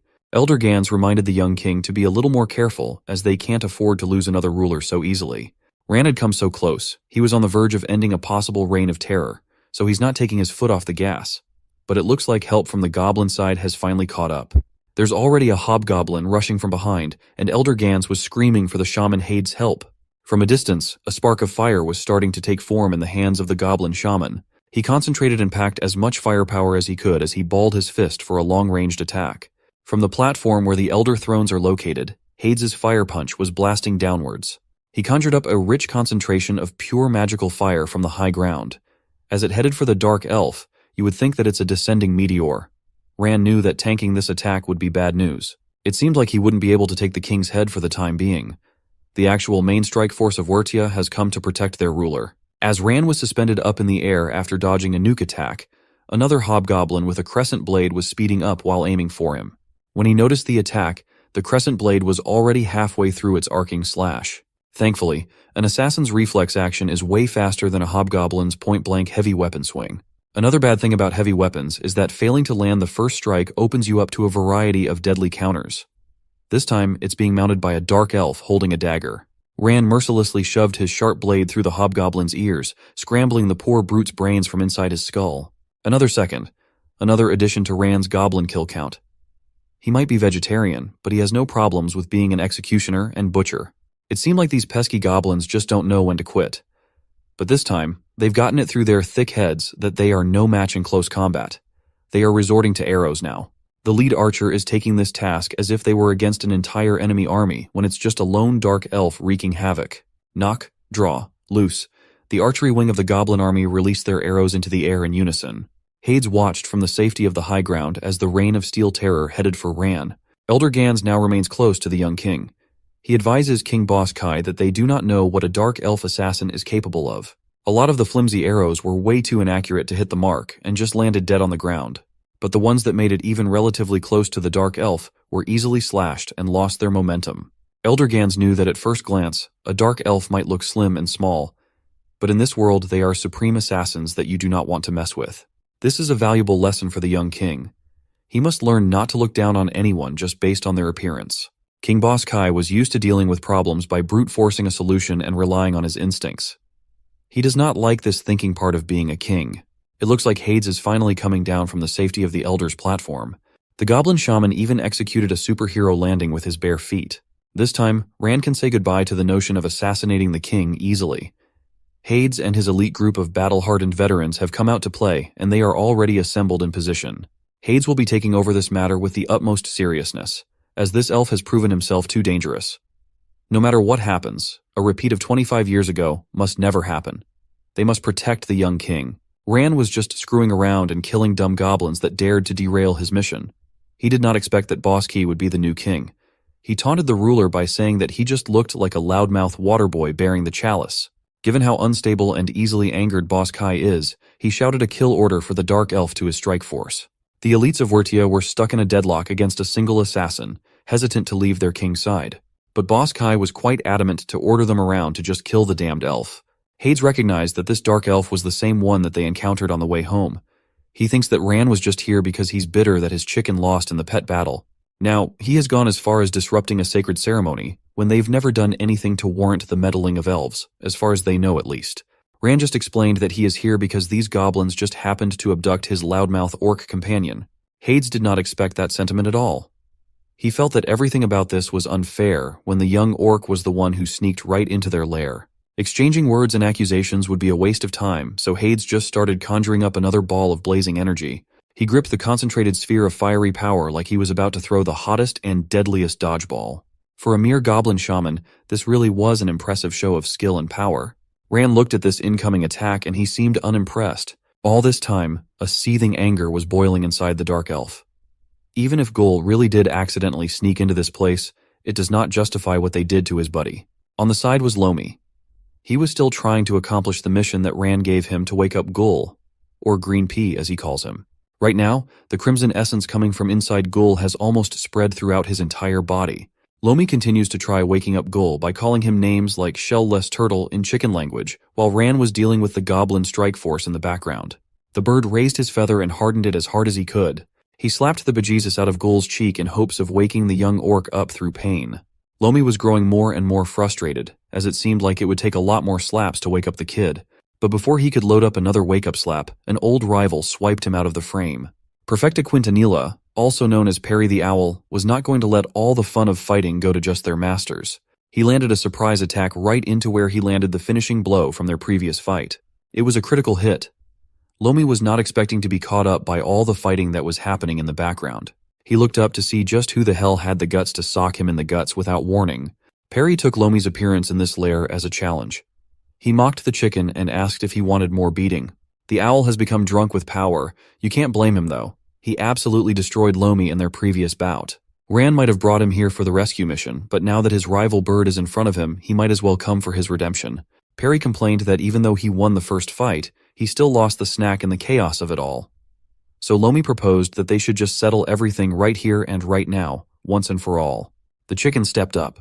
The owl did the same. Both of them have wings, but the two idiots would rather stay on the ground to fight like real competitors. This time, there are no owners yelling what move they should do next. They circled one another in a makeshift cockpit ring. It's the Lomi vs. Perry show, now on its second season. The chicken took the first attacking initiative and he's going to attack from above. Perry looks like he's prepared though. Lomi intended to do a sideswipe with his right wing, but it was easily evaded as Perry ducked on time. It was a big move, and when big moves fail to land, it leaves an even bigger hole in the defense. Perry did not let that opening go to waste as he slapped the shit out of Lomi's face. The damage was decent, and the humiliation points were sky high. But it was not nearly enough to knock out the tenacious chicken. That slap looked like it hurt Lomi's face as well as his ego. The bird was going to attempt to return the favor himself, and it was a clean hit. The technique was crude, but it was a clean slap. It turned Perry's owl head by a couple of degrees. Right now, things are even between the two. They each ate a humiliating bitch slap. It is a close battle. Perry saw a chance to take control of the fight, though. He feigned pain for a bit longer and suddenly let out a burst of speed. The left wing was coming in one direction. The right wing was coming in from another. It was the legendary double freaking slap right in the face. You can't make this up, ladies and gentlemen. Lomi reeled in pain and shame for falling for such a degrading attack. Perry laughed out loud in his owl language, while gloating that he really was the stronger bird between the two of them. Lomi was still in the circle of the cockpit ring, though. He even spat out as if he had a broken tooth to spit. The smug smile and laugh on the chicken's face might signify that the fight is not going to be as one-sided as it presents itself to be. Perry just thinks that this bird has gone mad for failing to stand up to him for the second time now. Lomi delighted that this stupid owl just has no idea what he did before coming here in this lair. Perry just could not understand what this chicken was saying. He doesn't care what this dumb bird did before coming to Wurtia. Lomi finally revealed that he was eating delicious meat in a random farmer's house. By random farmer, he means Mr. Osan. In those moments after his recent defeat, nothing tasted better than the meat he was eating. He swears that the meal was heavenly. It was certainly out of this world. But the thing that should make the owl shiver in fear is that Lomi tried his best to save a piece of the meat for later. The chicken riffled through his nasty feathers for his secret weapon. Finally, he brought out the piece of meat that took all his will to not eat. Perry was evidently shocked and curious as to what the hell did Lomi just do. The stupid chicken has dubbed the last piece of meat as Meatroid. Perry was stunned and asked the chicken what he'll do with it. Perhaps the stupid bird will use it as a throwing weapon or something. Lomi just stayed cool and told Perry that he's just a dumb owl that knows nothing about the magic of good food. The chicken then slowly put the piece of meat on his beak and chewed while savoring every bite. Finally, he swallowed the meat, and then it was game over from that point on. At first glance, you would think that nothing has changed. Lomi and Perry are still standing up in front of each other, not moving at all. Perry waited for a few seconds, but it looked like the Meatroid was doing nothing as he expected. The grumpy owl has become frustrated. He wanted to slap Lomi's face for wasting his precious time. But there is a change that was happening inside Lomi's body. It was almost like the chicken achieved a Zen state. He blocked out everything that had been happening in front of him, until finally, Lomi's Meatroid started working its magic after a few silent seconds. Perry had his feathers lifted, and Lomi did the same thing, but his wings and feathers have started to look noticeably bigger. The same goes for his chicken feet. It was now starting to look bulky, with pure muscle. Perry saw the fearsome transformation right in front of him, and it was just too quick and drastic. Lomi has become a monster chicken to end all monster chickens. The next attack will end the feud that the two birds have. Lomi's Bogami slap. The tip of his wing was as big as Perry's whole body, and the force that those muscles could generate was way too much for a tiny owl to endure. All the humiliation from the previous slaps that Lomi ate has been overridden by a monstrous one of his own. Bogami slap was so powerful that their little cockpit duel affected the actual life or death war between Ran and the goblins. Lomi sent Perry the owl flying through a crowd of warring goblins. His momentum was stopped by the cavern wall. Perfecta Quintanilla has been truly and utterly defeated. The victor of the fight was none other than Illuminata Incinata, cementing himself to the strongest chicken hall of fame. After his redemption had been served, Lomi reverted to his original form. Eating the Meatroid tends to exhaust all his remaining energy as a drawback. Now that the epic battle of the birds has concluded, Lomi tried to recall what the hell he was supposed to be doing in the first place. Right, his master Ran tasked him to awaken Gull. The depleted chicken quickly ran to Gull's crater once again. The young orc was still lying unconscious, and the crimson color had almost covered his entire body. Lomi screamed and screamed at his ears in a panic to no avail. While passed out, it seems like Gull has entered some sort of transitory state in his own mind. All he could picture was walking through an endless darkness with damp floors. Gull had no idea what was happening or where he was, but there is something compelling him to walk and walk into the nothingness. When he took a pause to think, the last thing he remembered was that brutal punch from Boss Kai, and then the next thing you know, he's here. He could only wonder what that was all about. In the middle of the dark nothing, Gull finally started perceiving something. A cackling sound coming from everywhere. Surprisingly, the disturbing noise did not seem to scare or bother him. He just asked who's there. The cackling, almost mocking laugh continued to echo out, and it was getting louder while he continued to look around to find the source. In the middle of all the laughing noise was a faint sound of slow claps. When the cackling stopped, it was completely replaced by the sound of clapping that got louder and louder by the second. Now, this one freaked out the young orc. When all the bizarre noises stopped, a sinister voice started talking to Gull. It welcomed him warmly. The voice stated that it had waited for 2 whole years for Gul to finally find his way to it. Gul really was freaking out now. He yelled at the owner of the voice to show themselves. He had no clue why this thing was waiting for him. The voice explained that it had resided here in this infinite space, dormant within Gul's mind, just like some kind of parasite. With pure crimson skin and a set of sharp teeth, the mysterious figure lurking in the void introduced itself. Hands donning white gloves started clapping all over the place once again. A figure that has the same exact stature as Gul, only with red skin and devilish features while wearing some sort of wizard robe and a fire insignia, introduced itself as Ahmad.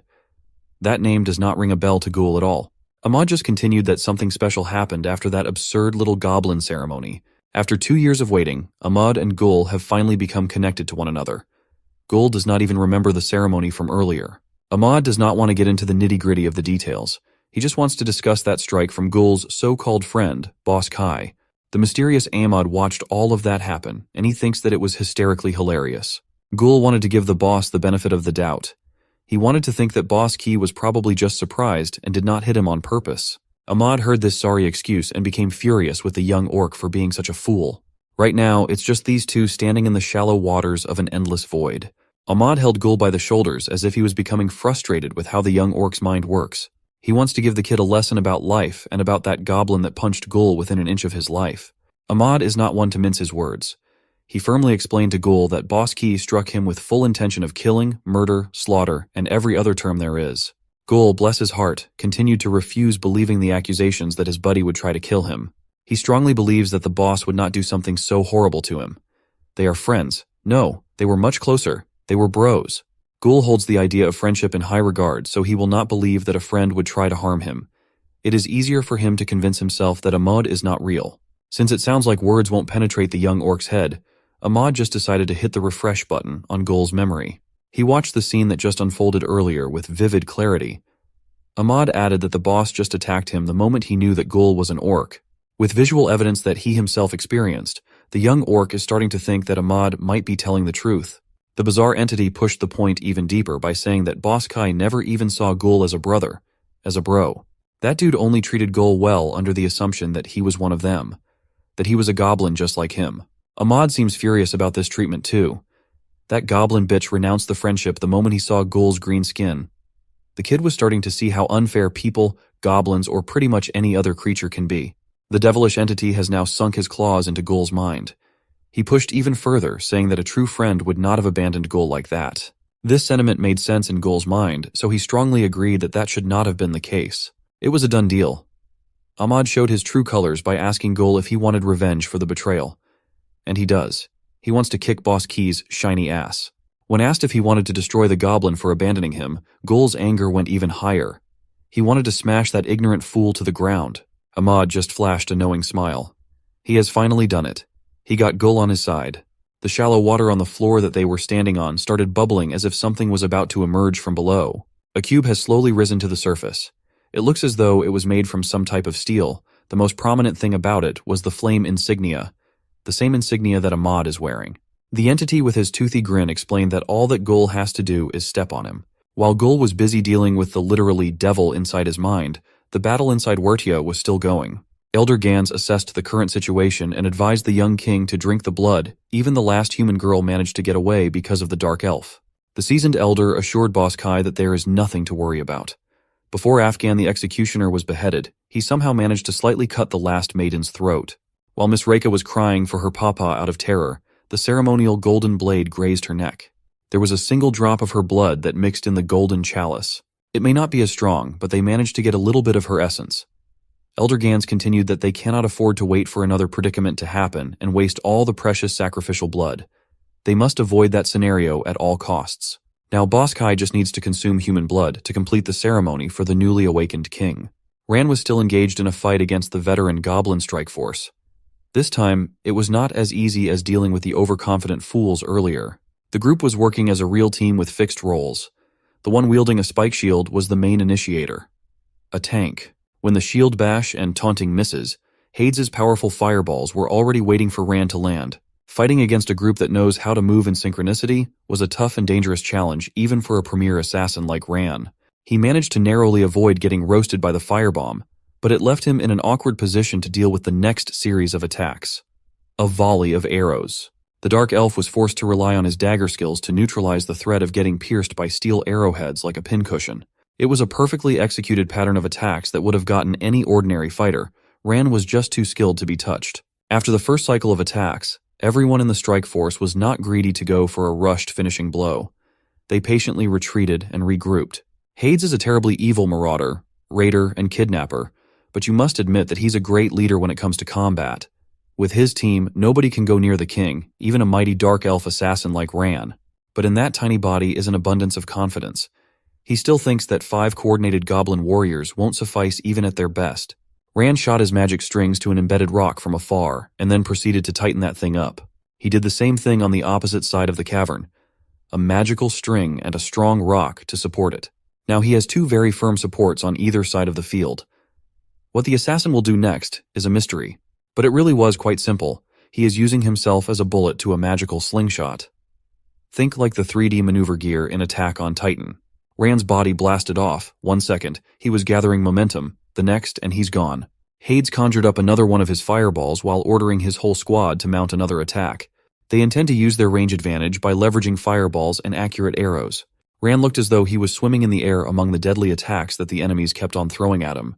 Back inside Gul's mind, Ahmad kept on goading and screaming at Gul to step on him and awaken in fury. The young orc, swept up by the intense emotions he was feeling and the intoxicating words that the mysterious entity kept on spewing, lifted his foot up, and finally, without knowing what's about to happen and how it would change the trajectory of his life from now on, Gul stepped on the mysterious cube with conviction. Hades and his elite group of goons are still entangled in an intense life-or-death struggle with the untouchable dark elf. At this point, Ran has just been running circles around the well-balanced team, exploiting their openings and taking the goons out one by one with his trusty dagger. He casually stabbed the goblin that was taking on the tank role, and to make things worse for the poor brute, Ran even baited a fireball coming from Hades to finish the job. The goblin shaman and everyone else on the elite strike force are starting to run out of steam. The dark elf's movements are so difficult to follow that they are running themselves to the ground in sheer exhaustion.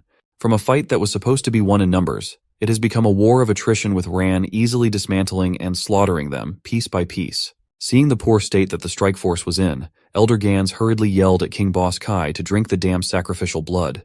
They cannot afford to lose any more time than they already have. Boss Kai stared at the crimson content of the golden chalice in deep thought. He knows that they are in no position to perform the ceremony properly anymore. He lifted the massive chalice up to his mouth as the bloody life essence inside swirled and inched closer to the Goblin King. While Ran was methodically demolishing Vertia's strongest force in various clever and brutal manners, Elder Gans stood by the young king's side to ensure the blood consumption goes smoothly. Off to the side of the chaotic battle was Gul's still unconscious body in his ghoul-shaped crater. Steam has started coming out of his every pore. Something significant was happening inside the young orc's system. Even Lomi the chicken is starting to notice the change. The white steam coming out of Gul's body is starting to get thicker and more apparent. He looked like a titan from that anime that I will not name. It has reached the point of turning the crater into what looks like a volcano erupting steam before the disaster descends. The people engrossed in a fight in the distance have started noticing what's happening. The thick white steam has coalesced into a form that resembles a tornado rising up and reaching the cavern's highest point. Ran turned around in a hurry. He was worried that his buddy might be undergoing something drastic and mysterious. Gul's changing body is starting to affect the whole area of Wordia. The ground that everyone's standing on is starting to shake uncontrollably. 2 big and deep thumps of the young orc's heart echoed throughout the whole area. Inside him, it looked as though something has been unleashed. Something fiery. Something that looks straight out of hell. His insides felt like they were rupturing with geotechnical force, and when he opened his eyes, Gul's irises had turned into a demonic shade of crimson. When he got up from the crater of pain, Gul's entire body had turned blood red, and a series of mysterious dark marks decorated his entire frame. The first thing out of his mouth was the angry shouts looking for Boss Kai. Inside him, Ahmad was celebrating with a wide smile. The mysterious entity was still goading him by insisting that what Boss Kai did was unforgivable, and that Gul must serve as that bastard's punishment. The young orc finally felt the pain of the punch that the Goblin King dished out to his stomach. It hurt so bad that he thinks there was a hole in there when there isn't. He really thought that they were bros. They even danced together all the way back to this lair. But at the end of the day, the Goblin King is just a traitor. Ran tried to go to Gul's side, but something hindered him unconsciously while looking at the changed young orc. Lomi, on the other hand, just wanted praise from his master for waking Gul up with slaps. Upon further inspection, Ran observed the mysterious marks on Gul's body, marks that he has seen somewhere before but can't exactly recall where. When they arrived, he thought that Gul was just covered in his own blood from the beatings, but it is clear now that the color has come from something else. One of the hobgoblins arrogantly stood up to the little orc's loud shouting. The axe-wielding hobgoblin demanded that Gul shut his trap and stop being rude to the young king. The stupid axe-wielder went ahead and lifted his weapon up to strike the tiny red orc. The size difference between them should indicate a huge disparity in power. Ran saw this and his worry reached the highest level while shouting at his friend to watch out. But it looks like he didn't have to worry at all. The axe strike was clean, but it just crashed against the cold, hard ground with Gul nowhere to be seen anywhere near the attack. It was like the hobgoblin brute did not even register in the tiny orc's eyes. His feelings were just too hurt about what the king did to worry about some small-time goon's attack. The dark elf was equally dumbfounded as the attacker. It was like he was not looking at the young and dumb orc that he knows all too well. In everyone's perspective, it was like he was there 1 second, then he was gone in the next. A vanishing act. Hades kept his eyes on the prize even with another incomprehensible freak turning up. He ordered his task force to not let King Boss Kai get harmed. But even the goblin shaman and the archer beside him suffered the same thing that the axe-wielding brute experienced. That little red rascal just blew past them. It was like time had stopped, and then the next thing you know, the enemy could have done anything to them without being able to react at all. The next thing you know, the newly transformed Gul is now in front of King Boss Kai. He was letting all the hurt out by letting the king know that the feeling of being discarded by a friend hurts like hell. It looks like Elder Gans is the only remaining personnel in the position to properly protect the young king, while he chugs down the lifeblood of the sacrificed maidens. When Boss Kai finished draining the contents of the golden chalice, he looked like a vampire that just had his fresh meal with excess blood still dripping from his face. He was so focused on absorbing the new power coursing from the blood that he only noticed what was happening in front of him now. King Boss Kai just dismissed Gul's sentiments, telling the young orc to shut up and that he doesn't belong here. Elder Gans by his side was already panicking about what might happen at any second now. Gul is just angry about one trait that the boss has. After knowing that he's an orc, this supposed friend just disposed of him like trash. That is racism at work, and Gul hates racists to the bone. His feet planted deeply into the ground, making deep grooves on the concrete floor. The next thing you know, Gul was already up in the air with his signature kick primed and ready to strike. No one saw it coming, not even the goblins that were right in the front row. King Boss Kai has just finished drinking and assimilating with the final parts of Awakening, and now he's taking Gul's kick for dessert. The attack resulted in a vicious crack that decimated his bones and teeth in multiple angles. Gul's foot looked like it turned to an even deeper crimson shade as it continued to bury deep into the young king's face. This time, Boss Kai's teeth has become few and far between. It was a clean hit. An unlockable and unavoidable kick that did not leave the monarch of goblins a chance to even perceive what was happening. Even the experienced Elder Gans was at a loss. Boss Kai continued flying in the air even though he didn't have wings. It looks like his flight is about to get cut short though. The cavern wall of Wertia is just a few meters away to break his fall. A few meters turned into a few centimeters. His consciousness had already left the chat a few moments ago, and his body has become a ragdoll waiting for impact. Finally, the walls of his home lair have caught its king like a kid getting hit by a bus. Very painful. Gul's kick cannot be underestimated.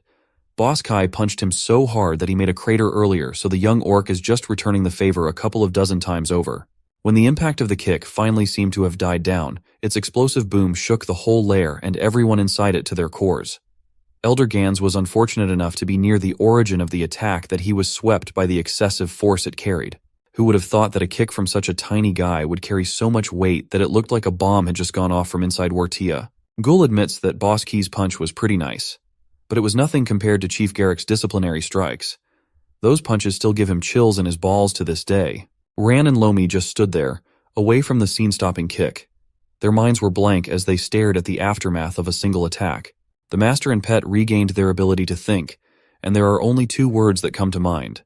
Holy Bach in chicken language, holy shit in human tongue.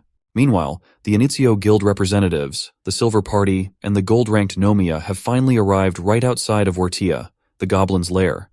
But looking at the absence of light coming from inside, it appears they've arrived a little late. They didn't notice that, though. Nomia just tasked Red to get everyone ready and be on the lookout as there may be guards posted nearby. This is it. They are about to go in. So everyone needs to move carefully. They must remember that the goblins move in groups, and they should not be underestimated under any circumstances. Cross, the newbie, is feeling the first mission jitters. Going inside an enemy's base camp is a scary thought, but the other members of the party assured him that it would be all right. Red saw this and immediately tried to stop his members from babysitting the newbie. He wants the kid to man up since this is the real deal now. Cross needs to learn to look out for himself from here on out. Their mage expressed her disagreement. Since Red brought the newbie on this dangerous mission out of the blue, the responsibility should also fall on Red's shoulders. Dismissing all the yapping, Red just ordered everyone to move and follow him in. It looks like this type of behavior was a regular occurrence in the party, and they're already used to Red's attitude. Newbie Cross is still fidgeting uncomfortably on the way in. Nomiya decided to take the lead and scout ahead for any potential danger while the party carefully tails him from behind. Wearing his mechanical mask, Nomiya warned everyone once again that this will be a bloody quest, and no one should get left behind. Back to the chaos inside. No matter if you're a goblin, an orc, a dark elf, or a human, everyone has stopped what they were doing for a moment. The silence was broken by the goblins yelling in anxiety for their king boss Kai. Ran has also regained his composure. This was the perfect time to exploit the chaos in every goblin's mind. He immediately rushed in with his bloody dagger in hand. It was an easy kill from that point. One stab to the middle of the abdomen on the distracted axe wielder. Ran did not care if his cloak or his body gets splattered with the blood of his enemies. It didn't matter if he stole a kill in the chaos. All is fair in war. While bleeding out and grasping for the remaining semblance of life, the axe-wielding hobgoblin angrily tried to lift his weapon once more. Ran was not going to let all that nonsense happen, though. His solution was to continue stabbing the fool like there was no tomorrow. In a single second, a dozen new holes were introduced to the hobgoblin's body. When Ran finally pulled out the dagger one last time, the axe-wielder breathed his final breath. It was a painful way to go. After sleeping the guy for eternity, Ran jumped out of the scene to go to his next spot. Now, the only surviving members of the elite strike force are the Archer and Hades. Both had their attentions focused on the unfortunate fate of their newly awakened king. After waiting for 2.5 decades, they're about to lose a leader again. The Archer was the first to compose herself and take aim at the culprit behind all this added chaos. She pulled the arrow and aimed at Gul. That type of stunt is not going to fly while Ran was still there, though. The Dark Elf easily assassinated the undefended Archer. He also pushed forth and jumped in front of Hades like a jump scare. The Goblin Shaman had a small fireball ready to go in his palm, but the Dark Elf assassin had already turned to a shadow again, slippery and deadly. Hades tried to use his fireball in point blank, swiping it down to try and burn the Dark Elf. It was not only dodged, but it also even left him open for multiple fresh stab wounds. After the first swipe was easily dodged, Hades looked as though he was going insane. To hell with the range advantage, he'll just rush in with the scorching magic in his palm. At this point, it seemed like Ran was just playing with his food. Without his goons and his advantage, Hades was wide open to a variety of assassination techniques. Ran was partial towards using multiple stab wounds. It was quick, it was painful, and it was bloody. It slowly kills the enemy through blood loss and heavy internal bleeding. The Dark Elf had no remorse and pity in his eyes at all. He only had hatred for these vicious goblins. This torturous way to die is for all the innocent lives that these vile creatures have taken for the sake of their sick rituals. King Boss Kai has been flattened like he was in a very brutal vehicular accident, while Elder Gans sat and stared as he watches a possible repeat of what happened to the previous king 25 years ago. He refused to believe it. His mind cannot comprehend that with just one kick, their young king has turned to such a sorry sight. The whole Wurtia and especially the elders have waited for 25 years for a new ruler's awakening to usher a new generation of goblin domination. And in just a fraction of a second, an accursed little red orc has ruined decades worth of work and preparation. Elder Gans is still in the denial stage as he finally brought out his malevolent aura and equally malevolent claws. They cannot accept this. Or more specifically, he cannot accept this. He wanted to go on this whole tirade about how everyone should mark his words that the orc will. Before he could even finish, a bright swish came into view. The Dark Elf has finished dealing with all the partially competitive goblins and is now holding his dagger up to the Elder's nose. Elder Gans shivered. He knows that if he continues with his words, this dagger will scramble up his brain matter in a second. Ran stood up and left the trembling Elder in the corner of the cavern.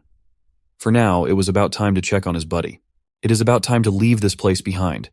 They got what they wanted, and then some. They have no further business here. Gul was surprised that Ran was here. The young orc complained that he thought Ran had left him behind when he was the one that walked away with the goblin gang in the first place. Ran admitted that he did not know Gul had it in him to display such power. Those dark and sinister marks all over Ghoul's body were strangely familiar on the young orc's crimson skin. Ghoul was so fixated on getting his revenge on the racist king that he's only now noticing that his skin has turned red.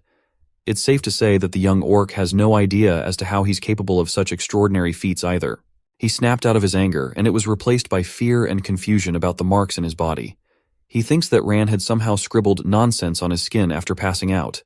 More importantly, he wants to know where the hell is his Ghouliman backpack. The dark elf was starting to remember how infuriating it is to talk with this kid. He left their belongings outside because it was just too dreadfully heavy. Also, now Lomi looks supremely upset. The chicken worked so hard to slap Ghoul repeatedly, and he did not even get a single praise from his master. Ghoul then insisted that they must get another wyvern egg after he splatted the last one. This time, Ran will not play along with the young orc's whims. Enough is enough.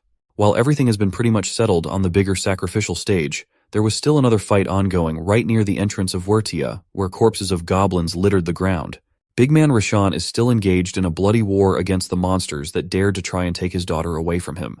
His whole muscular body has been painted with goblin blood. His sickle was once the color of steel, and has now become crimson.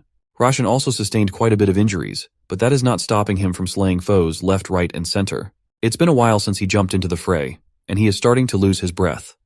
His stamina is starting to become exhausted, bit by bit. The Goblin Slayer has pretty much dealt with most of the small fries that dared to encroach on his strike zone, but one particularly tough enemy is giving him a hard time. Behind the dust was a monstrous figure that rivals that of Big Man Rashan. When the debris and the smog had settled, what emerged was one of the newly awakened hobgoblins, Gnubdik. His arms are painted with copious amounts of blood, and it's unclear whether it's his own or Mr. Rashan's. The remaining hobgoblins have all been slaughtered, but it seems like this one is very well suited for brutal one-on-one combat. It's Hobgoblin Fist versus the Goblin Slayer's blood-soaked farming sickle. Who will win? I don't know for sure. All I know is that between these two fearsome fighters, the fight will be nothing short of legendary. Near the exit of the cavern, we can see Old Man Osen bloodied and wounded. It seems like some of the goblins managed to find his hiding spot and gave him some nasty injuries. Miss Reika arrived at this safe spot and was shocked to see Mr. Osan in such a poor condition. He might be severely hurt, but it seems like there was no immediate danger anymore. Enough about worrying about him. Osan was more worried about Big Man Rashan on the front lines. It looks like the final battle of this bloody war will be fought by two Herculean masses. One represents the peak physical goblin form, and the other signifies the tenacity of human will. The two are about to engage in a battle of pure physicality as representatives of their race and principles. Rashan the man might not have the ability to speak with his voice box taken out all those years ago, but the intensity behind the golden Spartan mask speaks 1,000 words. Gnubdik, on the other hand, is not much of a speaker either. Even back when he was just a measly goblin, he's not one to yap, and he's not about to start now. All he wants is to fight the enemy in front of him. Some of the lowly goblins have been hiding wherever they can conceal themselves. To them, Gnubdik is one of the strongest hobgoblins ever awakened. Fighting toe-to-toe with the Slayer without a weapon is a legendary feat. The curly goblin insisted that their representative doesn't need a weapon with a body that jacked. On the other hand, the Hat Goblin cannot understate the terror that the Slayer brings. Just looking at the fallen comrades around them can demonstrate just how monstrous that guy is. When the Goblin Gang found the hiding spot of their fellow Wertia citizens, Steve the Curly Goblin and the Hat Goblin just casually invited them to watch the goblin fight of the century. From now on, they will be our casters for the fight, Tasty Steven and Markman. As they were doing their introduction spiel, it looked like the clash of the two titans had finally started again. Gnubdik bravely marched forth a little closer. With his frame, he slightly towered over Big Man Rashan. It is human versus newly awakened hobgoblin after all. Rashan took this as a challenge of a man, so he took his blood-covered sickle and lifted it up for Gnubdik to see. He then tossed the thing that could have given him an advantage. It was as if he was taunting the enemy that he does not even need to be 100% to fight this out. Behind Rashan was the only motivation he could ever need. He knows that if he let these goblins pass through, they will quickly take his daughter and friend away to make them suffer. Markman pointed out the absurdity of the Slayer dropping his weapon right before going up one of the most hobgoblins ever. Tasty Steve liked it. This is true chivalry, baby. A fight to the death using fists, mano a mano. So Rashan stepped forward. His legs were as steady and thick as a tree trunk. Despite his body being full of wounds and scratches, his clothes torn into tatters, he is going to fight an honorable fight against the monster in front of him. Rashan took his pose. He lifted his battered fists up right near Gnubdik's face as if he was taunting the hobgoblin. Gnubdik emanated a menacing aura. similar to the aura that the Goblin King emanates to rouse his troops as he lifted his arms up to prepare a defensive maneuver. One arm up, and the other is ready to grapple or respond to anything that comes along the way. It was a stalwart stance that radiated stability and readiness for any attacks. Even the two stupid casters could not handle the tension between the two fighters at all. Finally, on the left side of the screen is Nubdik the Hobgoblin, and on the right is Rashan the Slayer. Take your controllers and place your bets, folks. There was an epic battle, in Mortal Kombat style. It was fast, violent, and desperate. None of them wanted to back down, and it seemed that wounds and blood were no problem for them. But even so, both were running out of strength and stamina. And the only question that remained was which of these titans would win. Now Tasty Steve and Markman, the two useless commentators, aren't the only ones screaming at the top of their lungs out of the sheer hype of competition. The Goblin Gang hiding with them were also screaming and shouting. According to Tasty Steve, watching this fight is like when you have food that's so good, it compels you to go in the kitchen and thank the cook in person. This is a good match. It's as good as freaking Tekken. The Goblin Gang and the useless commentators are now losing their minds at the sight of greatness unfolding before their eyes. Markman wants everybody to give it up for both the Slayer and Gnubdik when the fight is not even over yet. The stupid goblins are watching from afar, lost in their own hype while the fighters are fighting to the death with countless goblin corpses all over the ground that they are standing on. The Hobgoblin looks as though he is already on his last legs. The same goes for the Slayer with how hard he has been huffing and puffing for air. Mr. Osen watches the whole fight thus far, despite losing blood by the second. He knows that Big Man Rashan is too tired for this shit, just like Miss Reika knows that her papa is in trouble. She is so frustrated that she cannot help him to the point of accidentally gripping Osan's wounds. Despite the low stamina, Osan reassures Reika that Rashan will pull through because that man is strong. He will never forgive anyone that dares to hurt his daughter. Miss Reika already knows that. That is also the same reason why she is so worried about her father.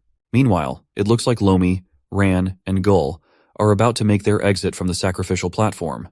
They are now traversing the bridge to head for the exit. Gull still cannot let go of the fact that Ran left his backpack all alone outside of the cave when the Dark Elf had already explained that he cannot move around with such a monstrously heavy weight. The young orc can only hope that Guilliman hangs in there as its best friend will be coming soon. The trio's run outside as fast as possible was halted when they heard a crash and a piece of rock suddenly hit Gull right in the noggin. They have been caught up by the chaos that is still raging in the front lines. Dust and debris fly all over the place. All of it is coming from the bloodiest battle thus far. Both beefy fighters are giving it their all without yielding to one another. Rashan goes in with another punch that is supposed to be a clean hit, but is expertly blocked by the Hobgoblin. After staggering the enemy, Big Man Rashan steps in even further to keep the fight in close quarters. They must end this scuffle as soon as possible. It is an expert maneuver to close the gap, but it is easy to predict and easier to counter by just stepping out of the way at the right moment. Rashan looks like he made the wrong move and is now falling out of balance after miscalculating his instep. But he manages to salvage it with a decently forceful upward and awkward strike that draws even more blood from the Hobgoblin. Right now, Gnubdik is trembling as the damage from all the injuries that he has endured starts catching up to him. But the warrior of the Goblin tribe will push through. He still has a little bit of gas left in the tank to go toe-to-toe with the Slayer that the goblins fear. Gnubdik advances forth with a left fist. That is quickly followed by another one of his specialty kicks. It is a clean hit that almost shatters the Slayer's lower jaw right there and then. A single well-placed attack lifts Rashan up into the air, open for any follow-up attacks from the enemy. Next is a critical body shot that would have ended any ordinary human's life. The legendary Goblin Slayer has been brought to his knees. All the pain and wounds that he has been gritting his teeth through are starting to catch up to him. He trembles in pain and exhaustion as the threat of the killing shot from the Hobgoblin looms over. Even though his body is starting to break down and give up, his eyes tell a very different story. Behind that golden Spartan mask is a look of unparalleled willpower. That sheer desire to get back up again and fight some more is starting to manifest in a bizarre aura. Gull watches in confusion. Without context to what's happening, all he sees are two buff uncles trying to kill each other for some reason. While continuing their rush to the exit, Ran explains that the man wearing a helmet is Mr. Rashan, one of their allies. Gull is curious about the one Rashan is fighting, though. The Dark Elf knows that the Goblin Slayer had run out of steam a little bit ago, and that they need to get out of this hellhole as soon as possible. The tactician in his brain thinks that this might be the time to put Gull's new mysterious power to the test, and possibly good use. Ran wears a sly smile on his face while he tells the gullible Gull that the Hobgoblin down there tried to steal his precious backpack. At that moment, it is like Gull's brain broke with the influx of emotions bouncing in his mind. He remembers how much fun he had whenever he had Guliman in his various adventures. For some reason, the young orc loved carrying that heavy thing whenever he needed to run errands or wherever he went. He loved that backpack to the point of proclaiming it as his best friend under the beautiful light of a sunset between the towering mountains of the orc village. So, after hearing from Ran that the hobgoblin fighting in the battlefield tried to steal his precious best friend, Gul's crimson eyes start being swallowed by a black hue. Something inside him has awakened once again. Something that bore the rich color of blood thumping throughout his body. The crimson shade of his skin starts getting even deeper as he strongly declares that no one had the right to steal his precious Gulamon. Over his dead body, Gul's crimson aura starts growing at such a rapid rate that it is now starting to affect the surroundings while he screams in rage. He runs forward, almost breaking the sound barrier while his dark marks leave menacing afterimages in the air. Gnubdik is just minding his business and fighting toe-to-toe with the legendary Goblin Slayer. He had no idea what was coming from his flank. The hobgoblin has not even sensed it yet, but there is a blood orc priming a kick that could take down a goblin king in one shot aiming for his head. When the kick finally lands at the back of Nubdik's skull, it is like he was hit by a truck, but worse. The hobgoblin is sent flying and spinning like a top while big man Rashan is dumbfounded by what just happened. A tiny red orc with strange black markings just sent his opponent to the moon. Gnubdik's collision with the ceiling of Wertia is so forceful that it looks like the whole cavern is about to collapse at any second now. When Gul lands back down to the floor, it seems as though the debris and dust around the whole place are converging to where he is standing on. The Goblin Gang, Tasty Steve, Markman, and even Miss Reka and Osan went slack-jawed at the sight of what they just saw. Ran is now certain that the strength that sent the Goblin King soaring earlier was not a fluke at all. Gul can just kick the shit out of anyone at supersonic speeds. Big man Rashan just stares blankly at the fate of a hobgoblin that gave him such a hard time and pushed him to the brink of his limit. The Dark Elf assures him that he has done plenty enough and he can rest now, followed by the words that the father wanted to hear. His daughter is safe now. Hearing that, it is as if the weight of the world was removed from Rashan's shoulders. His bloodthirsty eyes have turned back to that of a concerned dad. Ran has also successfully retrieved his idiot companion, who is now screaming the name of literal backpack best friend with all his heart. Miss Reka and Osan come forward to reunite with the Slayer. Now that the mission is done, I guess Rashan the Slayer will now go back to being Rashan the father. Miss Reka's tears started flowing at the sight of her papa's condition. The father and daughter embrace tightly, finding comfort in each other's arms. Rashan failed 25 years ago, but it seemed like the heavens were not so cruel to repeat the pain he had that day. The tender moment of feeling like they'll never see each other again to hugging each other will not be spoiled by the little red orc screaming like a lunatic from a distance. Behind that strong and bloodied golden Spartan helmet were the teary eyes of a father that just wanted his daughter to be safe and sound. While holding the bloody big man upright, Mr. Osan just told him that they need to get the hell out of this place. The Slayer needs a good-ass rest, and he needs to get his wounds treated. A hell of a lot of wounds at that. The big guy never ceases to amaze Osan. Miss Reka stood on the other side supporting her father and interjected that they need to treat Osan's wounds too. He might have fewer injuries, but he's still bleeding out. And based on the bad-sounding cough he just let out, spurting blood all over the floor, it sounds like he has some internal issues as well. Still, Osan felt ashamed of feeling pain while Rashan is stoically fighting through his 1,000 cuts without a peep. Meanwhile, the Goblin Gang is sprawled on the floor pretending that they're dead in fear of being dead for real. Even something so simple as lying down and not moving is hard for these fools. They were moving around in awkward positions while fearing for their lives. While Osan and the rest were moving towards them, Gul is still throwing his tantrum while asking Ran where the goblins hid his precious Gulaman. Old man Osan saw that Ran was just wearing a playful smile while his red little buddy was stomping on the ground angrily. The Dark Elf finally revealed that the goblins never stole Gul's precious backpack. He even laughed for deceiving the little guy like a fool. Gul has been learning a lot about friendships lately. First, he was punched by a racist goblin king. Then he was duped by a Dark Elf. While the kid was ranting, Ran had already mastered putting up his saliva shield to protect himself from Gul's spit. He then teasingly ran away, telling Lomi to do the same while Gul was chasing after them. Seeing all of this unfold, he just couldn't believe these kids. They went to war and pretty much decimated high-level goblins mercilessly. But it seems like what just happened was just nothing to them. Osan just smiled wryly and decided that they should get home for now, while the Dark Elf and Orc continued their game of angry tag. The party has finally left, and all that's left on Wertia were the traces of their festivities up on the ceiling and the mutilated bodies of the residents on the ground. Elder Gans was left alive but severely traumatized. Hades and his elite strike force were all done in by Rand's dagger. All the pillars of Wertia have been decimated. The Elder felt the despair creep up on him. He thinks that it's over. Everything is ruined now that the new king is dead. He sat beside the waterfall. This was a plan 25 years in the making, and it has gone to shit in just a single night, the most important night at that. While he was wallowing in sorrow and hopelessness, there seems to be some movement where the Goblin King was buried in the rubble of his powerlessness. It's starting to look like the 2.5-decade plan is not done yet after all. A powerful and electrifying aura is starting to jut out from the debris. It grew stronger and stronger until an explosion boomed out. It blew all the wreckage away, much to the surprise of the Elder. Behind the dust of exploded ruins, a golden horn slowly jutted out. Someone stepped out of all the remains like he was born anew. A powerful and kingly aura surrounded him like it never did before. King Boss Kai was alive. His jaw and one side of his face were messed up, but he's alive.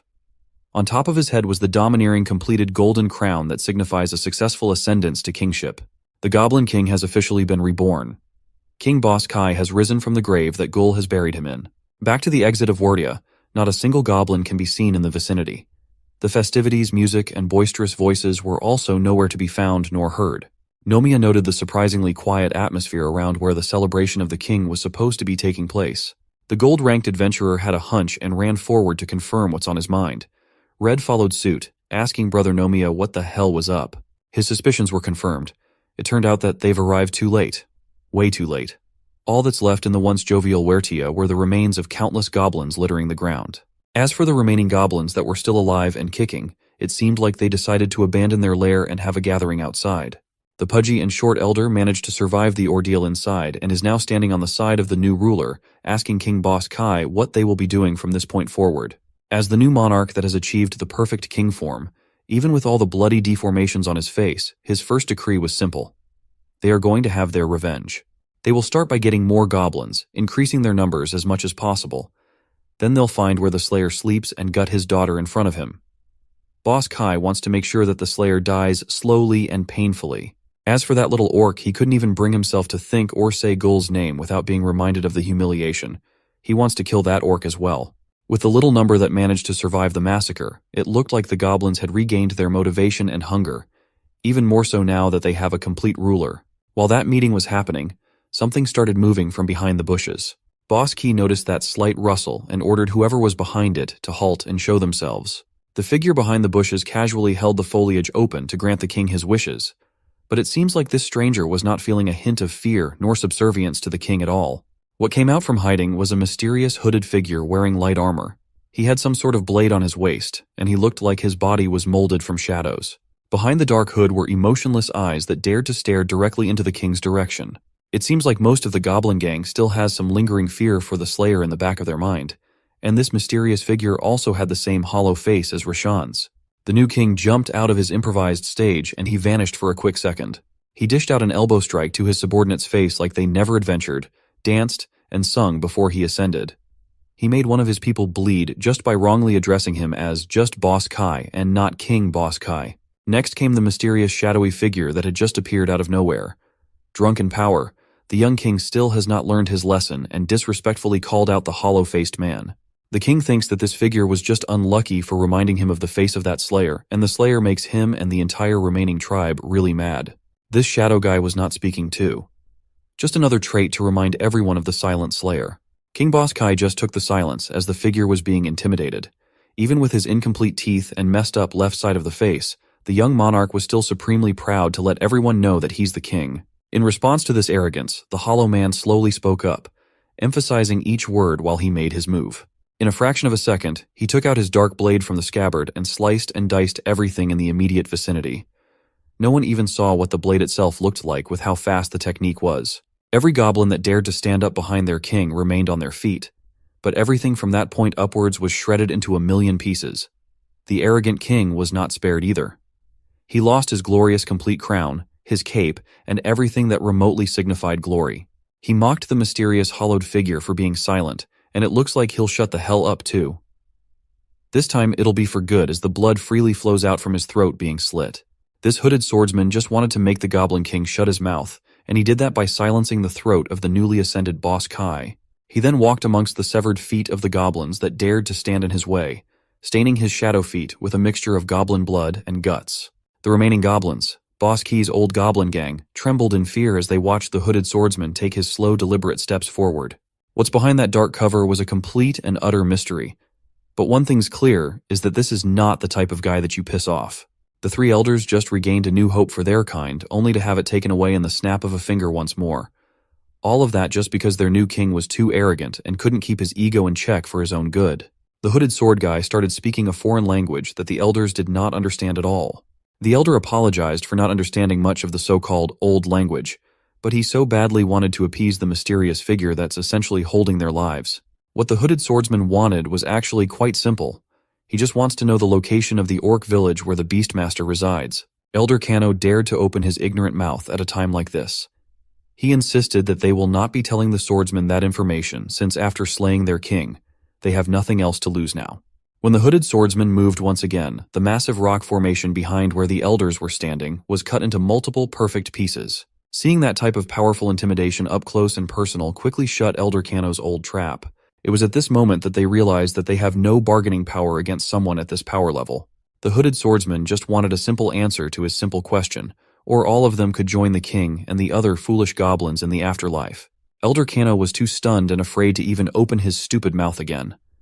Elder Gan stepped forward to explain that they've never been to the orc territory, but they've seen orcs passing towards the north. So, they should be located just past the nearby mountains. Even when he got the answer he was looking for, the hooded swordsman still hacked off half of Elder Gan's head casually. The two remaining elders hurriedly tried to plead for their lives, insisting that this is all they know and that they are telling the truth. Finally, this enigma has turned around to go his own way after essentially destroying any semblance of hope for the goblin tribe to rise again in just a few seconds. The only thing in his mind is the rumored legendary Beastmaster. Back inside Wartia, the human adventurers were in a literal standstill for a second. Red and his party, along with the newbie Cross, had never seen this type of slaughter before. The party leader regained his composure and asked Nomiya if he saw anyone still moving. But upon deeper inspection, there don't seem to be anyone alive at this point. Goblins and hobgoblins alike had their limbs cut off, bodies disfigured, arteries slashed. It was a massacre. Nomiya confirmed that this is just a dead, quiet cave.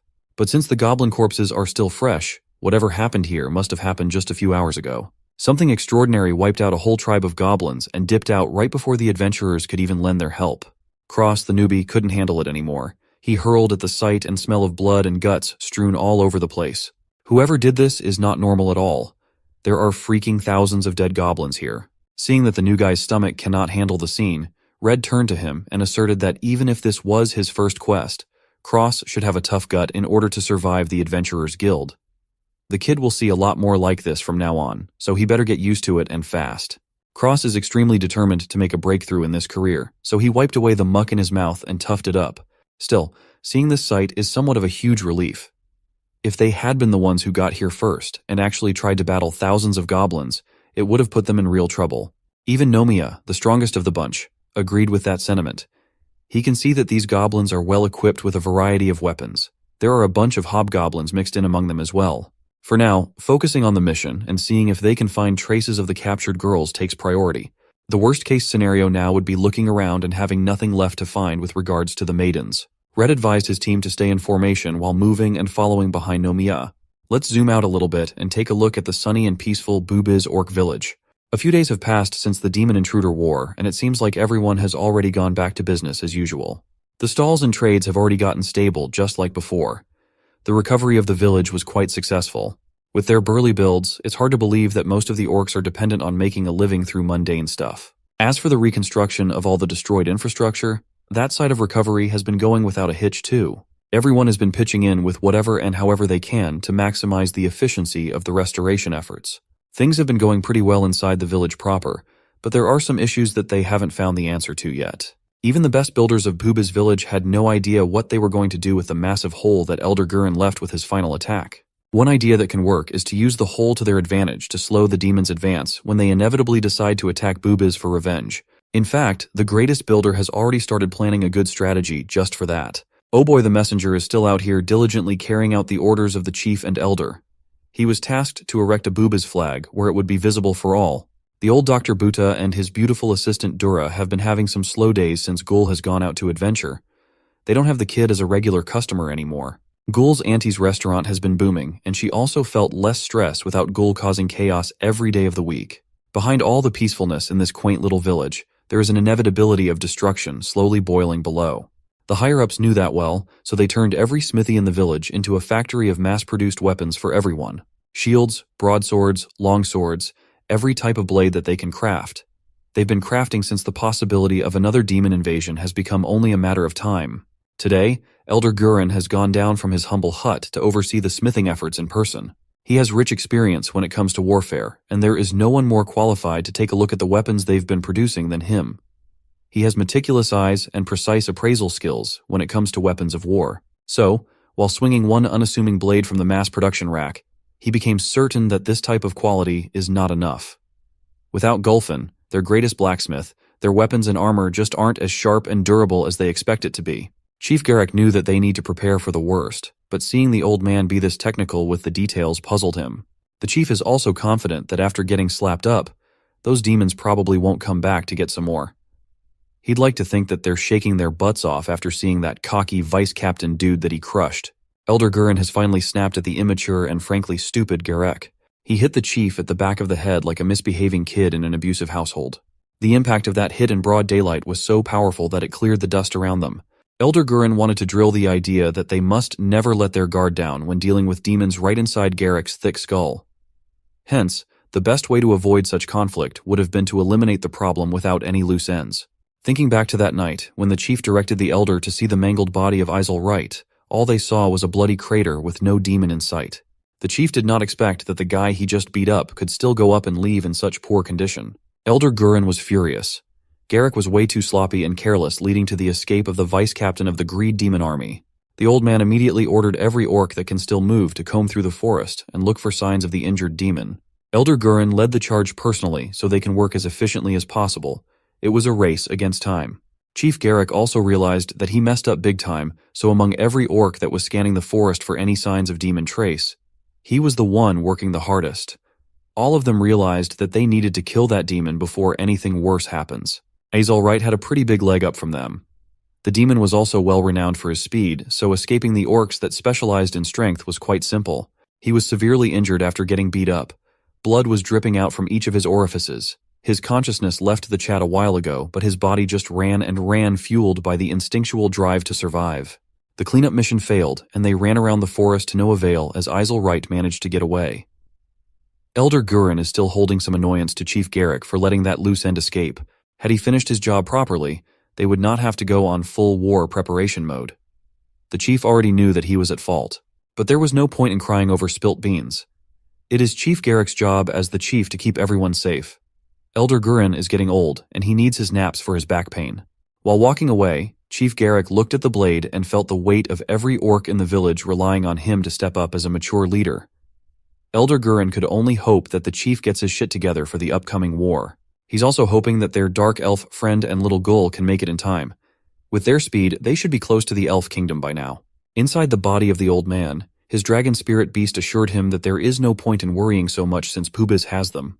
Elder Gurin replied to his dragon spirit, Grutum, that his body just cannot contain such a powerful entity anymore. Old age has caught up to him, but he will undoubtedly need Grutum's help to protect the people of Pubiz whatever happens. Gurin has already taken care of every facet of preparation he can think of. Just to be safe, he has sent a messenger to Butte for reinforcements. In case unforeseen things happen, the neighboring villages will be notified through their wolf riding express messenger. The future is uncertain, and the machinations of powers beyond what they know are moving under the shadows. Allies have never been so valuable, and enemies have never been so dangerous. One can only hope that Ran and Ghoul complete their mission without any more problems. My name is Ebiog, and I'm the scariest and most venomous beast in this forest. The supreme predator at the sight of which every forest dweller flees in panic.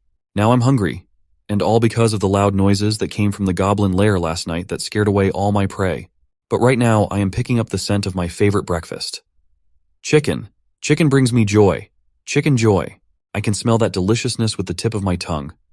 It's right here. I just have to come and get it. The smell of fried meat is so tantalizing, I can't wait to taste it. But there are people here. Always these people. But that's even better. It'll be easy. They'll pee their pants as soon as they see me. It was Osan. He was doing his favorite thing and cooking delicious barbecue that was roasting appetizingly and smelling really good. Not much time had passed since the battle with the goblins, but he had already recovered almost completely. All thanks to the healing magic of the elves. Yes, he still felt a little pain in that place, but the wound had closed and now he could move freely. It was a marvelous magic. Meanwhile, Ebiog was already moving closer to his victim. He laughed insidiously and was sure to show the fat man what real fear was. He was so sure of himself that he even hissed, "You better run when you see me." Ebiog jumped out of the bushes and raised himself up a bit and hissed as intimidatingly as he could, "Hey Fatso, prepare for your demise." But to his surprise, Fatso Osan wasn't scared of him at all and didn't even move when he saw him. This was not going according to plan. Not according to plan at all. Because Osan seemed to see this snake as a great snack and started licking and rubbing his hands together, saying, "Jackpot, just what I want to eat right now. Come here, you snake." He lunged at his prey just as fast as Ebiog had planned to do. He was in shock and panic, not understanding how this could happen. He is the top predator here. However, thanks to his lightning-fast snake reaction, he managed to save his skin and hide behind the grill. While Osan did not realize where he had gone, Ebiog could not catch his breath and was shivering with fear. He couldn't understand why the fat man wasn't scared. How absurd was that? How dare he try to catch the great Ebiog with his bare hands? With such insolence, he only managed to take me by surprise. Calm down and cool down, I must cool down. Not far from the grill, Reika and Rashan were playing chess quietly to themselves. And Reika soon joyfully announced her victory. But seeing what kind of mood Rashan was in, she had to ask, "What's the matter, Papa? Still need some rest? You haven't won a single game yet?" Rashan, bandaged from head to toe, left all her questions unanswered and looked at her gloomily. Ebiog saw his chance in all this. This is it, redemption. He was sure that big dude, all bandaged up, must have been dumb enough to fall out of a tree. And since he couldn't move, the girl would definitely be scared to death and scream in his presence. Ebiog headed towards her hissing, "Hey girl, prepare for your demise!" But literally halfway to her, he froze in place. One glance at Rashan was enough to realize that he'd messed up. The bandages couldn't contain his murderously powerful aura. One look at Rashan's enraged eyes, and it was finally clear to Ebiog. If he wanted to live a little longer, he should get the hell out of here now. So Ebiog vaporized from that place without a second thought and hid behind a rock. Reika didn't even notice him and misinterpreted her daddy's look. She thought that he was mad at her because she was always beating him, so she asked him, "Come on, don't be mad, Papa. I'm just good with Dama." Poor Ebiog could hardly catch his breath and wondered, "What is that hollowed face? My freaking skin's got goosebumps. I'm so lucky I moved fast. Better stay away from him." It was really bad choice to come there. Luckily things weren't so hopeless for him, and there was bread literally next to the rock he was hiding behind. Ebiog decided that, because of his hunger, he was too easily startled. So he just gonna scavenge this bread for now. Right near that bread, Gul and Ran were swimming in the river and chatting about yesterday's events. Ran said, "You just passed out after you saw Gulaman last night, Gul. I have successfully healed your wounds. How are you feeling right now?" Gul was now feeling great and enjoying life. He thought he had only passed out last night because he was super hungry. If he had been able to eat that egg of Wyverns, he would have been fine and wouldn't have passed out. Ran was sick of hearing about that egg and was still pissed off that Gul had left him and Lomi behind, and went who knows where with those goblins. Ran was annoyed by the fact that they were just wasting their time right here and now. After all, Gul had spare clothes and he could have avoided washing them. He himself had no other choice since all of his clothes were stained with blood. And anyway, in all this time, they hadn't even gotten close to the Elven Kingdom. Gul was tired of hearing these complaints, and he agreed to get out of the water as soon as possible. He promised that he would dry all Ran's clothes when they ran away, and he had nothing to worry about because Reika had given him a change of clothes too. The grumpy Ran was beginning to remind Gul of his annoying auntie, so he wondered if Ran had caught her illness. In the end, the only thing Gul was happy about was that he was green again and hadn't heard from Ahmad again lately. Meanwhile, Ebiog was watching them closely, and after all his failures, he couldn't be happy that he had met these dumb kids who were always talking nonsense. And the main thing he was interested in was their bread, which he was going to eat. But as soon as he threw himself lightning fast on the remains of the elven bread, he was immediately disappointed. Ran instinctively guarded his priceless bread, and as soon as he sensed any movement in his direction, he immediately swung his dagger. He thought someone was trying to steal his bread, but there was no thief. Ebiog stopped in time to dive into the water. Gul had his own opinion about this disgusting elf bread. He doubted very much that anyone would want to steal such a disgusting thing. He even suggested that it would be better to throw the bread into the water and watch it float for fun. That way it would do some good. Ran thought otherwise. His elven bread is very tasty and expensive, and only a half-wit like Gul doesn't understand its value. At the same time, Ebiog, scared to death, didn't understand what was wrong with these people. They're all snake killers. This was all starting to make him mad. In order to get revenge on all of them, he decided to bite the bald fool's leg. Ghoul, meanwhile, suspected nothing and continued to insist on the uselessness of the bread and the bad taste of Ran. When Ebiog tried to bite Ghoul's leg, he was disappointed. All his fangs broke. He just couldn't believe that this leg was so hard as a rock. Ghoul himself also felt something grabbing his leg and threw the unlucky snake away. But not because he was hurt, but just because it tickled. Poor Ebiog tested the hard shore for strength after his flight. He almost drowned, but then he managed to get ashore, cursing the day's bad luck. Now he just had to crawl home and hunt wolves, which were much easier prey than these monsters. Much, much easier. Suddenly, a glimmer of hope appeared on the horizon. A loamy chicken that was carelessly walking on the shore, destroying the local fauna of worms and bugs. Ebiog was just happy. Finally, he was lucky. God had taken mercy on him and sent him his favorite food after all his misfortunes. He was just sure that this chicken didn't stand a chance against him, and he would have no problem eating it. Ebiog quickly rushed towards his prey, and despite his chipped fangs, he lunged at Lomi with his mouth wide open and filled with venom. But as we know, Lomi is no ordinary chicken, and she had something to answer for. Though as it turns out, Ebiog didn't need much. One slap was enough to send him flying. Lomi just turned around dismissively, not even paying attention to Ebiog flying off into the distance. He was too pathetic for her. However, that didn't stop Lomi from turning back to Ran and asking her master to praise her for seeing the big worm. Such an accomplishment didn't surprise him, of course, but Ran was quite happy to learn that Lomi could swim and was quite proud of her. While Ebiog lay somewhere in the middle of the forest, trampled and humiliated even by a chicken, at the end of the day he turned out not to be the great and terrible king of the forest at all. The human adventurer party decided to hold a proper burial for the 3 women sacrificed by the goblins. Scar, the gentle giant, mourned the loss of 3 young girls at the hands of monsters. Red had to hold it together as they had to report the tragedy to Guild Master France. This was the rookie's first look at just how brutal the job concerning monsters could be. Then the kid started dissociating in front of the graves that they had dug. He remembered a distant memory akin to what he was looking at right now. He envisioned a person who had called him a dear friend. He finally woke up and noticed that the rest of the party was already departing. With a streak of blood coming out of his nose, Cross had no clue what had just happened to him. And so, the party went on their way back to headquarters. It was supposed to be a quiet walk back home, but Nomiya picked up an unusual sound. When he finally figured out what was up, he yelled at everyone to urgently get down and hide. Everyone immediately complied, trusting Nomiya's judgment. Everyone asked him what was happening. It turned out that he had picked up the sound of marching steps. A lot of them. While everyone stayed down, the gold-ranked adventurer decided to investigate. Below the cliff were demons. They had donned their war outfits and were heading in one direction.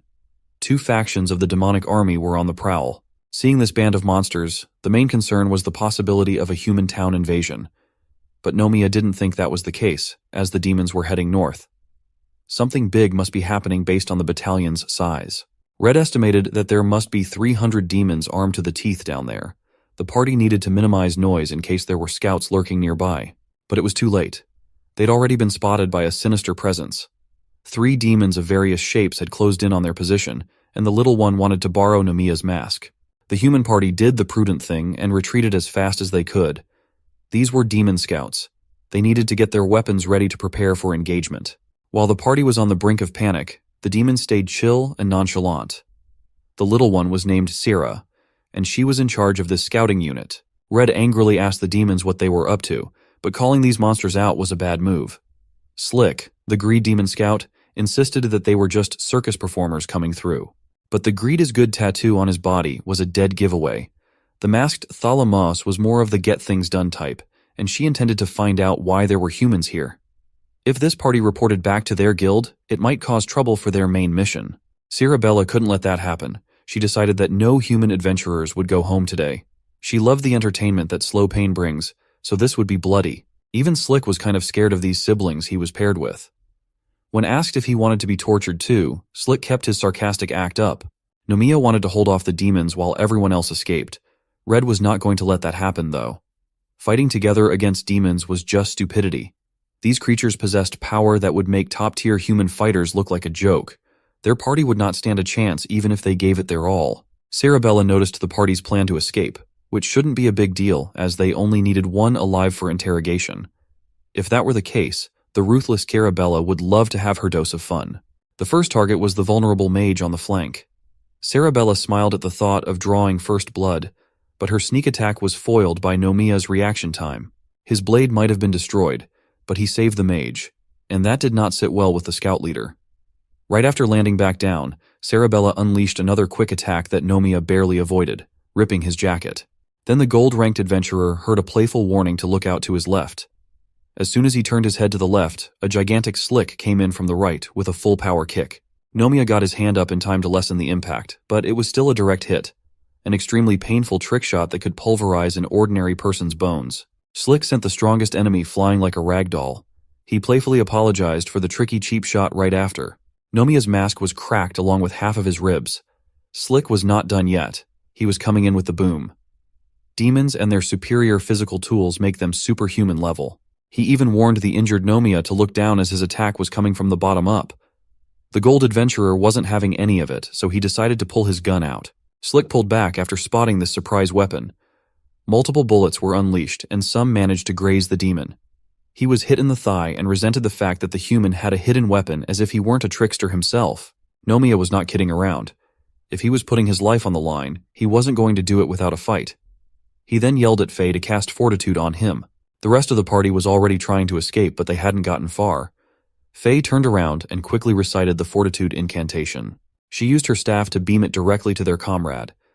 The Fortitude magic started reinforcing his physical attributes while healing his broken arm. With this, he could now go on a rampage with his dual pistol-wielding style. His target was the scout leader, the slippery Sarabella. While preoccupied with the leader, Thalamos had a clear shot to stop this nonsense. In just a fraction of a second, she managed to close the gap to land a killing blow. The party had gotten decently far from the action, but they still heard the explosion from Thalamos's fist. The rookie was having a crisis. He thought that they couldn't just leave Sir Nomiya behind like this. But Nomiya was still going strong. He dodged the kill shot, but he was now at the mercy of 3 powerful demons. Sarabella in particular was too hard to deal with. Her speed could render the range advantage of the gun useless. And to take half of the threat away, she just took one of Nomiya's arms. The pain of getting dismembered was too much, and the rest of the scouts had caught up. Meanwhile, Cross the rookie protested that they must go back for their senior. He knew that their main priority was to pass on this report to the guild, but he couldn't stomach the thought of leaving a comrade to die alone. Red's patience had finally run out, and he yelled at the newbie to shut the hell up. Being naive like this would only get him killed. If he wanted to go, he could go and kill himself for nothing. Cross was headstrong. Even if he got called crazy, he would do just that. Red was frustrated, but he knew where the kid was coming from. Nomiya was like a brother to him. And that brother was currently getting beaten black and blue by ruthless monsters. Thalamos and her heavy hits were putting the veteran through hell. She commended his heroism in sacrificing himself so his friends could run away. But she believed that to be a real hero, you had to be insanely strong. Before landing the final blow, Thalamos was interrupted by an unexpected guest.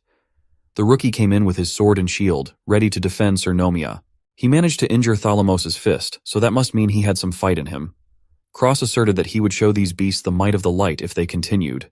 It looked like he wasn't kidding. The sword in his hand started emitting a bright light. In his hand was the spiritual weapon named Light-Forged Blade of Leontius. Just beckoning its power and name was taking everything that Cross had in the tank.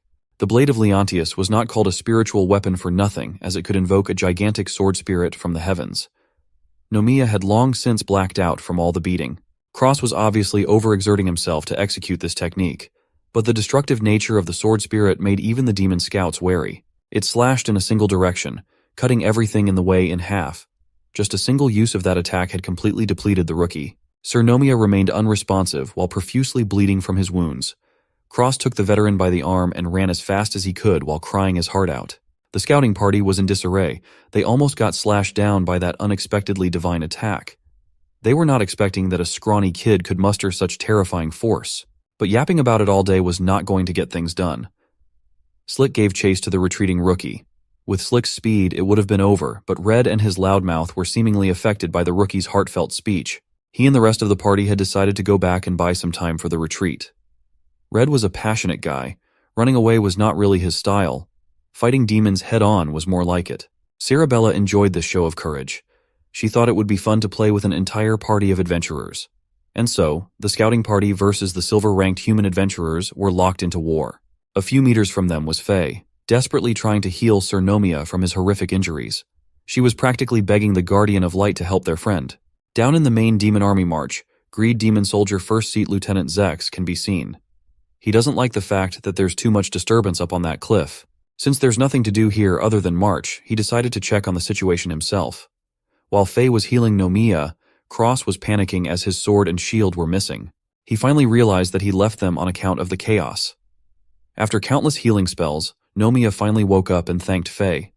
He wanted to move, but his wounds were still raw. Faye needed a bit more time. All Nomiya wanted to do was fire a sonic bullet into the air. The beam of light flew into the air with the speed of sound. The frequency scattered across the woods. It reached far and wide, looking for the recipient of the signal. The message inside his sonic bullet was a distress signal and a rescue request. Strum is a good damage dealer, especially when his Berserker's Call comes online.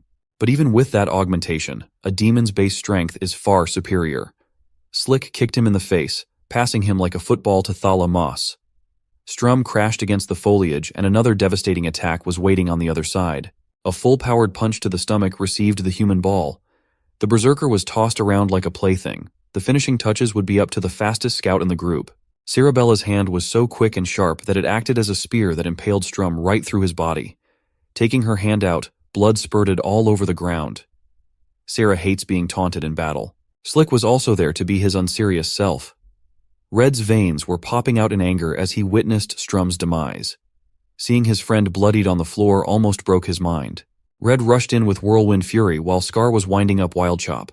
Both attacks were quite destructive and even better when combined. The only problem was that they were dreadfully slow. The scouts did not even see this attack as a threat. Thalamos decided to step up and show the humans the disparity in power. The impact from her punch was enough to neutralize the adventurer's best moves. It was enough to uproot the sturdy trees around. Red and Scar finally had an idea of just how far the gap between them and the enemies was. Lieutenant Zex arrived at the battlefield and asked if there were any scouts in the area. Sarah Bella, Thalamos, and Slick immediately kneeled and paid their respects to the officer. Sarah explained that they discovered some adventurers snooping around, and they're currently in the process of cleaning up. Zex was disappointed to hear that this team was having difficulty against mere humans. Slick tried to reason that the enemies are very slippery and hard to deal with like animals. Zex immediately shut him up. Zex just wanted them to make it quick and report back fast. Not a single human is to be left breathing. That brief moment with the lieutenant gave Red and the gang a chance to get Strum to Faye for healing. But she can't heal while running. Casting needs a ton of concentration. Red told Cross to pass Nomiya over to Scar so he could join the fight with his powerful technique again, but he lost his weapons earlier. Red's anger for this rookie was growing by the second. Meanwhile, the sonic bullet has escaped the woods, traveling to a human town. It traveled all the way to the guild's headquarters. Inside was Guildmaster France, going about his world as Guildmaster unaware of what's happening to his people. When the sonic bullet grazed his ears, he immediately knew that this was Nomiya's distress signal.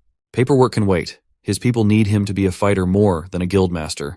He went out the back of the headquarters and summoned his flying mount. The Guildmaster's mode of transport is an actual dragon named Tempest. It's about time for them to make a splash. The disturbance on the cliff was starting to get noticed by the army below. Even the Wrath Demon Captain and his inner circle were starting to get curious. The battle-obsessed demon celebrated the possibility of a taste of action on this boring walk. Zeke Kenraki, also known as the Butcher, was rearing to go up there and find out what the fuss was all about. Dregor, the uncle and third-seat lieutenant of the Wrath Demon Army, couldn't care less. He was thinking about Bubiz and Bute. Kali Anna, the first-seat lieutenant, did not like that he was acting like a pervert when they should be focused on war. Thinking about the place they were heading to, Dregor recalled encountering an extraordinary orc a long time ago. Zeke wanted his officers to join in, but one of them was too old to waste energy, and the other was working on a song about love and war. Foch, the beating Buddha and vice-captain of the Wrath Demon Army, just enjoyed the bliss of sitting nowadays. Klaus de Bell, the saint of hymns and second-seat lieutenant, just loved vibing and singing. It looked like the Butcher would get to keep the fun to himself and his other officers. Before he could go up, Greed Lieutenant Zex came running to stop him. He insisted that there was no need to personally go up there as the scouts were already dealing with just a few human adventurers. Zeke didn't like fighting boring humans. He had already shifted his interest to Zex. He wanted a spar, but the humble lieutenant politely declined. He didn't want the smoke from the Butcher. Besides, he was not an entertainer. Back on the cliffs, Strum's life was slowly flickering to non-existence. Nomiya was out of the woods, but he was still unconscious from all the beating. Red was struggling against Cerebella. The deranged demon was loving every second of it. She thought that it was more fun to fight when the opponent was at their wit's end. Just using her hand as a blade, she was slowly whittling Red down with every flesh wound. Now that the leader was out, Cross was the only one left standing with a borrowed axe. Red turned to the rookie and told him to just keep running. His emotional speech was cut short when the bulky body of Thalamos towered over him. A punch to the gut left a crater on the ground. Red's insides were in shambles. Even Slick called the giantess a monster. She was so efficient that Sarabella didn't get to enjoy tormenting the poor humans. Thalamos would not tolerate any actions that could compromise Zex's orders to wrap this mission up cleanly. Cross did not use the chance to escape. The kid foolishly rushed in to defend Red. His clumsy axe swing was easily dodged by the seasoned fighter. The rookie swore that he would keep on fighting as long as he drew breath. That ballsy vow earned him a punch right in the face as a wake-up call. If he insisted on fighting until death, Thalamos would gladly deliver him to hell. She continued beating up the rookie with killing intent. Scar saw their fledgling getting beaten to death and couldn't help but run in to help. Faye provided cover fire with her flame spells targeting these sick demons. Thalamos did not even bother blocking or dodging. She just swatted the spell like a fly. That display of skill did not deter Scar from coming and swinging, though. The disparity in their speed and technique was just too wide. The giantess shattered his cleaver into tiny pieces. She gave him a second to look at her fist, the consequence of messing with the wrong demon. Scar's skull made a cracking noise as the burly hand planted on his face. He flew into the air, defying gravity through a grave injury. Scar eventually crashed against Faye. The mage didn't have enough strength to lift his heavy body up and was trapped. Scar and everyone else were on the brink of death. Faye didn't know what to do. Slick whispered to Syrah that her sister might be having her time of the month with how merciless she'd been. Syrah warned him to shut his mouth before she joined the human in hell. Thalamos grabbed Faye by her head and slowly amped up the grip. Before she could squeeze the mage's head, another interruption arrived. The giantess was skillful enough to recognize that she had to defend against this electrifying newcomer.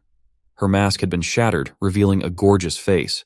She immediately asked who this new arrival was supposed to be. Once the dust had settled, a familiar masked man was revealed. Initio Guildmaster Franz Ziegler van Forsberg had come to the rescue. He did not come alone. He brought his dragon mount, Tempest, as backup. The Guildmaster and the legendary beast were ready to save their people from these demons. Seeing the Guildmaster's glorious arrival brought tears to Faye's eyes. She sobbed and sobbed until she was ugly crying on the floor. She gave the rundown of the situation about how they accidentally stumbled upon a demon army and scouts on the way back from the mission. France offered his hand to help Faye stand upright. Tempest would be looking after her, and as for Scar, Cross, Nomia, and the rest, France would take care of them. He looked behind and saw the unconscious rookie. He looked further and saw Red struggling for his life and the dismembered Nomia.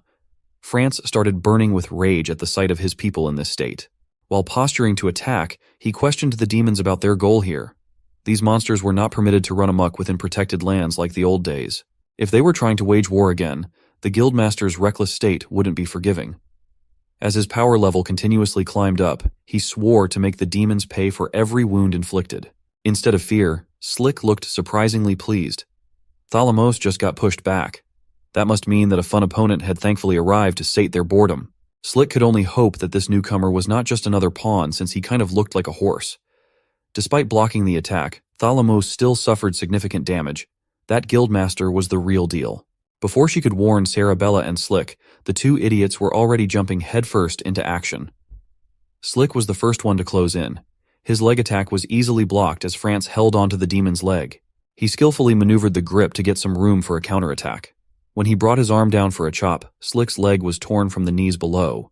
When the pain of having his leg mangled kicked in, Slick writhed in pain on the ground. Guildmaster France wasn't done yet. His electrifying pose packed a lot of force. When he finally channeled the thunder into his fist, Thalamos urgently came in running with an attack of her own. Their clash right above Slick's limp body was full of impact. France shifted his footwork on a dime. He leveraged his whole body against her incoming attack to deny space. It was followed by a powerful strike on her beautiful face.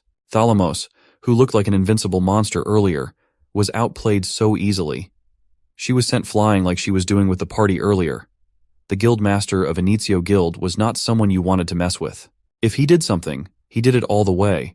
Just sending her flying wasn't enough. He wanted to go for the thunderous kill. Once Thalamos landed, she ate another devastating fist right in the body. He was like a meteor destroying everything along his path. Faye watched in shock as the guild leader went sicko mode on these demons. France looked like he hadn't even broken a sweat after dealing with such a skilled fighter. The scout leader, Sarah Bella, saw what he was capable of and decided to exercise some semblance of caution. Thalamos already knew that they were outmatched, so she pleaded for her sister to retreat and report back to Lieutenant Zex. Sarah Bella swore that she could kill that guy. Why don't we put that to the test? Guildmaster France had caught up to her to clean up the scene after all. Grabbing the scout leader by the back of the head, France supercharged his entire body with electricity again. They crashed into the ground with devastating speed. Enough of that demon versus human nonsense, let's go back to the adventure we really care about. Gul asked Ran if he could feel what was coming. The young orc positioned himself forward and farted right into the dark elf's face, calling it an earthquake. But Ran really did feel an unpleasant feeling bubbling. They needed to move faster. Even when the orc, dark elf, and chicken were moving at incredible speeds, Gul never missed the chance to mess around. Gul, Ran, and Lomi made some decent progress with their expedition. They were completely out of the orc territory, as expected with their unreal speeds. For once, Gul was actually taking their mission of grave importance seriously, but the young orc was starving and wanted to have a snack stop to look for food. They had been running non-stop all day long, and a growing boy needed his fill of snacks, even though he already had his fill 4 hours ago. Ran reluctantly relented in the end, and Gul wanted to show him how to hunt. After some scouting, they came upon a rabbit feeding on the wild plants. Ran saw something adorable, but Gul saw something delicious. Gul started creeping in without making a sound. He expertly grabbed the bunny by the ears without a fuss. The dark elf had a bad feeling about Gul's plan for this sweet little rabbit, and that bad feeling was justified as Gul started chopping the poor fuzzball to bits. This vegetarian elf had never seen a butchering process before, and he was horrified. He could assassinate targets, but he couldn't watch the process of preparing meat. Gul thought that his buddy was overreacting. This is how you survive in the wild like an orc after all. Ran wanted to beat him up for being a heartless monster, but Gul was just making food. That adorable rabbit had been turned into a juicy barbecue. Gul tried to give Ran a share of their dinner, but he forcefully declined. Of course, Gul didn't forget to cook some share for Lomi the chicken too. His master might be vegetarian, but the pet loved meat. Ran finally decided to face his disgust as he held a plate of barbecue in his trembling hands. He felt the poor rabbit's eyes peering into his soul as he sobbed. The next day came, and the crew was back on the run towards the Elven Kingdom. They went through all sorts of bizarre paths. They ran on gigantic leaves. Sometimes Gul stopped the push when he saw anything that could be eaten. Today was a squirrel lunch. Of course, Ran pushed back every single time. He wanted to teach Gul that these creatures were protectors of nature. You never knew if you were trying to hunt a guardian. If you consumed them directly, a horrible curse would befall you. Despite all that, Gul still chose to catch, kill, and chop the little critter. Ran was done. This kid was too unhinged for him. With every day that passed, the more his mind got broken. The next day was Muddy Lizard Day. The next one was a juicy pork steak kind of night. Next was bird soup time, which might just be Lomi's buddies. Even bug larvae weren't safe when it came to Gul's appetite. They had been out on the road for a while now, but tonight's dinner was the jackpot, a big fat deer. Ran was getting tired of this crazy bald orc eating every precious creature that they came across. But he still sat at the dinner table when the time came. Today, he would mess with Gul using elven breadcrumbs to suppress the kid's hunger. 3 stops a day were slowing their pace down. They couldn't afford to jeopardize the mission over this nonsense. Tonight, Ran seemed to be in a good mood. Gul thought that his buddy finally appreciated his hunting and cooking skills. The deer meat tonight was exquisite as always. But Gul immediately noticed that something was wrong. Certain bites tasted awful, like elven bread. But he just shrugged it off. To him, meat was meat. Ran watched his plan play out perfectly in real time. Everything went according to his plan. Tonight was just another night for Gul, but a big win for Ran. As the dark elf drifted into sleep, he started having visions of a beheaded rabbit. Everything that Gul slaughtered and ate was haunting his dreams as he profusely apologized. The horror of watching the young orc butchering those animals was really taking a toll on him. When he woke up from the nightmare drenched in cold sweat, Gul was nowhere to be found beside him. The sun was up bright and early, but Ran did not get a decent rest at all. He immediately yelled out, calling on Gul, who had left his precious backpack in their camp. Ran got so worried that he got up to search the woods for any signs of Gul. Ran happened upon the green fellow behind the foliage, screaming and concentrating on something. Gul was defecating as if he had never defecated before. He was emptying his bowels like his life depended on it. An explosion of food waste and foul smells rang around the woods. Gul looked like he was unleashing evil right out of his asshole. Rand's plan to feed him elven bread backfired in the worst way possible. The smell knocked out the elite dark elf assassin cold. Lomi immediately ran to his master's side with worry. Gul's tummy was starting to hurt like hell. He reckoned that it might have been that deer they ate last night. At that moment, Rand became certain that this orc would be the death of him. The crew traveled through all sorts of weird natural phenomena along the way. Gul always asked if they were on the spot yet, and Rand kept reminding him to be patient for a little while longer. His bowel movements made it hard to concentrate on moving forward when his stool was about to peek into the outside world. He'd been unleashing turd bombs every 2 hours, and Rand wanted him to wait until they got to a proper comfort room. Gul accused him of causing this smelly problem, but Rand kept playing dumb. He wanted Gul to think that this was the curse for eating those poor animals. But the young orc was not falling for that. He'd been eating meat his whole life, and the only plausible explanation was that he was poisoned with elven bread. Rand had completely lost it with his animal cruelty spiel. To stop Gul from hassling him any further, he had to bust out the elven eye poke technique. It was super effective in making headstrong young orcs cry. But Gul was not going down without a fight. He retaliated with unwashed hands full of crap. If this world had microscopes, the bacteriologist would have a field day with Gul's hands. All those monstrous germs were transferred onto Rand's defenseless face. The two fought and scuffled all over the place like children. Before they knew it, they had arrived at their destination. Rand finally saw the landmark of 3 stone poles to enter the kingdom. He explained that it was an elf shrine, so Gul naturally thought they'd need to pray. But there was no need for that, as the shrine had already recognized Rand. Gul and Lomi watched in awe as the ceremony began. Rand put his palm on the surface of the tree up front and started chanting in elven tongue to grant them passage to the Empire of Fae. The second pole lit up, and not one of them dared to move. Next came the mist that covered the entire area completely. The bizarre tree surrounded by the poles started moving gracelessly. Gul and Lomi jumped to Rand's space, scared of the bizarre ritual to enter the kingdom. One minute there were trees everywhere, the next, those same trees had already paved the way to a secret passage. Then a bright light swallowed everything in the distance, leaving the crew and the elven shrine behind. Gul and Lomi were no longer scared. They were in awe. They were finally heading into the elf kingdom after days of grueling adventures. The light grew brighter and brighter, raising Gul's expectations by the second. When the light finally dissipated, the young orc opened his eyes. He was disappointed to see that they had just arrived at some ordinary cliff above the clouds. Rand had hyped up the kingdom so much that there had to be more than this. Running non-stop to find themselves at the edge of a cliff was quite anticlimactic, but this towering platform was just the entrance to the main event. Gul wasn't seeing any entrance, though. This place was the Crimson Edge, since the sky in this area was always red. As Rand diligently shared the significance of this place, Gul was yapping about how he had enough of jumping off cliffs. The crash was always unbelievably painful, so the young orc should also expect that this time around as Rand kicked him down.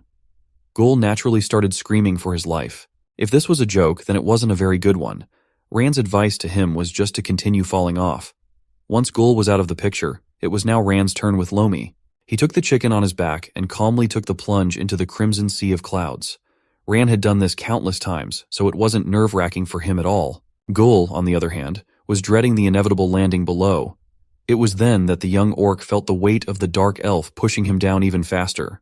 On the side of the cliff were bizarre circular structures secured at the base. They entered one of them, and a soapy substance started to stretch and take shape. Gul noticed that their descent had finally stopped. Rand told him that he was very fortunate to travel with an elf because they were the only ones privileged to witness the magnificent view ahead. When Gul turned to where Rand was looking, his earlier excitement was reinvigorated. Rand formally welcomed Gul to the elf kingdom of the Redstone Forest, a utopia of nature and magic. But the issue from earlier hadn't been resolved. Gul couldn't admire the beautiful view when there was evil brewing inside his stomach. He twisted up in pain as his control of his bowels started to fade. This multi-layered magic bubble was the worst place for this problem to happen. Try as he might, Gul was fighting a losing battle right from the start. He just had to release the beast within to get it over with. Unfortunately for Rand, he had to be a part of the tragedy that was about to befall the kingdom. Lomi was just an ordinary bird. He really shouldn't even be there. Inside the multi-layered magic bubble, the worst thing that could happen had finally happened. If you looked at it from below, that magic bubble just looked like your typical magic bubble that regularly flew in the sky. Then it popped under the pressure of Gul's stockpiled and liquefied doo-doo like an atom bomb above the sacred elven kingdom. Landing pads have been prepared to accept the magic bubbles from the Crimson Edge. The delusional attendant of the pads, Ergesnin Augustopa was just getting his day started. He had been admiring himself in the mirror for a few minutes now instead of doing his job. When he returned to his post, all he could think about was the market and drinking with his girls, Gem and Gel. It was at that moment that a loud pop was heard from the sky. He couldn't believe it. An actual miracle was happening. A chocolate rain from the gods. He didn't know that this chocolate rain came from the bowels of a young orc. Gul luckily landed on the water near the pads. Ran and Lomi gracefully followed with their landing. Ergesnin saw Ran and immediately went on high alert. He maneuvered his body around to deliver a kick that barely missed the dark elf. Seeing what was happening, Ran also went into combat mode. Ergesnin made a fatal error that Ran easily exploited. It turns out that the attendant just didn't recognize Ran with him being covered in brown and all. He really thought that this respected assassin was an intruder. Ran was not amused. That guy that fell on the water is also a friend. Ergesnin tasted the chocolate rain, and it tasted a bit weird. Ran hurriedly warned the man not to swallow this horrible excrement that ruptured the magic bubble, but it was too late. Ergest had to purge his guts out of disgust. It's just unbelievable because even a weapon cannot pierce through those bubbles. It just goes to show that Gul is out of the ordinary in many ways. As Ran drags the unconscious orc, the attendant demands that they record their arrival first. Also, non-elves cannot pass through this method. They were supposed to enter the Kayadar gate according to the rules. But with his high-stakes mission on the line, Ran couldn't be bothered to go by the books. He needed to wash before seeking an audience with Lord Jeshurel. They've already boarded the winged kayak made from a leaf. The crew took off, leaving the attendant stunned. The water near the landing pads has been polluted by Gul's magical fecal matter. The flow of water in the kingdom comes from a single source, so this contamination quickly traveled throughout the whole place. Meanwhile, the crew are leisurely flying through the skies, heading to Ran's place. It was an area full of whimsy and colors. Houses were built on top and among nature. Ran had a tough time steering the kayak alone, but he managed to land it on top of a tree. It was time to give Gul his wake-up slap now that they'd arrived. All of them smelled awful, and Gul's whole body was aching to boot. The young orc was fascinated by the fact that elves live in treehouses. He was curiously looking around while Ran had checked out long ago. When the dark elf saw a piece of out-of-place feather, he knew that trouble had come. What came next was throwing daggers that he easily deflected. He shouted at the woods for someone called Camuriel to stop as he was too tired for this game. Another dark elf showed herself while clutching a half-eaten watermelon in her hand. A sneaky watermelon seed attack managed to hit Ran. She corrected Ran as she was to be addressed as Commander Camuriel. She outranks Ran the shrimp. When the commander asked about Gul, the young orc quickly contaminated the air with his stench as she fawned over the beautiful dark elf. Camuriel did not like that smell at all. She slapped Gul from left to right while warning him never to come close. This crew seems as though they have not washed for a year. They need to clean up and report to the castle for this overdue mission at once. Gul doesn't like that girl anymore, and for once, Ran wholeheartedly agrees. Their murmurs earned them a watermelon seed strike each. The crew finally arrived at the house at the end of the winding paths. Ran went ahead and opened the door.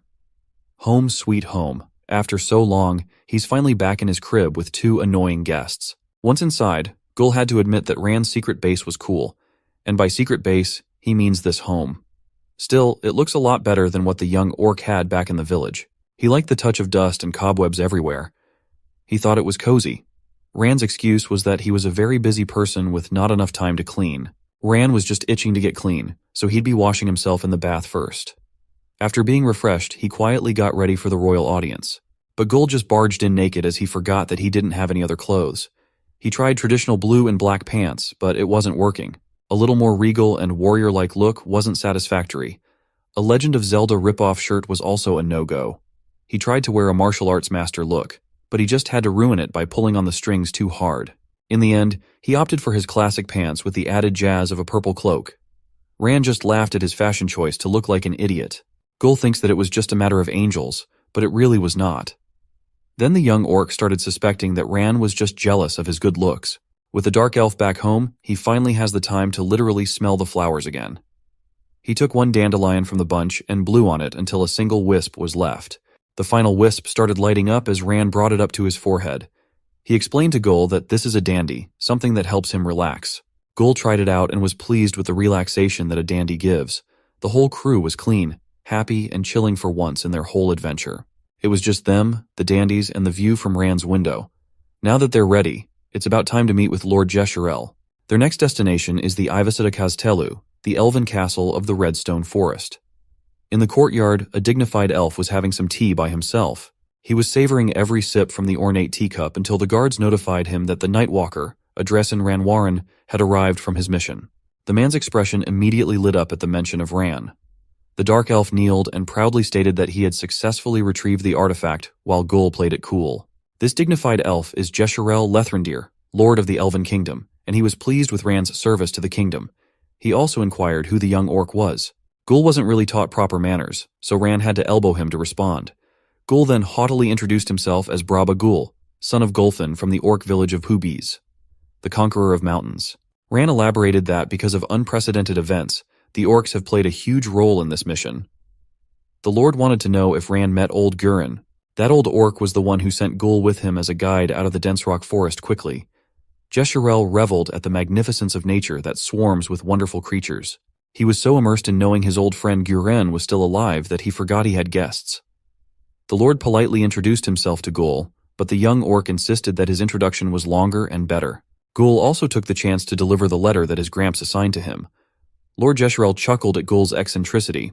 It reminded him of young Guren from back in the day. He recalled that hotshot orc and his disdain for demons that dared to harm his village. That young orc is now an old man facing an incoming crisis. Elder Guren, Chief Garrick, and Warrior Lozen could already feel the demonic presence coming. Klaus de Bell, the Saint of Hymns, was currently playing an ominous tune with his soul-cast Teardrop. The Red Song of Death was blasted out of his wheeled air horn and into the battalion. The demon army has finally arrived outside of Bubiz. They are empowered by music and ready to strike in the middle of the day. The demonic army menacingly made their march livelier with a marching chant. They sang with every curve on the way. They sang while the captain of Wrath Army chilled on the backseat of the carriage. They sang while the decrepit Envy Army captain, Shuya Un, hung in the back. The Green Demon Army captain came in with his golden chain. They were about to engage in an all-out war against the legendary Beastmaster. Elder Guren, Chief Garrick, and Lozen had already prepared themselves for what was to come. Rows upon rows of demonic soldiers lined up right in front of their village walls. On the flank was a blindfolded demon, traversing the mountains with skill and precision. He hopped and ran around the army to report back to Lieutenant Zex. The blind demon carried out the lieutenant's request and found out that Sarabella and Thalamos had been killed in action. Slick, on the other hand, was nowhere to be found. The strength of those 3 scouts was undeniable, so this was an unbelievable report. Zex ordered the blind demon to gather an assault team of 5 as he would deal with those humans himself. But the captain of his army, Captain Hack, didn't want him to go away no matter how urgent this matter was. He had to show those humans that the Greed Demon army was not to be messed with. But the mission was to obtain the artifact while trampling over the legendary Beastmaster. They needed to unite and get their priorities straight. Captain Hawk was not worried about a few human stragglers, as they could always just wipe those people away later. Chief Garek didn't like the look of this opposing army. There were a lot of demons down there. By the looks of it, they'd come here for a damn genocide. They had anticipated the arrival of a great army, but the demonic forces arrived sooner than expected. Even though reinforcements hadn't made it yet, they had to hold their ground and protect the orcs of Bubiz. For Elder Guren, this was simply a matter of victory or death. Near the wooden moat, Captain Hawk was leading the charge of his own Greed Demon army. Lieutenant Zex notified Captain Zeke that the soldiers were ready. They just needed a go signal.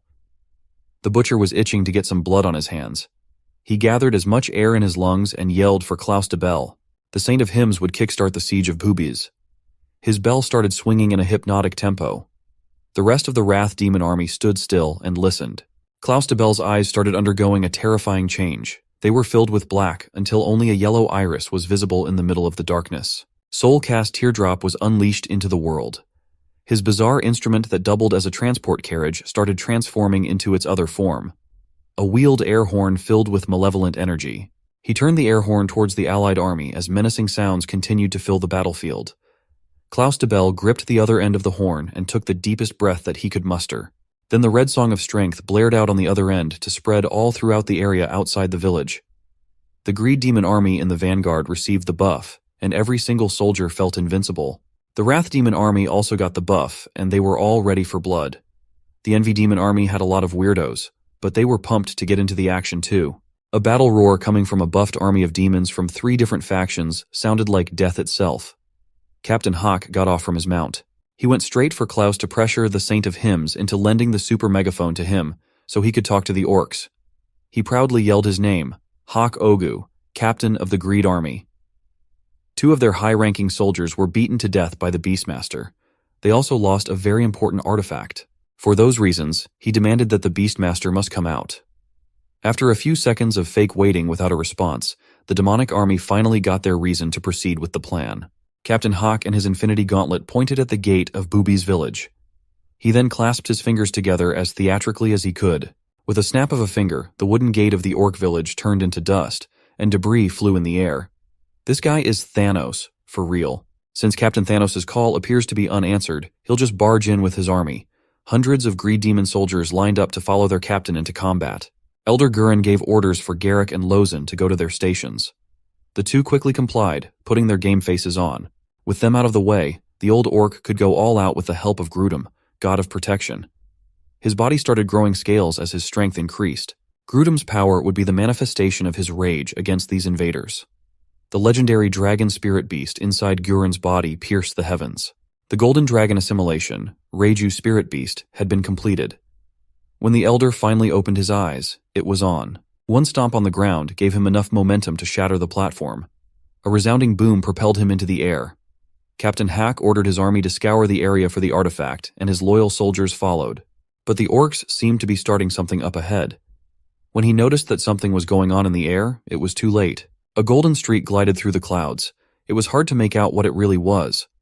But as soon as that golden meteor started to descend, it became clear.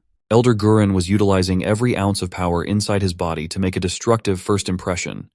The accumulation of force culminated in a simple chop. Spiritual energy overflowed from his flesh, manifesting itself into the outside world. His eyes were locked on one target only. All the theatrics culminated in the draconic meteorite chop, right in the greed demon captain's face. This Thanos wannabe did not even have a chance to defend or respond in any way. He just ate the ground and the debris in a spectacular failure. Dozens of soldiers were also implicated by the sheer force of one chop. Before the ransacking of the village even started, the demonic forces were injured in varying degrees of severity. Elder Gurren had broken through the vanguard of the army in one fell swoop. His attack left a terrifying sinkhole on the ground where Captain Hack's body was buried deep. The arrogant captain did not get a chance to show what he was capable of. One attack and the demons were down one commander already. First Seat Lieutenant Zex was fast, but what just happened did not even register in his vision. His boss was neutralized just like that. The only one who had any idea of what had just happened was the captain of the Wrath Demon Army, Zeke Kenraki. Envy Army Captain, Shuya-un's mouth was agape in shock. From shock, he went into deep thought. After some careful deliberation of the pros and cons, he did the unthinkable. The decrepit old demon actually flashed a sly smile for a moment. Lozen watched from her post. The war for the fate of Booba's village had finally begun. She ordered her troops to bang the drums as a signal for the whole settlement. Knowing the stakes of what was to come, even the orc in charge of beating the drum was giving it his everything. The next step was to light the payload for the catapults they had prepared. They had prepared multiple ammo types and positioned themselves in the most optimal position and altitude to rain down destruction upon the demons. Lozen gave the order to let loose, and the catapult ropes were cut simultaneously. Using orc ingenuity and brilliant battle positioning, they used wood to rain down flames. Elder Gurren turned towards the demons that brought war to his doorstep. The demons brought war, so Elder Gurren would gladly respond with pure destruction. Back in the Elven Kingdom, Gull and Lomi were politely escorted out of the courtyard. The guards explained that they'd have to wait in the castle for a moment, as Ran was discussing a classified matter with the Lord. Gull didn't understand the need to exclude them from that talk. All it was doing was boring him and Lomi to death. If even the chicken agreed, he must be in the right. The guard was already tired of this young orc's BS. Since they'd just be bored to death while waiting, Gull and Lomi decided to get some rest while they could. Only Ran and Lord Jeshurel were left in the open-air meeting room. The boss could finally get the full rundown of what happened with the Dark Elf's mission. After patiently tailing the culprit, he found himself in one of the demon strongholds. After infiltrating the base, he was critically wounded in the escape. Two high-ranking demons pursued him relentlessly, with the help of an elf hunting beast non-stop. Desperate to outrun his pursuers, he found himself deep in the woods of Dense Rock Forest, where he crossed paths with Brabagul. He would have died in that place if the young orc hadn't brought him to the village for protection. That's how the orcs played a tremendous part in securing Eternum. Speaking of the artifact, Ran finally brought it out to surrender to his lord. He respectfully offered Eternum, and Lord Jeshurel gratefully accepted. The Elven King finally had the full picture of what happened out there. Rand continued to emphasize how the orcs risked their lives to keep him safe from the high-ranking demons. Jesharel could picture it in his head. He knew that orcs were stubborn and brutal, but heartwarming at the same time. They were dependable, and they'd treat you as one of their own. The Lord would love to deliver his utmost gratitude to his old friend Gurin and the orcs of Bubez. It was a miracle that they got Eternum back. Fate must be on their side, so they couldn't allow the artifact to fall into the hands of demons again. The Lord decided to personally keep Eternum in his spatial storage. Since they had yet to apprehend the demon spy who stole the artifact, the safest place in the kingdom would be the Lord's personal storage. They also strengthened the security of the gates. They'd been so accustomed to tranquility that they'd forgotten to keep their guard up. Those demons were planning to release what should forever remain buried. Rand understood the gravity of the situation. Such a predicament would be devastating. But he would also like to mention something that had been weighing on his mind heavily as of late. He wanted to ask if Lord Jesharel had ever witnessed an orc whose skin turned crimson with black marks all over. Rand had a feeling that he had seen it somewhere, but couldn't seem to recall where. Even the King of Elves hadn't heard of such a case. But the description matched the appearance of the demons from the Great War. Rand continued the story of them passing through a goblin lair where Gul transformed into a foreign form. He exuded a presence that caused the weak to tumble and shiver in terror. Jesharel seemed concerned with this info. Rand was just hoping to get some answer regarding the bizarre phenomenon. Before getting an answer out, the guards frantically started running up to the courtyard. They apologized for the intrusion, but the kingdom was in danger as there had been a problem with the flowing water. A strange brown liquid was contaminating their supply. Reports said that a few Elves had already become sick. The one they apprehended as a suspect was Ergust, the landing pad attendant. He kept on insisting that they just walked past the real culprit as Gul was downstairs. Since Ergust was on bubbleport duty where the contamination originated, he was an easy suspect. But he kept on arguing that the water had been poisoned by orc doo-doo. This was a massive deal, as the water of life was the thing that brought abundance to the entire kingdom. Since Ergust wasn't the most reliable elf in the past, the responsibility was easily pinned on him. It didn't help that he kept on mumbling about chocolate rain and orc excrement. When the Lord mentioned Rand's name, the dark elf was jolted with guilt. When the Lord excused himself since there was an urgent matter that needed taking care of, Rand heaved a sigh of relief. He maintained his poker face and respectfully excused himself. Ergust looked at him to fess up on the crime, but Rand acted as if he didn't hear the poor guy at all. The attendant just wanted to clear his name, but the dark elf had already bolted out of the room in a hurry. That's the story of how Ergesnin Augustopa was implicated in the chocolate rain incident. Lord Jesharel was a kind man, but he was ruthless against those who put the kingdom's peace and life in jeopardy. He questioned the poor Ergest about what he had done. He just kept on repeating himself. He was telling the truth, but he sounded crazy. Meanwhile, Elder Gurin's personal letter had been left unopened. This situation about the contaminated water of life was stressing the Lord out. Thankfully, he had a diligent attendant offering some warm tea. He didn't even know how the sacred water had been polluted. He just regretted not replacing that foolish Ergest a long time ago. He handed out the order to begin the River of Life restoration. Multiple elven mages were deployed to intricately separate the brown stuff from the water. The contamination had been successfully extracted and it stank to high heavens. Another batch of great mages was enlisted to delete the cursed pile of stink with fire magic. Lord Jesharel himself gave the final signal to incinerate the damn thing. The elves decided to burn the pile of doo-doo in a magnificent explosion. This triumph was a cause for celebration throughout the whole kingdom.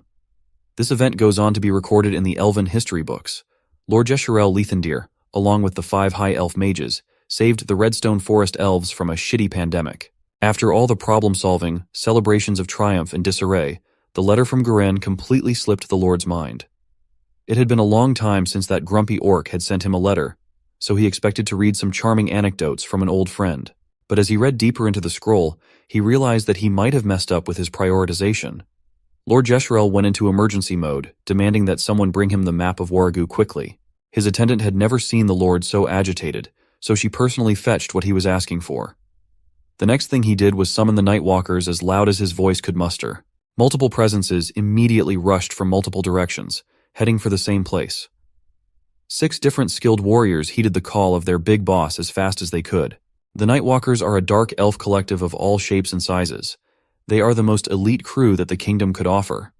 The attendant also came back with the map of Warragu. He ordered the Nightwalkers to gather around as they were to be sent to provide reinforcements to the orc village, Bubez.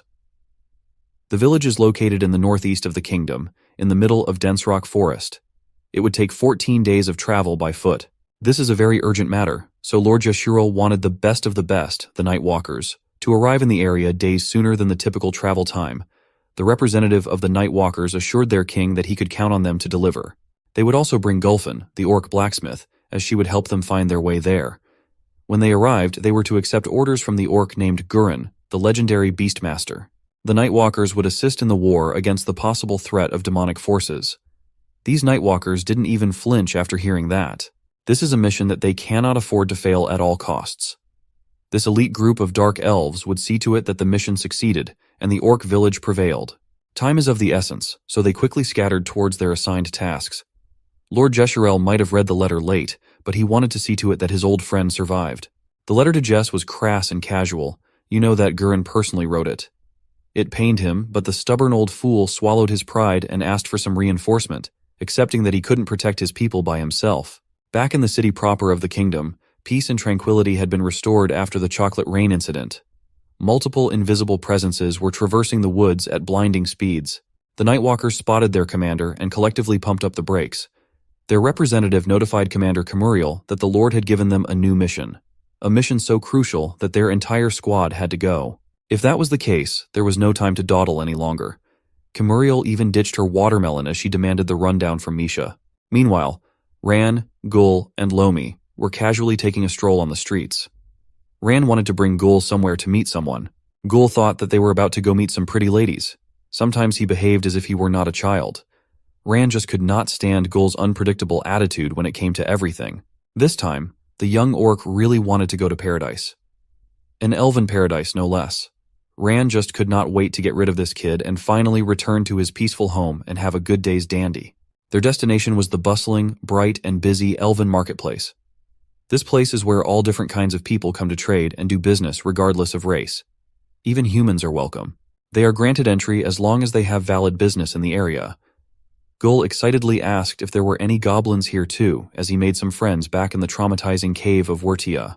Ran explained that if the goblins didn't have ill intentions, they were more than welcome to enter. Gul wasn't paying attention though. His eyes were locked on the gorgeous elven beauties and the refreshing air that they brought all over the place. Wherever you looked, the kingdom's shattering beauties were just casually walking around.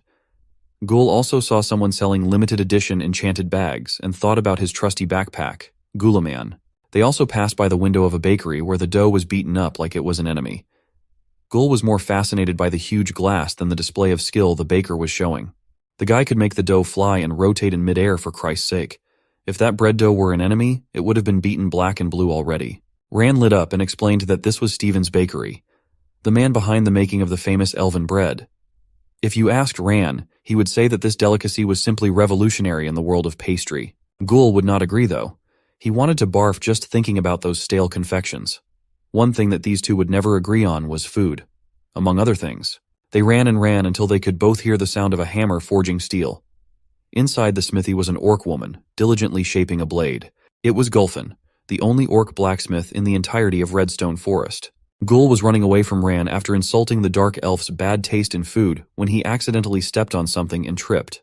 A little girl wearing warrior equipment towered over Gul, yelling at him to watch where he was going when she was the one blocking the way. She was being a little too intense even for Gul, threatening to eat him alive and all that. But Gul is not someone you can toy with. This kid would fight back. She insisted that she was no girl, but when Gul gasped and asked if she was a boy, the warrior just got a lot angrier, ultimately swinging her fist. Thankfully, an adult stepped in to calm down the little ones. The beautiful warrior apologized for the behavior of her little sister, who's been a little too agitated lately. Another caravan member grabbed the little girl, preventing her from beating Gul up. It turned out that Ran knew these people, and the calm woman was named Ida. They have come to deliver Lord Jesharel's personal order. Ran was sure that the Lord would be delighted. They just dismissed the whole ordeal with the little ones as a misunderstanding and respectfully parted ways. Gul was amazed that Ran seemed like a social butterfly. He lived here after all. Those women warriors belong to a barbarian tribe. They are one of the few groups allowed to enter and do business within the kingdom. It seems like the young orc is developing a taste for buff and powerful women. Except for that girl who socked him in the face, all he has is a dirty finger for that one. The barbarian caravan went on their way, heading for the castle. The little girl was still behaving aggressively. When she turned to where Gul was standing, her eyes almost popped out in anger. She retaliated with a very dirty finger, even dirtier than Gul's. Ran was amused seeing Gul behave appropriately for his young age. After a few more minutes of walking, they arrived at Moss Tire Smith. The dark elf assured Gul that he'd see someone familiar inside. Gul peeked through the entrance and almost passed out. He saw the most beautiful dark elf that he had ever seen. Her beauty was so radiant that it felt like he was hit by a flashbang. From her face to her posture and everything else, she's a true S-class beauty. Ran whispered at Gul to stop overreacting, but how could he not? Ran came up to the beauty named Layla. He didn't expect to see her in this place. Based on her reaction to that greeting, Layla doesn't seem to care much about Ran. She just turned around and ignored the shrimpy dark elf. Gul laughed at his friend's misfortune of being ignored by an S-class woman once again. But behind the counter of the smithy was an orc that knew Gul no less. The young orc had to verify that he wasn't just seeing things. That was his mom, right there. The mother and son smiled from ear to ear at this unexpected reunion. They ran towards each other as if the world was moving in slow motion. Then the tender moment was spoiled when Gulfin decided to beat her son up for going out of the village and into this foreign territory. Once things had calmed down, Gulfin went back to working on the blade that she was forging. Every strike of her hammer carried a titanic weight that bent the steel to her will. She was mulling over what that old man Gurin was thinking sending her kid of all people. The trek through the dense rock forest is no joke, something that a child shouldn't take on. But Gul insisted that he was a big boy already. He better shut up before getting beaten up again. Fortunately, Ran stepped up to explain the entire situation to Gulfin. Since it will be a long story, Layla and another guy prepared some food so everybody could take a break and dig into some venison Wellington and chops. In the entire Elven Kingdom, it's almost impossible to get meat, so it's a luxury. Gul immediately bonded with the human who believes that meat is love. They are kindred spirits who have decided to be brothers for life because of meat. And the guy knows his stuff. It was among the best meats that Gul has ever tasted. Now that they are in a brighter mood, Gul berated his mom for leaving him for years and greeted him with punches as soon as they reunited. Gulfin insisted that this is what they call tough love. But she gets that the kid deserves an explanation for why she left. Gulfin has traveled to many places to master her craft. She is on a quest to forge a weapon that all the races of the world could only dream of. A weapon that can only be wielded by the fabled hero.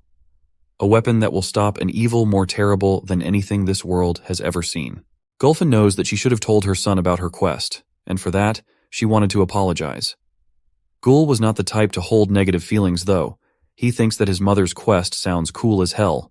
He even wanted to borrow the legendary weapon. He must have missed the part where only the legendary hero can wield the damn thing. Also, she asked Gul's Auntie Jaram and Chief Garrick to look after his green ass. But even those people didn't treat him that well. His auntie constantly worked him to death with all the errands in the restaurant. As for the chief, that guy asks him to fetch wyvern eggs every day for ramen. It was simply child cruelty. Gulfin disagreed. Those things were simply just basic orc work that every young orc goes through. Layla chuckled and commented that they must have really missed each other to have such a lively conversation. Ran kept on complaining about how eating meat is prohibited in this land, but no one was really talking to him.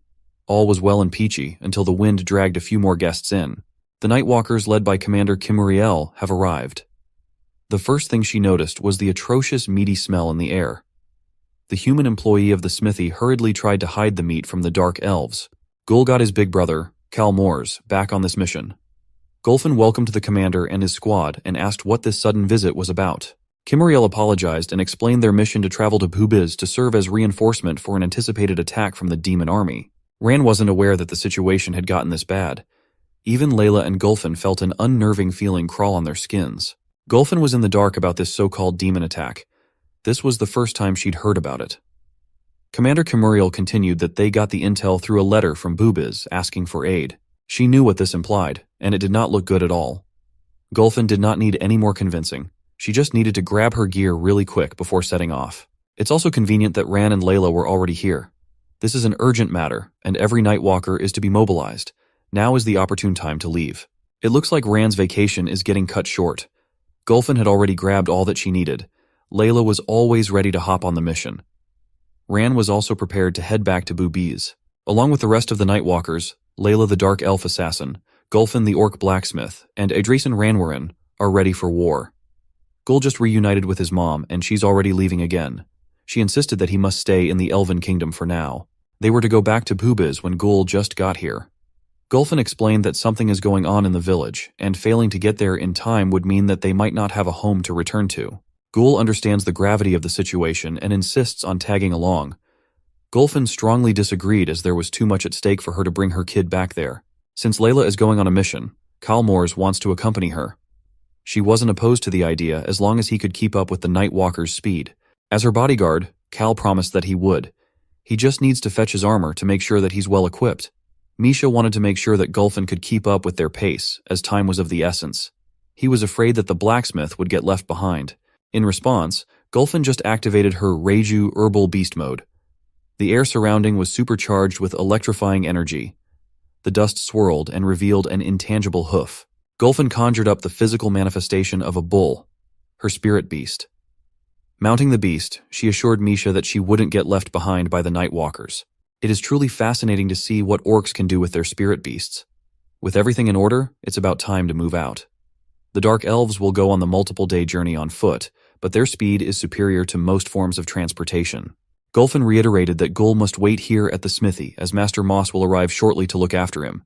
But the young orc has stopped listening to his mom. He just called Ran out as they cannot lose this race against the other Nightwalkers. When Gul displayed his impeccable speed, Gulfin was awestruck. She did not expect that this son of hers would grow into such a capable young man. But at his core, Gul is just a kid who still yells his name as he runs as fast as he can. Gulfin just accepted her kid's decision and followed suit with her spirit beast mount. Kyle Moores came out of the smithy in full gear, but everyone had left already. Lomi's the only one left. He looked to the chicken for answers to the question of where the hell was everyone. This thing was just supposed to be Ran's dumb pet. Kyle wanted to pick Lomi up so he could get him back to Ran. Kyle Moores may be slow and heavy, but he'd like to believe that he can catch up to the party ahead of them. Lomi sassily declined and burst into motion at the speed of light. Kyle Moores almost lost his hands trying to pick that damn chicken up. And so, Lomi has departed to join the War Reinforcement Cavalry. Kyle Moores can only curse his luck. There's no way that he could catch up. Despite that, Layla's diligent bodyguard will still try his best. The reinforcement team consists of the Nightwalkers, Gulfin, and Gull. They traverse the woods of Redstone Forest as swiftly as possible. It's going to be a lengthy journey, but they must hustle if they intend to arrive at Boobies on time. Even Gulfin's spirit beast was hard at work, carrying her atop while running without pause. Gull hitched a ride with his mom, pestering her for a snack break after running for so long. Even a brief rest would suffice. She had to explain that there was no time to rest. They needed to reach their destination before the enemies did. Hearing her mention potential enemies didn't concern Gull. The young orc believed Chief Garrick would handle anything. He strongly believed in the chief's strength, having sparred with him daily. Gull didn't view those beatings as punishment. He preferred to believe that the chief saw him as a good sparring partner. Seeing the young orc sneering obnoxiously, the beautiful Layla slowed down and urged Gull to take the situation seriously. It was possible that more than 2 demons might attack this time. They could be part of a terrifying march of hundreds towards Boobies. As far as the young orc knew, the chief and Gramps had already dealt with the demon problem. But that wasn't the case. That's why the elder orc sent the letter of reinforcement to Lord Jeshurel in the first place. This was the first time Gull heard about the contents of the letter he carried the whole way.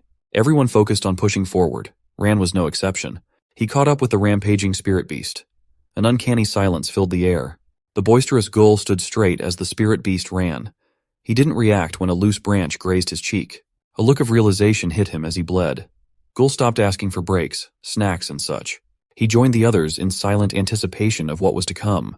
When he finally spoke again, he told his mama he wanted to get off. The boy didn't wait for a break or wind down. He just jumped away from the spirit beast. His landing was impeccable, 10 out of 10, with no issues. Gulfin was quite confused and halted Erbol the bull. Gull seemed different after hearing what might be happening to his home. His mama started yelling at him for doing something so dangerous. But Gull was already lost in the sauce. They didn't have time to dawdle. Ran had no clue what was happening to the lively kid either. Other Nightwalkers looked back to see what the shouting was about. Commander Camuriel instructed her troops to keep their eyes on the road.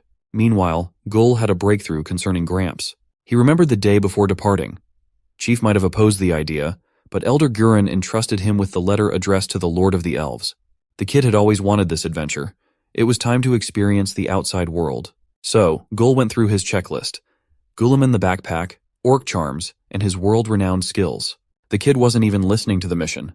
He was just excited to leave the village. Old Man Gurin had to go over everything again because of that.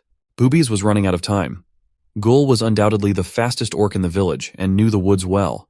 He was supposed to show Rand shortcuts to reach the Lord of the Elves quickly.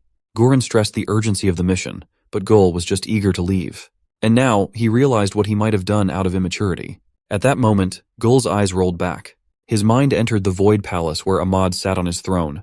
The mysterious presence asked Gul what was troubling him. He admitted his worries about never seeing everyone back home again.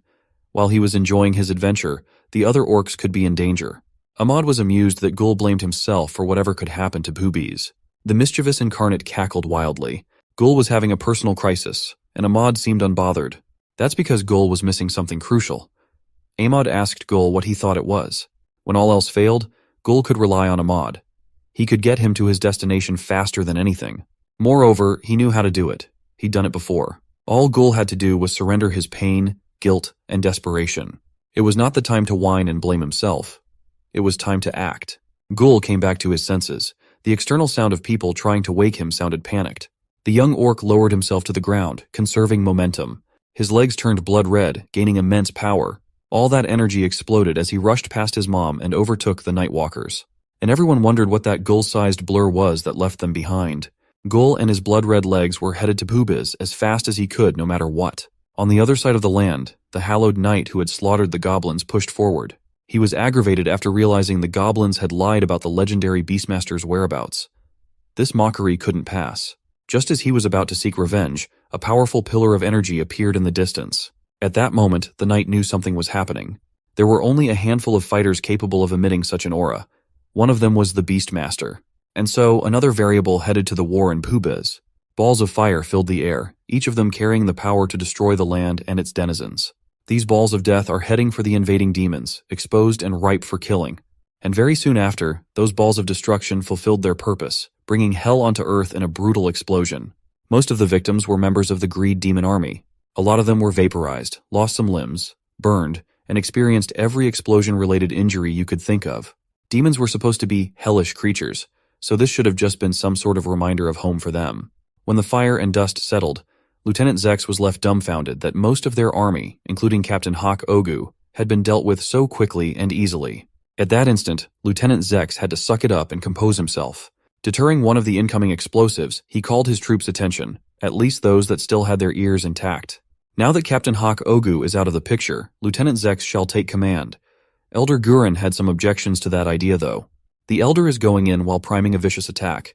Very soon after, Zex ate a scaly, full-powered slap with half of his body. It wasn't even a fight. The lieutenant did not even get the chance to flex his commanding skills. Another foolish Greed Army troop tried his luck with a punch that did not even graze the Elder. Guren's stocky hands filled with dragon scales closed to a fist. He pushed it forward and rammed it into the poor soldier's body, breaking a lot of bones and rupturing a lot of organs. The old man wasn't done yet. As if he were a fighting game character, he juggled the poor soldier with a kick. With another one taken care of, another schmuck wanted to try his luck. This time Elder Guren did not even bother to dodge or defend. That's just a waste of time. He just took a flying kick without flinching while channeling his spirit beast power into his arms. A karate chop put the soldier's spine in a very painful ride. The poor demon was already incapacitated, but the Elder was very thorough in his work. He followed through with that chop until the demon and the ground itself were cut in half. The old man was not messing around. He did not even bat an eye after ripping someone in two. Things are clean on this side of the field, so it's time to hit another area. Lieutenant Zex held on to his consciousness. His arms have been broken, but it could have been much worse if he wasn't able to block. For now, he'll just stay back while commanding what's left of the Greed Demon Army. It was smart of them to try and attack using their superior number, since none of them could win 1 versus 1. Elder Guren prepared himself for the collision, firing up Grudem. Suddenly, his hidden draconic aura burst out into full display. His spirit beast has solidified into a physical form. The Beastmaster has finally entered beast mode. After such a long time, the partners could finally go wild again. They came in hot with a dragon rush. Elder Guren and Grudem looked like a meteor running parallel to the ground. The first unfortunate victim of the rush was a soldier chowed down by the beast. From that point forward, it was a demon buffet, and Grutom is one hungry dragon. Those who were unfortunate enough to get bulldozed by the dragon were maimed, dismembered, and beheaded by force. With the bulk of the Greed Demon Army wiped out, it's the lieutenant's turn to join them. His last thoughts were that this was too unfair. The Beastmaster was way too out of their league. They weren't even playing the same game. That's when the pillar of pure energy pierced the heavens. Elder Guren landed back to the ground. His expression hadn't changed one bit. He He just walked away with his head held high and the corpses of his victims scattered around. He was covered with blood and guts, but not a single drop of it was his. On the walls, the orcs have opted to assemble a wall to defend against the demonic push. Wooden spiked shields held by their army filled up the perimeter of the village. It's the Wall of Boobiz, designed by none other than Bob the Builder. The demonic forces have to somehow breach this wall. Turning back is out of the question, with a wild dragon rampaging behind. Wrath Army should be dealing with the Beastmaster now, so the rest of the troops could focus on the wall. Reciting the Greed Army's motto that greed is good all the time, one of the soldiers bravely leaped across the ravine. Shield bearers noted the enemy's presence and opened up a path where someone hungry had been hiding. Chief Garrick has come out of the gap. The soldier mocked him for coming out alone. That guy did not know what he was talking about. The chief is here and he's pissed. This is his home and invaders are not welcomed kindly. He sent the brazen soldier into the stratosphere with a disciplinary punch level 5, no trespassing. A single punch looked like a rocket launch ceremony. The other soldiers on the other side of the ravine quickly abandoned any thoughts of leaping like that one flying guy. Even the captain of the Wrath Army and his troops could see and feel the weight behind the punch that sent a demon crashing against a mountain. The butcher snickered sinisterly. He hasn't been this excited in a long time. He's just now learning that orcs are great opponents, especially those that possess a spirit beast. So what will the butcher do? That's obvious. He intends to butcher them all. Elder Gurren was pleased to see that the chief was stepping up like he should be. Making a demon fly right from the get-go also boosted the orcs' morale significantly. Zeke finally arrived at the vicinity of the old man for a challenge. Elder Gurren didn't seem perturbed at all. Both parties slowly took a step forward. The butcher smiled and proudly told the old orc that he was a big fan. The frontline troops were at an impasse. The wall was seemingly impenetrable. A massive chasm separated the orcs and the demons. The gap might as well be 100 kilometers. That's when Kaliana stepped forward, criticizing the demon soldiers for dawdling. The lieutenant of the Wrath Army was about to take over the command. Greed demon soldiers hurriedly informed her that another Beastmaster was waiting at the other side of the deep ravine. Another commented that Garrick was a low-tier Beastmaster at most, but that hardly matters. Kaliana asked them if they'd lost sight of what they represented. They are demons, superior to all races, born inherently strong and tuned towards deities. She also pointed out that only the orc leaders posed a threat. The rest are just pigs lined up for slaughter. Captain Hawk Ogu might have been slain, but Kaliana is still standing. They could still rally together with the Wrath Army to slaughter these orcs. With a newfound leader, the Greed Army has hit a second wind. Behind that wall is their goal.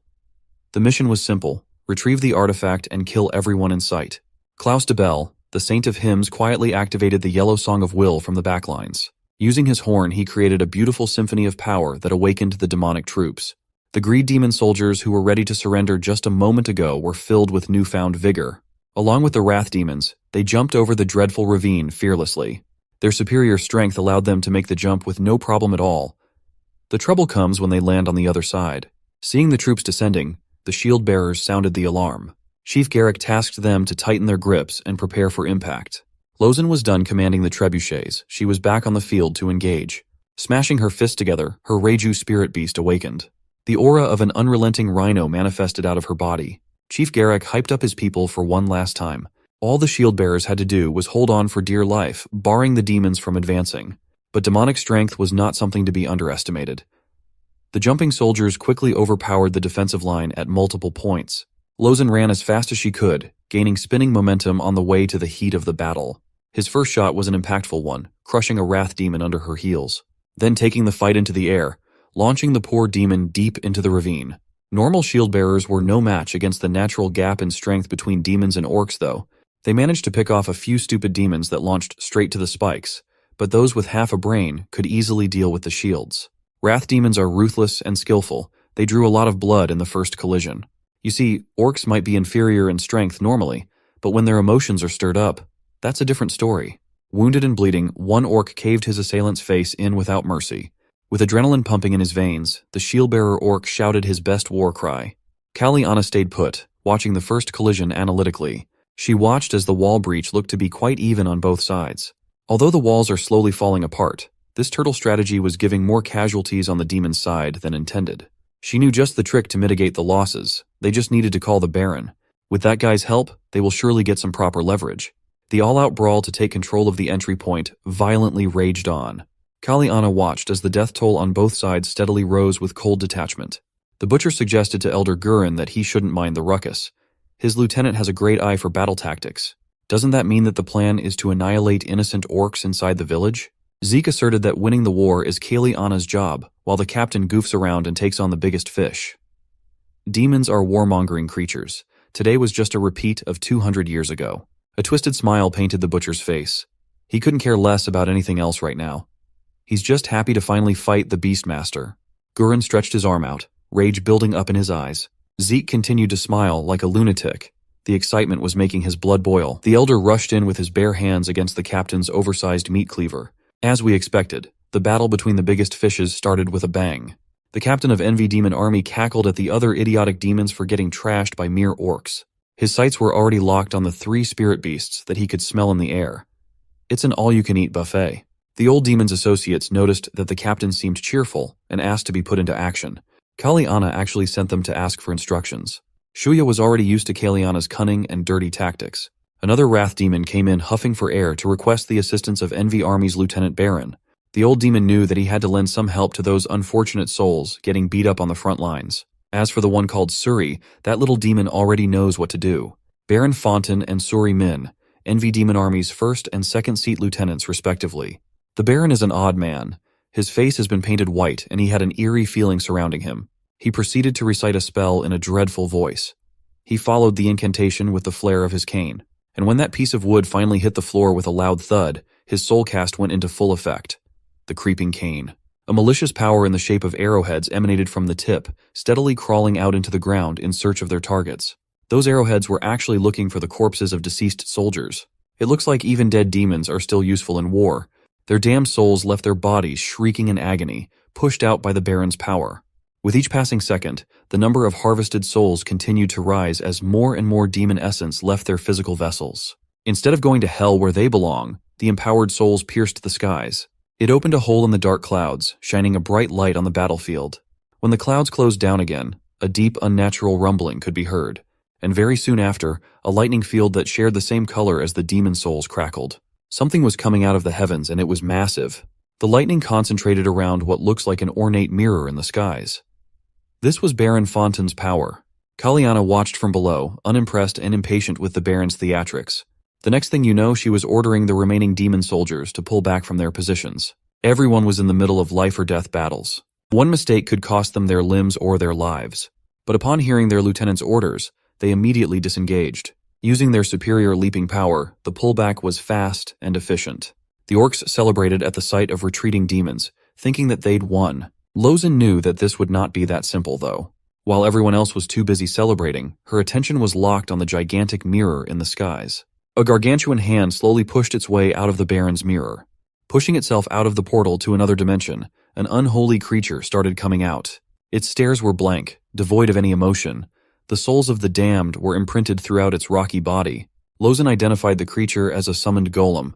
A thing so massive was pushing itself out into the world that anyone would panic. Without delay, the Herculean creature has pushed its way out into the battlefield. From the skies, it landed right into the massive ravine. The depth of the ravine didn't even pose a problem. As soon as the golem hit the ground, it turned its attention to Lozen. The mood of the cheering orcs quickly made a 180-degree turn as a solid hand poked out of the dust clouds.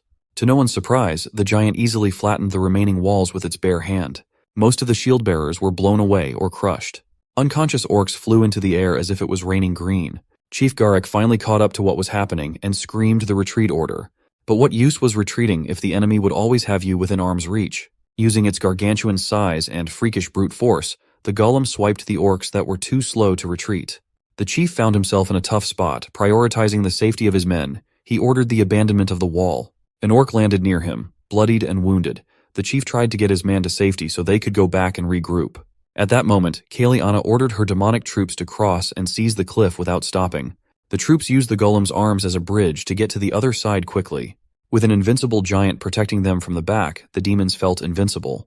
The orcs, on the other hand, have never felt more vulnerable in their entire lives. Seeing the brave orcs run in fear gave the demons plenty of confidence to go crazy. One of the retreating orcs was about to get slaughtered with his back toward the enemy, like a pig. This type of disrespect wouldn't fly against Chief Garek.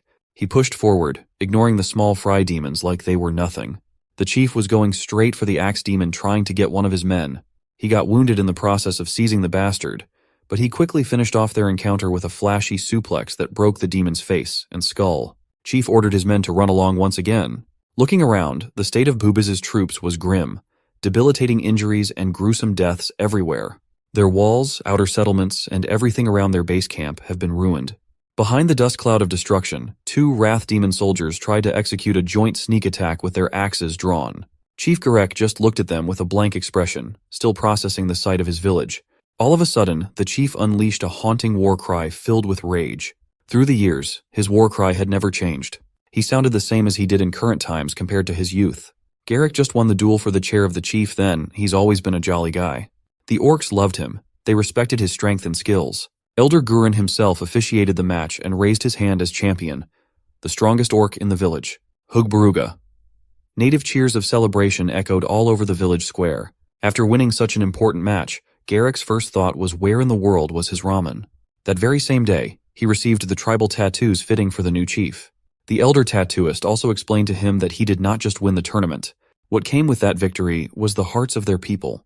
From that point on, the responsibilities of being a chief were dumped right into his shoulders. He used to be lackadaisical, believing that he could do anything now that he held the highest position. That brawl earlier made him hungry, so it's naturally ramen time. That day, everyone in town cheerfully greeted him as chief.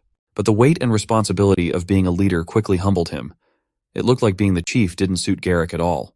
He continuously failed to make wise decisions for the village. He was so flooded with work that Elder Gurin always had to force him to do his responsibilities. The only time he was able to relieve his stress and be himself was when he could have some of his beloved ramen at night. Running a village was quite complicated, to say the least. You have to manage quarrels, agriculture, infrastructure, training, and many more. The village always needed him for something, even for very small and trivial matters. Did the well dry up? Bring it up to the chief. Do you have some personal issues? Bring it up to the chief. It was a job that didn't stop. It didn't leave you a single second to breathe and think about yourself. Chief Garek had become so disillusioned to the point of hating Pubiz village. Through the years, he grew into the role beautifully. The passion he had for this place and its people far outweighed his own feelings.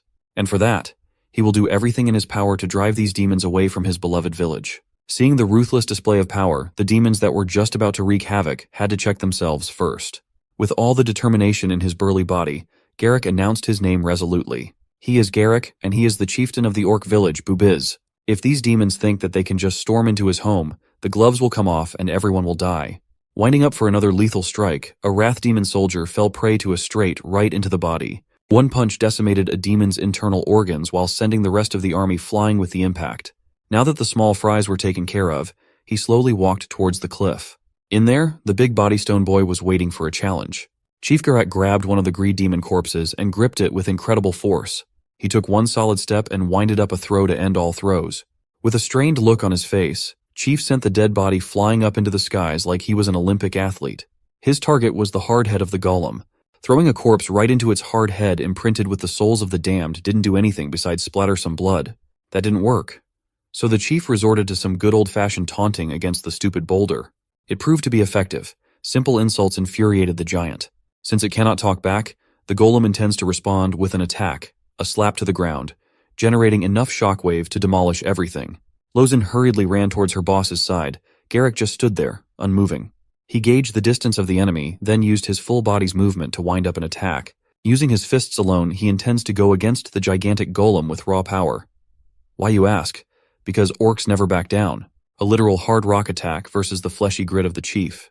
The excess impact alone has sent some of the orcs nearby flying back helplessly. Without delay, the shockwave from the collision traveled throughout the immediate area. It destroyed the houses and other infrastructures without exception. Even Lozen, as powerful as she was in her own right, was knocked back painfully. If she was sitting on the floor due to the excess impact, then what about the chief? The golem pulled its arm back. The dust and smoke resulting from the showdown was still apparent.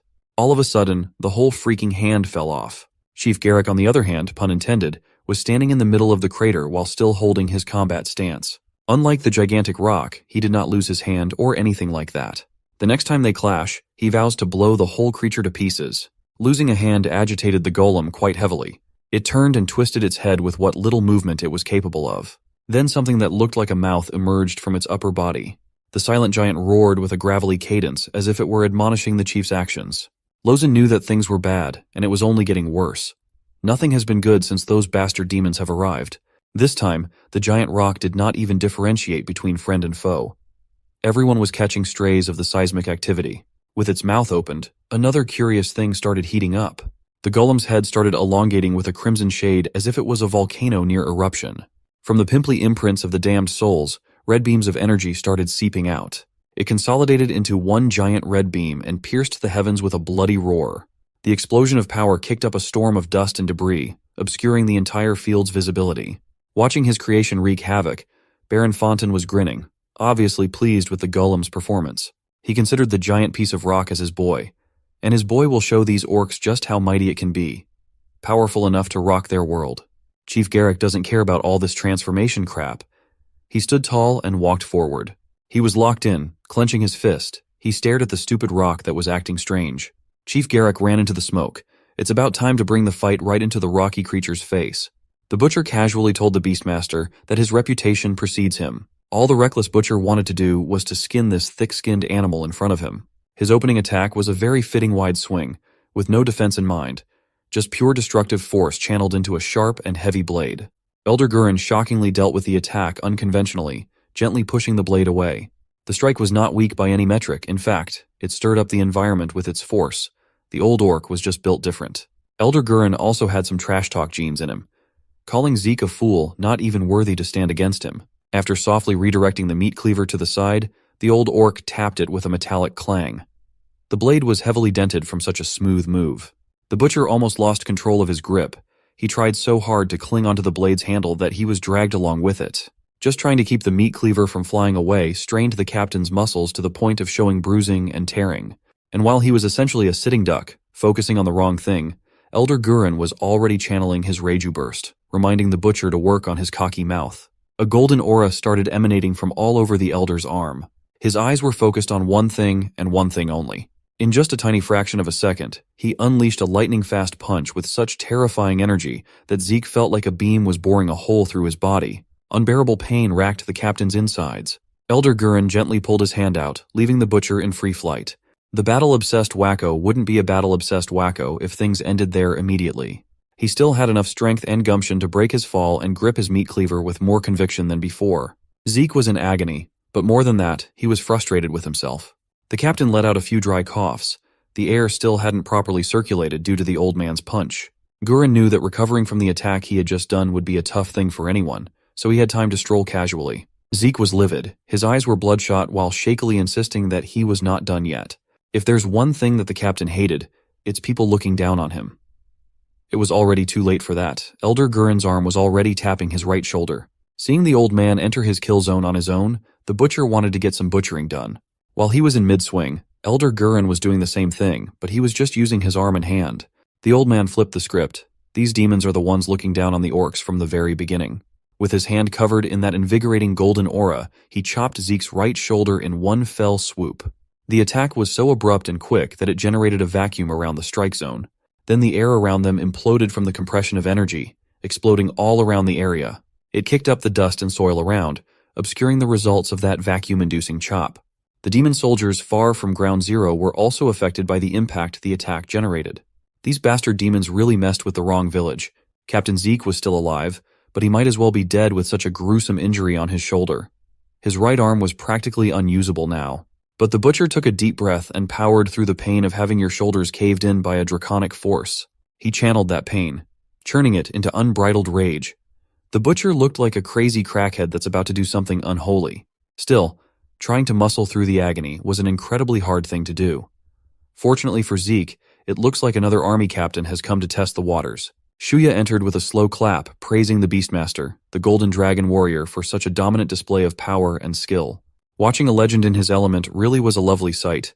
Even the decrepit old demon had to admit that. Zeke saw the crafty captain making his way to the field and warned him not to try and stick his ugly nose into this fight between bosses. Shuya argued that as much as he enjoyed witnessing Zeke getting beat up, it was still his responsibility to step up in support of some sorry-ass captain when they were on the verge of failure. Just when Zeke was about to confront the decrepit demon, Elder Gurren interjected that they had talked enough. There should be no room for chatter in war. Without getting noticed, the old orc had already closed the distance. He was already within arm's reach of the two captains. It's about time for everyone to recognize just whose territory this is. Shuya just arrived at the field and he's already getting clocked in the head. The same goes for Zeke. The right half of his body is probably begging for the sweet release of death instead of agony by now. Elder Gurren effectively shut down the chatter and dealt some serious damage. He did all that with his eyes closed, as if deep in a trance-like meditative state.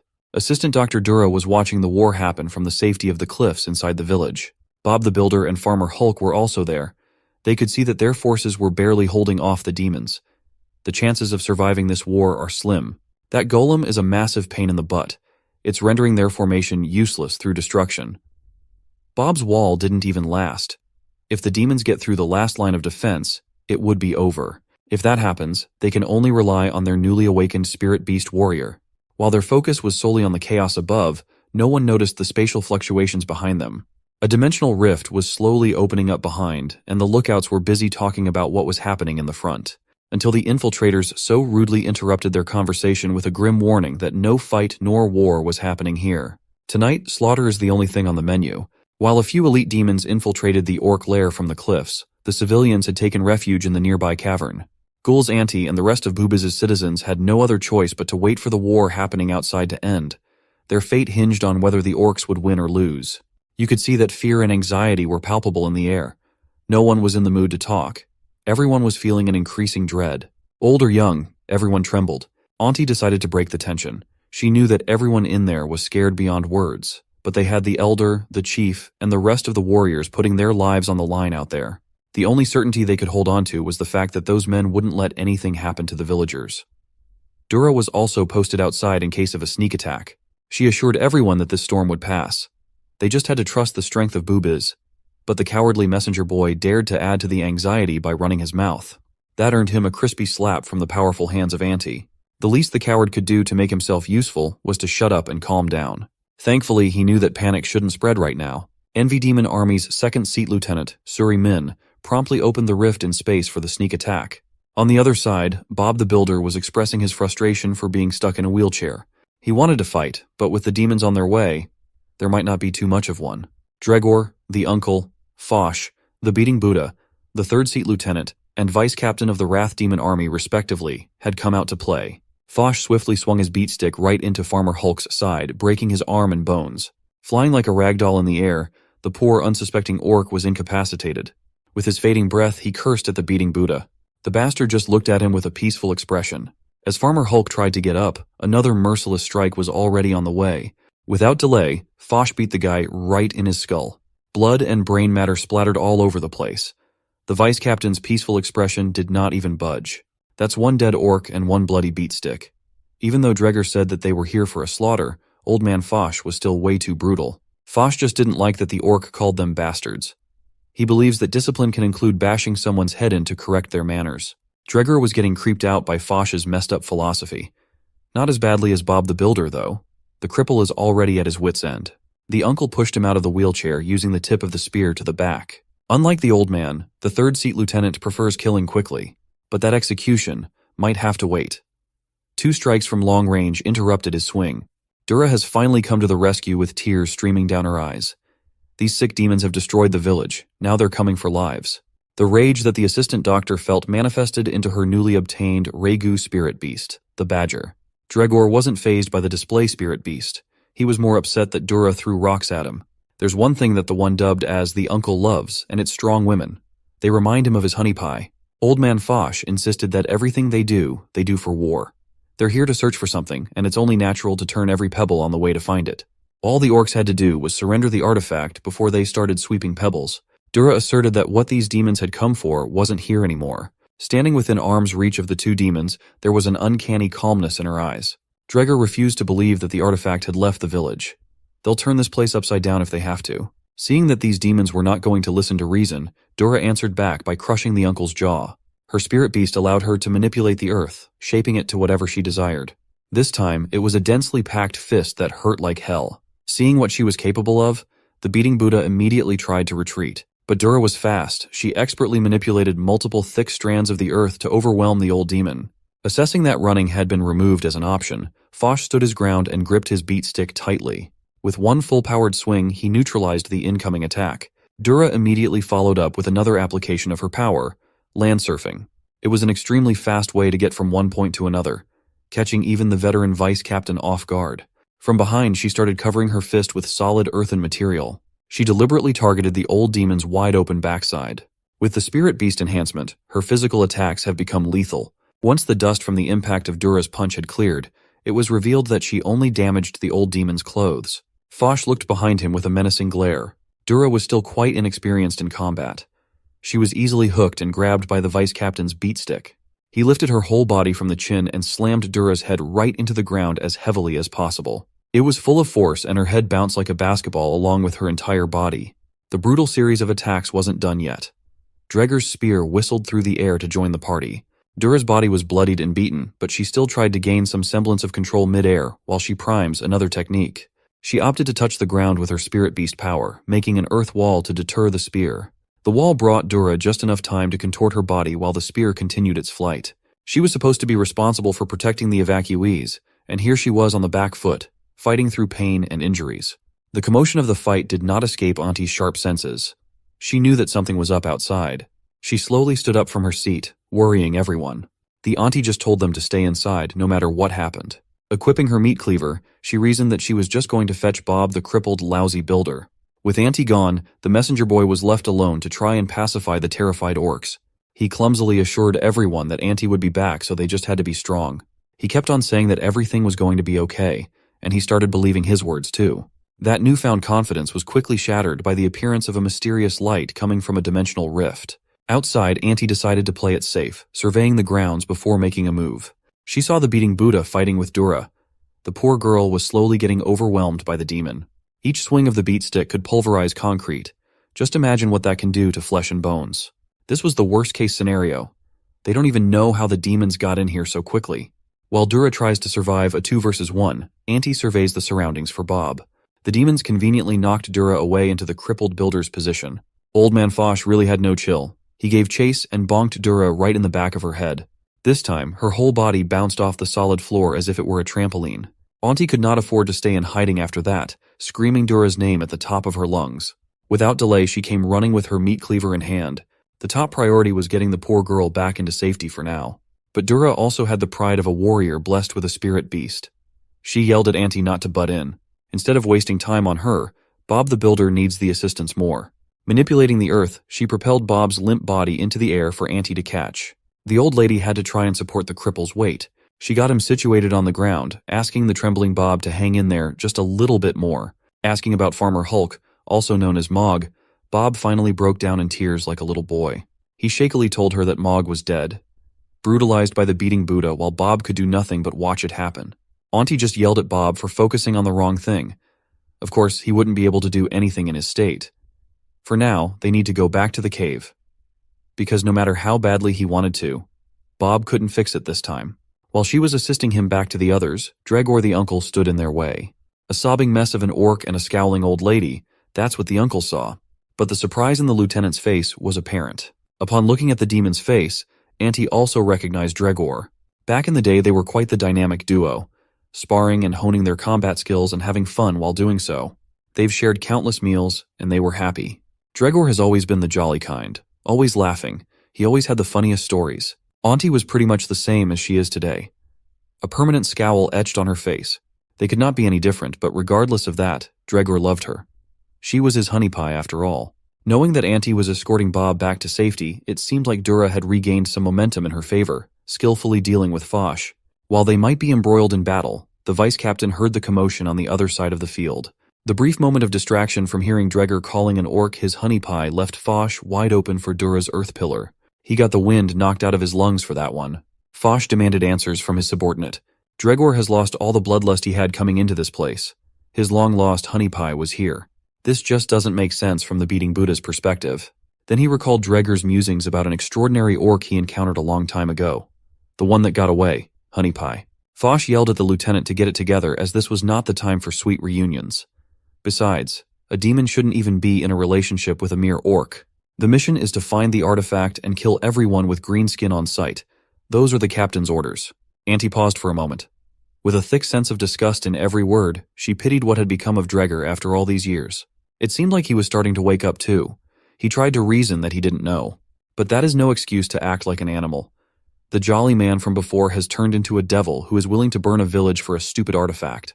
The weight of her words and the history between them shed light on what Dregger has become. Foch couldn't care less. They are soldiers and they must follow orders. The beating Buddha reached inside his thick cloak for something. With a ball and chain in hand, the vice captain of the Wrath Demon army has entered his second phase. Using the heavy ball's momentum, he skillfully showed off his flair. Every move connected to the next to form a hauntingly beautiful performance.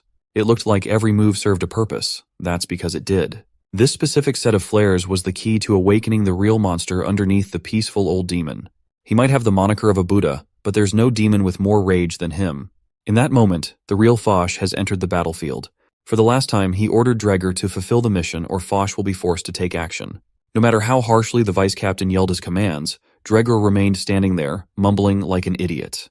With blood-red eyes, the vice captain took matters into his own hands. With his ball and chain ready, he bum-rushed the orcs much to Dregger's dissent. Without wasting another second, Old Man Foch launched his steel ball into Bob. Auntie must somehow deal with this incoming destructive force. Thankfully, Dura was there to deal with the incoming deadly attack. She effectively deflected the solid steel ball by propelling it up in the air with the use of her earth bending with precise timing. While Foch's eyes were affixed on the orcs, Dregger chose to turncoat and rush his boss with a shield bash. The beating Buddha was unaware of the incoming attack and was knocked out of his feet. Dregor pointed his spear to the vice captain, begging for his honey pie to get spared. But Foch doesn't take too kindly to traitors, especially if it's for the sake of an old orc hag. The uncle threw his spear down into the ground in anger. With fury charging his muscles, he warned his superior to watch his mouth while lifting the shield overhead. Dregor finally did it. He stood up to Foch and bashed the shield right into the old demon. At that moment, even Auntie and Dura weren't expecting the lieutenant to attack his fellow superior. His voice contained a hurried urgency, telling the orcs to get out as fast as they could. They knew that they must grasp this opportunity to escape. Auntie warned Dregor not to die till she could kill him herself. He knew what that meant. Auntie's tongue had always been that way. For a moment, it took him back to the old days. Traversing the woods as fast as they could, they headed for the cavern. Bob was also starting to wake up from his stupor. Just as they were walking towards the camp, a few footsteps were going the other way. Auntie told Bob to hold on as they were almost at safety. At that moment, the opposite set of footsteps ground to a halt. Dura looked up with her weary eyes, catching a glimpse of the next problem they needed to deal with. Suri Min and her freaky plague doctor mask asked the orcs just where they are going. Behind were warriors clad in heavy armor splattered with orc blood. They even brought an orc corpse as a souvenir. Bloodied and beaten, the injured orc was barely hanging on. Perhaps death would be a gentler fate at this point. Suri Min removed the freaky mask and excitedly informed the orcs that there was no one left back in the cave. The trio, fresh from escaping slaughter, could not catch a break. Hearing that the people you love have been wiped out wasn't easy to digest. Auntie let go of Bob and asked the demon who looked like a little girl what have they done. Suri Min doesn't really want to go over the excruciating details. These three don't even need to know. They're going to die here anyway. With frustration and unbridled rage, Auntie charged in with her trusty butcher's knife in hand. Her tears of sadness and fury started to rain down.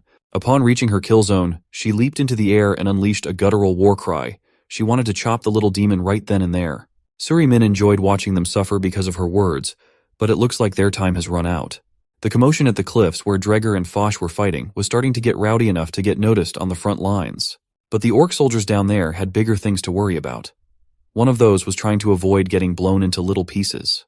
They still have to deal with the raging golem with its complete molten form after all. With its head bursting full of destructive lava and magma, it has gained another terrifying weapon. It can now go on a rampage on a bigger scale using fire to burn everything and everyone down to the ground. The sight of that fireball was terrifying, but Chief Garrick intends to stand his ground. He formulated an appropriate response for a moment and decided that using the ground as a deterrent was the right answer.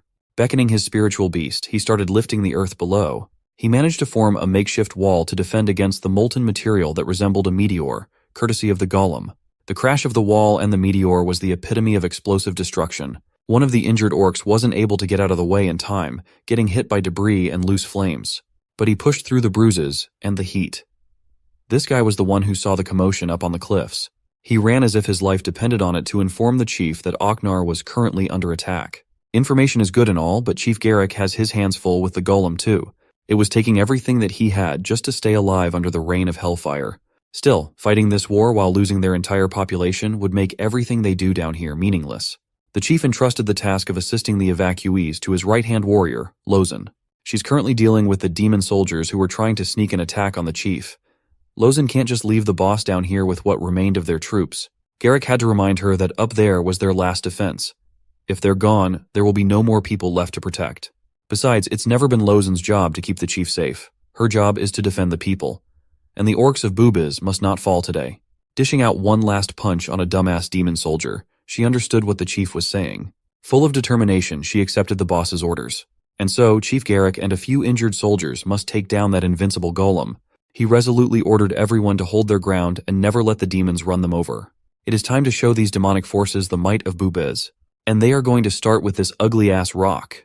Its eyes were locked onto Chief Garrick, but the slow and heavy attacks were easy to maneuver around. Climbing up into its arm, the boss punched the golem's shoulder so hard that it shattered, making the whole arm fall. Just like that, the enemy's threat level has gone down drastically. The chief wasn't done yet. He held onto the creature's body, not daring to let go now. He climbed up and established some decent footing before beckoning his spirit beast with a full-powered attack utilizing every muscle in his ripped body. Garrick smashed it right into the creature's upper body, shaking the golem to its core. The internal reverberations were too strong. It completely shattered the golem's upper body. Shards of perfectly cut boulders rained down into the ravine and onto the ground. The golem had turned into an unrecognizable mess, resembling a demolished building. Finally, one of the biggest threats on the field had fallen. Its explosive downfall served as a much-needed respite for the orcs, a moment of significant victory. The chief had to scream at the top of his lungs out of excitement. Kaliana was visibly annoyed now that her plan had been interrupted because of these stubborn orcs. The chief knew that celebrations could come later. For now, he had to focus. There was still an immutable fact on this battlefield. The orcs were only holding on because their leader was strong. Kaliana's plan was simple. Take the chief out of the equation and everything would fall into pieces. For that, she was going to use some good old-fashioned cannon fodder soldiers. Their orders were simple. Eliminate the chieftain as fast as possible. These soldiers treated Kaliana's words and orders like the holy gospel. They would gladly dive into their deaths if it meant they could obey her. Baron Fontaine, on the other hand, was devastated by the loss of his golem. He looked as though he had just lost a son or something. The orc chieftain had done his boy dirty. They took his only joy away. The envy soldiers had grown accustomed to the Baron's antics. They knew that the guy had a few screws loose. Now that the golem was down, it might be time to proceed with the ploy. Baron could have sounded smart if his breath didn't stink. Back on the front lines, Chief Garrick pushed his concentration to another level while observing the incoming demon soldiers. The first unfortunate soul that entered his zone was promptly grabbed by the neck. What followed was an impressive throw, but it didn't faze the other soldiers at all. One demon, looking a little more experienced than the others, managed to close the distance undetected to land a kick behind the chief. Gritting his teeth through the pain, Garrick responded with a bloody punch right in the face. Now that the normal mobs had dealt a few nicks here and there, softening up the target bit by bit, Kaliana decided to join in on the fun with her spear. Her order this time around was simple: decapitate. With no hesitation at all, the soldiers gripped their blades and responded affirmatively in unison. The chief just looked at them with heavy intensity, asserting that no amount of demons could stop him. Kaliana wanted to see just how true those words were. Chief kneed one guy right in the jaw, but he paid for it with a wound on his arm. He immediately connected his movement to another attack, planting his fist into another demon. Downing one of these pesky bastards just spawned more. Meanwhile, their lieutenant maintained a healthy distance from the chief. With razor-sharp concentration, she slowly empowered her spear. It was about time to bring out her soul cast, the flash spear. A technique that pushed her throwing strength to the limit. Imagine a peerless spear traveling like a bullet. Distracted and exhausted, Chief wasn't able to dodge. A massive swirling wound took his kneecaps out.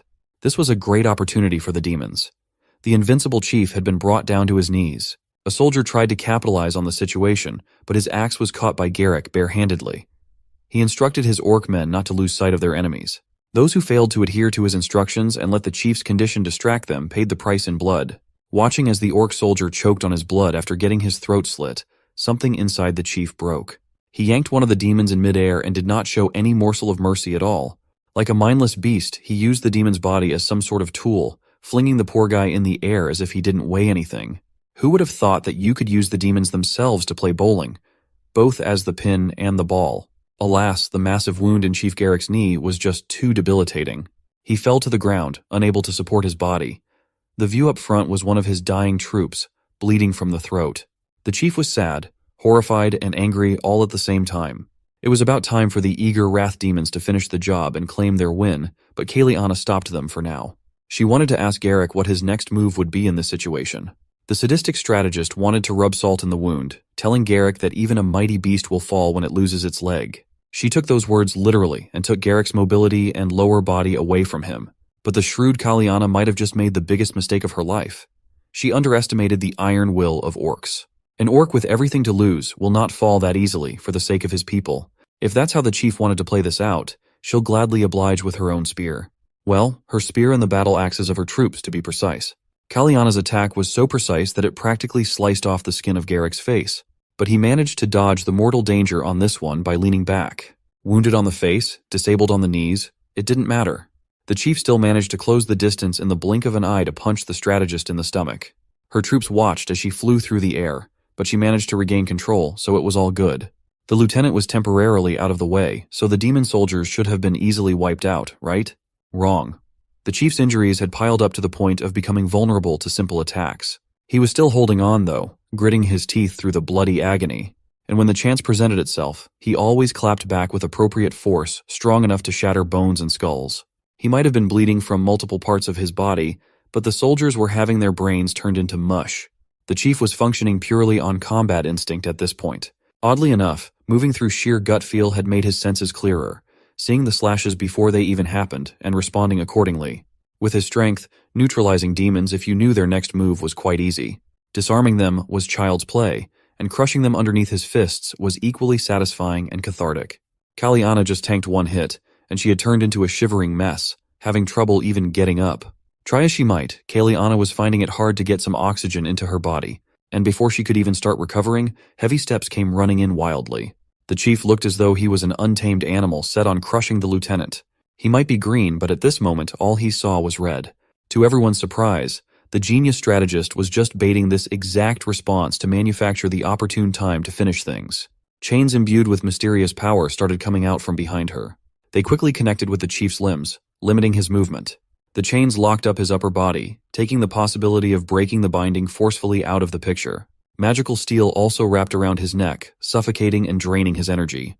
Despite the complete binding, Chief Garrick continued to struggle. Even with his knees giving out completely, he pushed his muscles to the limit. But no matter how hard he struggled, raw strength was no match against the supernatural. And the demons had Baron Fontaine to thank for that. He was the one who set up this perfect binding with the help of envy demon soldiers. Each one held a special instrument capable of conjuring the magical chains that could lock up someone as strong as Garrick. It was basically a whole unit of them holding onto the instruments for dear life.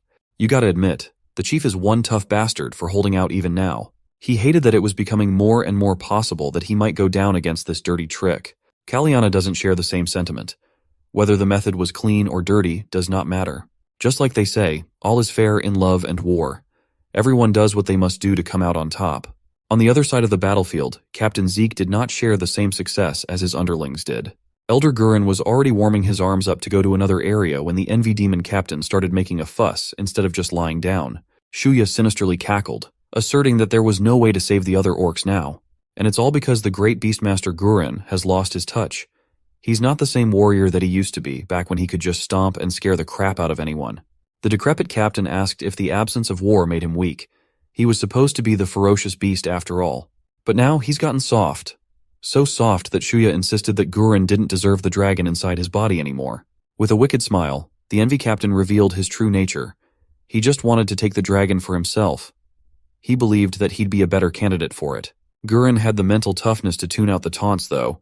He could just cut the old captain and call it a day. One chop, one kill, it was supposed to be a done deal. But his fist was met with an even bigger one, twisting his fingers and breaking them. The magically enhanced fist did not stop there. It continued going forward until it hit him right in the body. For the first time in this war, Elder Gurin has been put on the back foot. He flew in the air like a literal ragdoll, his consciousness gradually flickering out. It was so bad that he didn't even have enough cognizance to make a proper landing, face-planting on the rough gravel. His consciousness was jogged back to life after throwing up copious amounts of blood. The internal damage he sustained from taking that one punch was quite serious. Whose fist was it that delivered the blow, you ask? Of course, it was the Envy Demon Army captain and his second form. This time, it's a knee strike to the face that produced an extremely concerning crunch. Elder Gurin, who's been such a dominating force in this war, has become nothing but a punching bag. He flew against his will for a few seconds and tried to contort his body to land with the least damage, but his messed up arm made that impossible. Whether it was the freakish injury in his arm or the mess that was his face, it was looking incredibly bleak for the legendary Beastmaster. Shuya was a merciless son of a gun. Every time that the old man gets a brief respite, he's always there to deliver another brutal blow. He has practically beaten Elder Gurren within an inch to death at this point. The calmness and ferocity were gone. All that was left were pain and suffering. The Elder finally managed to lift his head to see the monstrosity that was beating his ass in a domineering fashion. We've been calling Shuya a decrepit old demon this whole time, but he's far from that now. Gurren also realized that this guy did not come here for the artifact at all. There was no point in denying the true purpose of this invasive visit any longer. This Envy Demon army captain already knew that the Dark Elf survived to bring the artifact back to the Redstone Forest, but they still came in with a battalion for some other purpose. Laughing mockingly, Shuya decided to be coy and insisted that they just wanted the artifact, nothing more. Or at least that's what his subordinates know. That's the official reason they gave him to join this war. But as the one who planned everything, Shuya doesn't need that damned artifact. He actually came into this place for many reasons. Chief among them was Elder Gurren himself, the Beastmaster. Hearing from the mouth of the beast that his village has been burnt and his people have died just to get to him incensed Gurren to the highest degree. Shuya Aoun explained that it was because he couldn't possibly defeat a Beastmaster without a monstrous predicament. He just brought some friends to make things easier. The shrewd captain came here prepared. Everything has been calculated to lead up to this moment where the strongest orc alive, the Beastmaster, one of the heroes of war, was practically powerless. This enhanced body, strength, speed, intellect, technique, and everything else have been finely tuned and are something that could never be achieved by natural means. Seeing the puzzled look on the orc's face, Shuya Aoun revealed that everything he had right now was stolen. He then proceeded to put the Beastmaster in a tight chokehold by the neck. Right now, Grutom the Gold Dragon is the only missing piece for the captain's completion. He's already got the technique to yank the spirit beast out of the Elder's body through supernatural means. Lifting the beaten-up Elder, the perfect form was just one steal away. The finishing touch would be executed by Baron Fontaine, who's been blurting out his incantation to make Elder Gurren a prisoner to be shackled once and for all. With a tap of his creeping cane, the spell quickly took effect. This freak really loves his mirrors. This spell has spawned an ornate mirror out of the ground.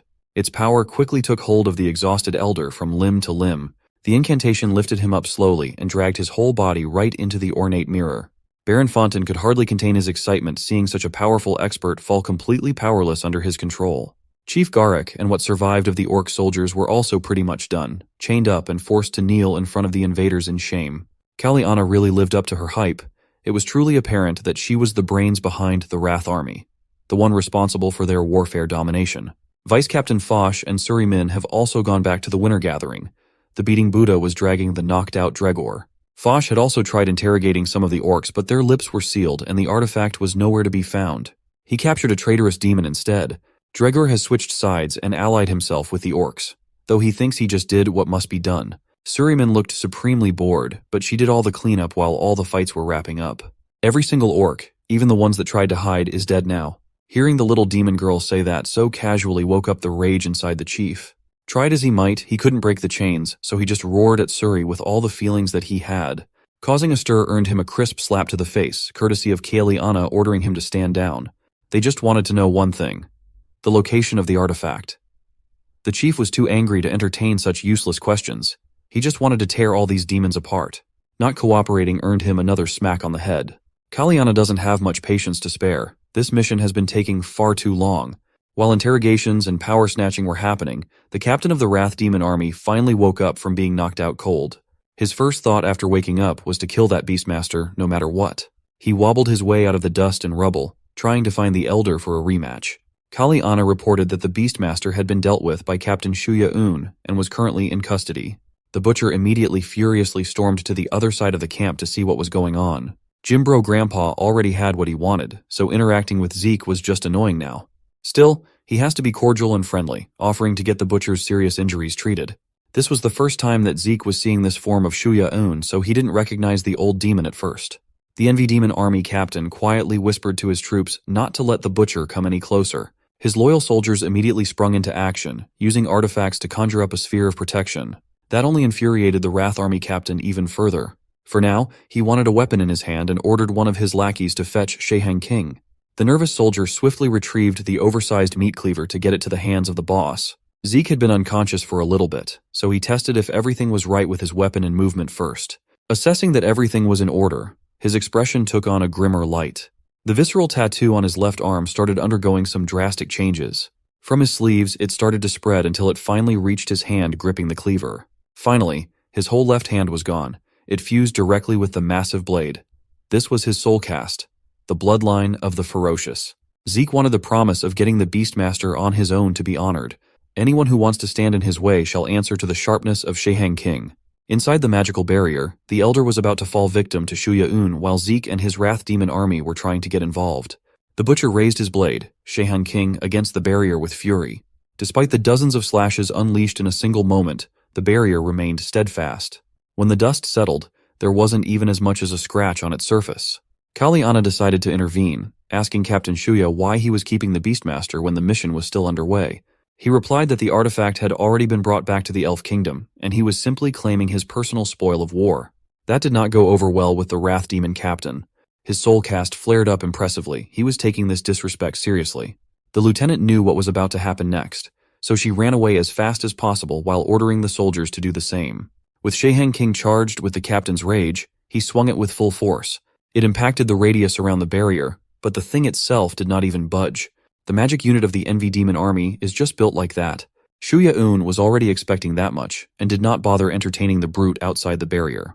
He just tasked Suri to prepare a portal so they could leave this place. The captain's full-body transformation takes a toll after all. Since the next process will take a bit of time, he might as well activate his soul cast too, the Arendama. A dark power covered the Envy captain's hands, slowly reaching Elder Gurren's body. The next thing you know, the golden energy inside his body was being yanked away forcefully. Shuya-Un has started extracting the Elder Spirit Beast mercilessly. It was supremely painful to be on the other side of this inhumane process. Chief Garek was bound by magical chains, so he couldn't do anything as he watched and listened to the old man's agony. Seeing the distress that the Elder was undergoing, the chief had never been angrier. With just his sheer indomitable willpower, the bastard actually managed to break free from the magical chains with brute force. Still, he wasn't at 100% strength. His knee was still busted by the deep wound. That did not stop him from trying to attack with his fist, though. The augmentation of his spirit beast coated the fist with a golden glow, overflowing with force. Just like the Wrath Captain, his target was the pesky barrier put up by the Envy army. His punch produced a resounding boom of compressed energy akin to a bomb. But even that one wasn't enough to break the seemingly invincible shield. He brought forth every remaining ounce of his strength in that punch, but it simply wasn't enough. As he sat there in absolute exhaustion, a series of cracks could be seen forming on the barrier's surface. He just wanted to save the old man, but his stunt just earned him the attention of the Butcher. Gritting his teeth, Garek still couldn't believe that the strongest old man he knew was captured, when they still needed to drive these pesky demons away from the village. He didn't know what else to do, so he just screamed and begged for Gurren to snap out. Zeke came from behind and slashed the chief's body, producing a deep and lethal gash. The Butcher sees the orcs as nothing more than pigs, so he'll slaughter them like so. But behind it all, this thug was nothing more than an egomaniac who couldn't bear the thought of being ignored. Chief Garek finally hit the floor with a thud. His downfall agitated the restrained orc soldiers. They cursed at Zeke and collectively got up to run in even with their bodies bound by chains. On the outskirts of the village, Gul has finally gotten close to the point of hearing the commotion. The young orc was alone. He left the rest of the party in the dust with his speed. But when he arrived within earshot of the village, he stood there huffing for air. His eyes were affixed to the turmoil. The village he grew up in had gone up in the fire of destruction. Demon soldiers surrounded the perimeter. Gul spotted the orcs that he used to see on a day-to-day basis, bounded by chains and running in rage while demons clamored to cut them down like pigs. They didn't even give the orc troops an honorable death. They swung their axes down on their backs. Gul had never seen anything like this. He unconsciously took a step back, overwhelmed by what was happening. Kaliana stayed in a relatively safe position, sniping poor orcs with spear throws. The number of the remaining orcs continued to dwindle as screams of agony filled the place. Gul could not take his eyes away. He eventually yelled at the demons to stop slaughtering his people. Swallowing the fear and uncertainty, the young orc made a mad dash to join the war by himself. A soldier noticed him coming from the woods and alerted the other demons. Our boy has been running non-stop for who knows how long. His stamina had already been pushed to the limit. He was so tunnel-visioned by the slaughter of orcs that he saw that he didn't notice a demon soldier was already en route to kick him away. That soldier did not show an ounce of mercy, kicking a kid squarely in the chest. Feeling like a big man, the bastard stood before Gul as he slid on the rough ground. Taking that kick knocked the wind out of his lungs. Despite that, Gul stood up and gritted his teeth through the pain. He took another step forward, and then he took some more. He might be in pain, but so was everyone else. The demon smiled deviously. They'd been fighting strong orcs all night long, so beating up a powerless kid satisfied the deviant. He wanted to land a punch on the youngster who was taking the same path again. It was a swing and a miss for the bastard demon Ghoul, and his agility was too fast. As he continued to run, the bastard soldier alerted the other troops to restrain the kid. Ghoul pushed his speed even further, only to get grabbed by a powerful grip. He dropped down to the ground, reeling from the impact. The demon soldier finally saw that it was just a kid, trying to get into the slaughter. Ghoul was young and naive. He begged the soldier to just let him through. Bastard soldier finally caught up to the stubborn little orc. He gripped Ghoul's head with increasing force. The kid felt his skull getting tighter. The bastard proceeded to crash his face into the ground violently. He nearly fainted right then and there. Another wind-up and another face crashed to the rough surface. Ghoul was powerless. Bastard soldier looked very pleased with himself as he continued to antagonize the young orc. Ghoul's blood painted the ground sadistically. He might be suffering on the outside, but Ahmad had been laughing inside his mind. This was the first time that the young orc had been put in such a tough position. Before we go sicko mode on the battlefield, let's return to the tranquil times of Puba's village. Back when a charming baby boy had just entered the world, his mother cradled him like the most precious treasure. Chief Garrick was quite fond of the boy, joyfully playing with him. Elder Gurin had to reprimand the new chief, reminding him to get his act together. Garrick gently took the baby from the mother's arms, treating the boy with utmost care. The chief was afraid of making any mistakes, so he endeavored to be as tender as possible. With the baby secured in his hands, Garrick made his way to the stage where the villagers had gathered. This was a day of celebration, marking the start of something new. The day that welcomed this new life, a new orc, and a new member of their growing family into the world. Garrick urged not only himself, but everyone else to guide the child to greatness. The brutes, the soldiers, the handymen, and everyone else chanted in unison. Garrick raised the little boy into the air, Lion King style. For the citizens of Pubiz, a new era had just begun, and they eagerly anticipated their bright future. This was the day that Braba Gul was formally welcomed as the newest citizen of Pubiz. Gulfin watched with a bright smile on her face, while Gurin was pleased to see that the chief wasn't doing too badly. After the ceremony, Chief Garrick still harbored doubts regarding his new role. He had only desired to be chief for the free and unlimited ramen, after all. Who would have thought that the job would be so demanding, with an endless list of tasks to tackle and problems to solve? Lozin, who had been by his side throughout, saw things differently. She believed that Garrick had been doing a commendable job. The chief sighed and came to a realization. He recognized that the orcs of Pubiz held a very significant place in his heart. They were the reason why he persevered, even though he despised most aspects of the job. Seeing everyone's smiles, resolving conflicts, and making decisions for the greater good, he knew that he would do everything to protect his people. Fast forward to the present day. The child they had welcomed into the world was now being tormented by a sadistic demon. Displaying the young orc's injuries openly, the demon urged the other orcs to witness their desperation. Gul cried out, calling for the chief, his face battered. Even Ahmad was starting to grow angry at the demon, this weasel daring to hinder them. Seeing how the demon mistreated Gul, Ahmad whispered an idea to the young orc's psyche. Wouldn't it be fair to just kill them right here and now? Gul gritted his teeth. Ahmad's thoughts were beginning to cloud his mind. With the sight of his kin being slaughtered like animals, the idea of wiping out the demons seemed more and more appealing by the second. Meanwhile, some of the injured and captive orcs managed to bypass the soldiers to reach the captain of the Wrath Demon army. They were eager to take the butcher's head. Just as Zeke was about to turn around, no longer finding amusement, Chief Garrick seemingly rose from the dead. The butcher's soul cast flared on his blade once again. He was done playing games and having fun. He didn't care about this damn village. All he wanted was a rematch with the Beastmaster. So, for now, he would settle for trying to break the barrier while taking down everyone within the radius of his Crimson 360 swing. The victim list included Chief Garrick. Most of the remaining soldiers had also fallen to the Peerless Blade. In one swift move, copious amounts of orc blood stained the ground of the village. Gul witnessed everything unfold within a few seconds. He would never be the same again. The bodies of the adults who had tolerated his mischief around the village hit the ground with a thud simultaneously. Among them was Chief Garrick. His last thoughts were of how he had once again failed to do his job. He had tried his hardest, coming back from death's door multiple times in this war, but it simply wasn't enough. Unless someone could reconnect a decapitated head to his body, the gritty ramen-loving leader of the village would remain lifeless. Witnessing the deaths of the orcs who had watched him grow up and guided him, something inside Gul snapped. A different blood started flowing in his veins. He couldn't tear his eyes away from the orc corpses as his vision began to darken. The demon continued to grip him by the head, and he had had enough. Ahmad laughed maniacally. These infidels didn't even know what was about to happen. He urged Gul to show no mercy to the demons. All the kid had to do was step onto the platform as he did before. Consumed by anger and darkness, Ghoul did just that with as much force as he could muster. Upon doing so, his transformation produced a massive explosion that sent every demon in the vicinity flying. The demon landed in a shallow pond of water, making a splash. He got up, feeling a debilitating pain in his backside from falling at a weird angle. But what was more painful was the continuous burning of his hand. The explosion brought with it a bizarre flame that consumed the demon's flesh. That exact same flame blazed around Ghoul's neck. His skin turned red, and the strange marks all over his body returned. With bone-chilling calmness, he once again asked the demons why they were killing everyone. When his emotions finally erupted, so did the power hiding dormant inside his tiny body.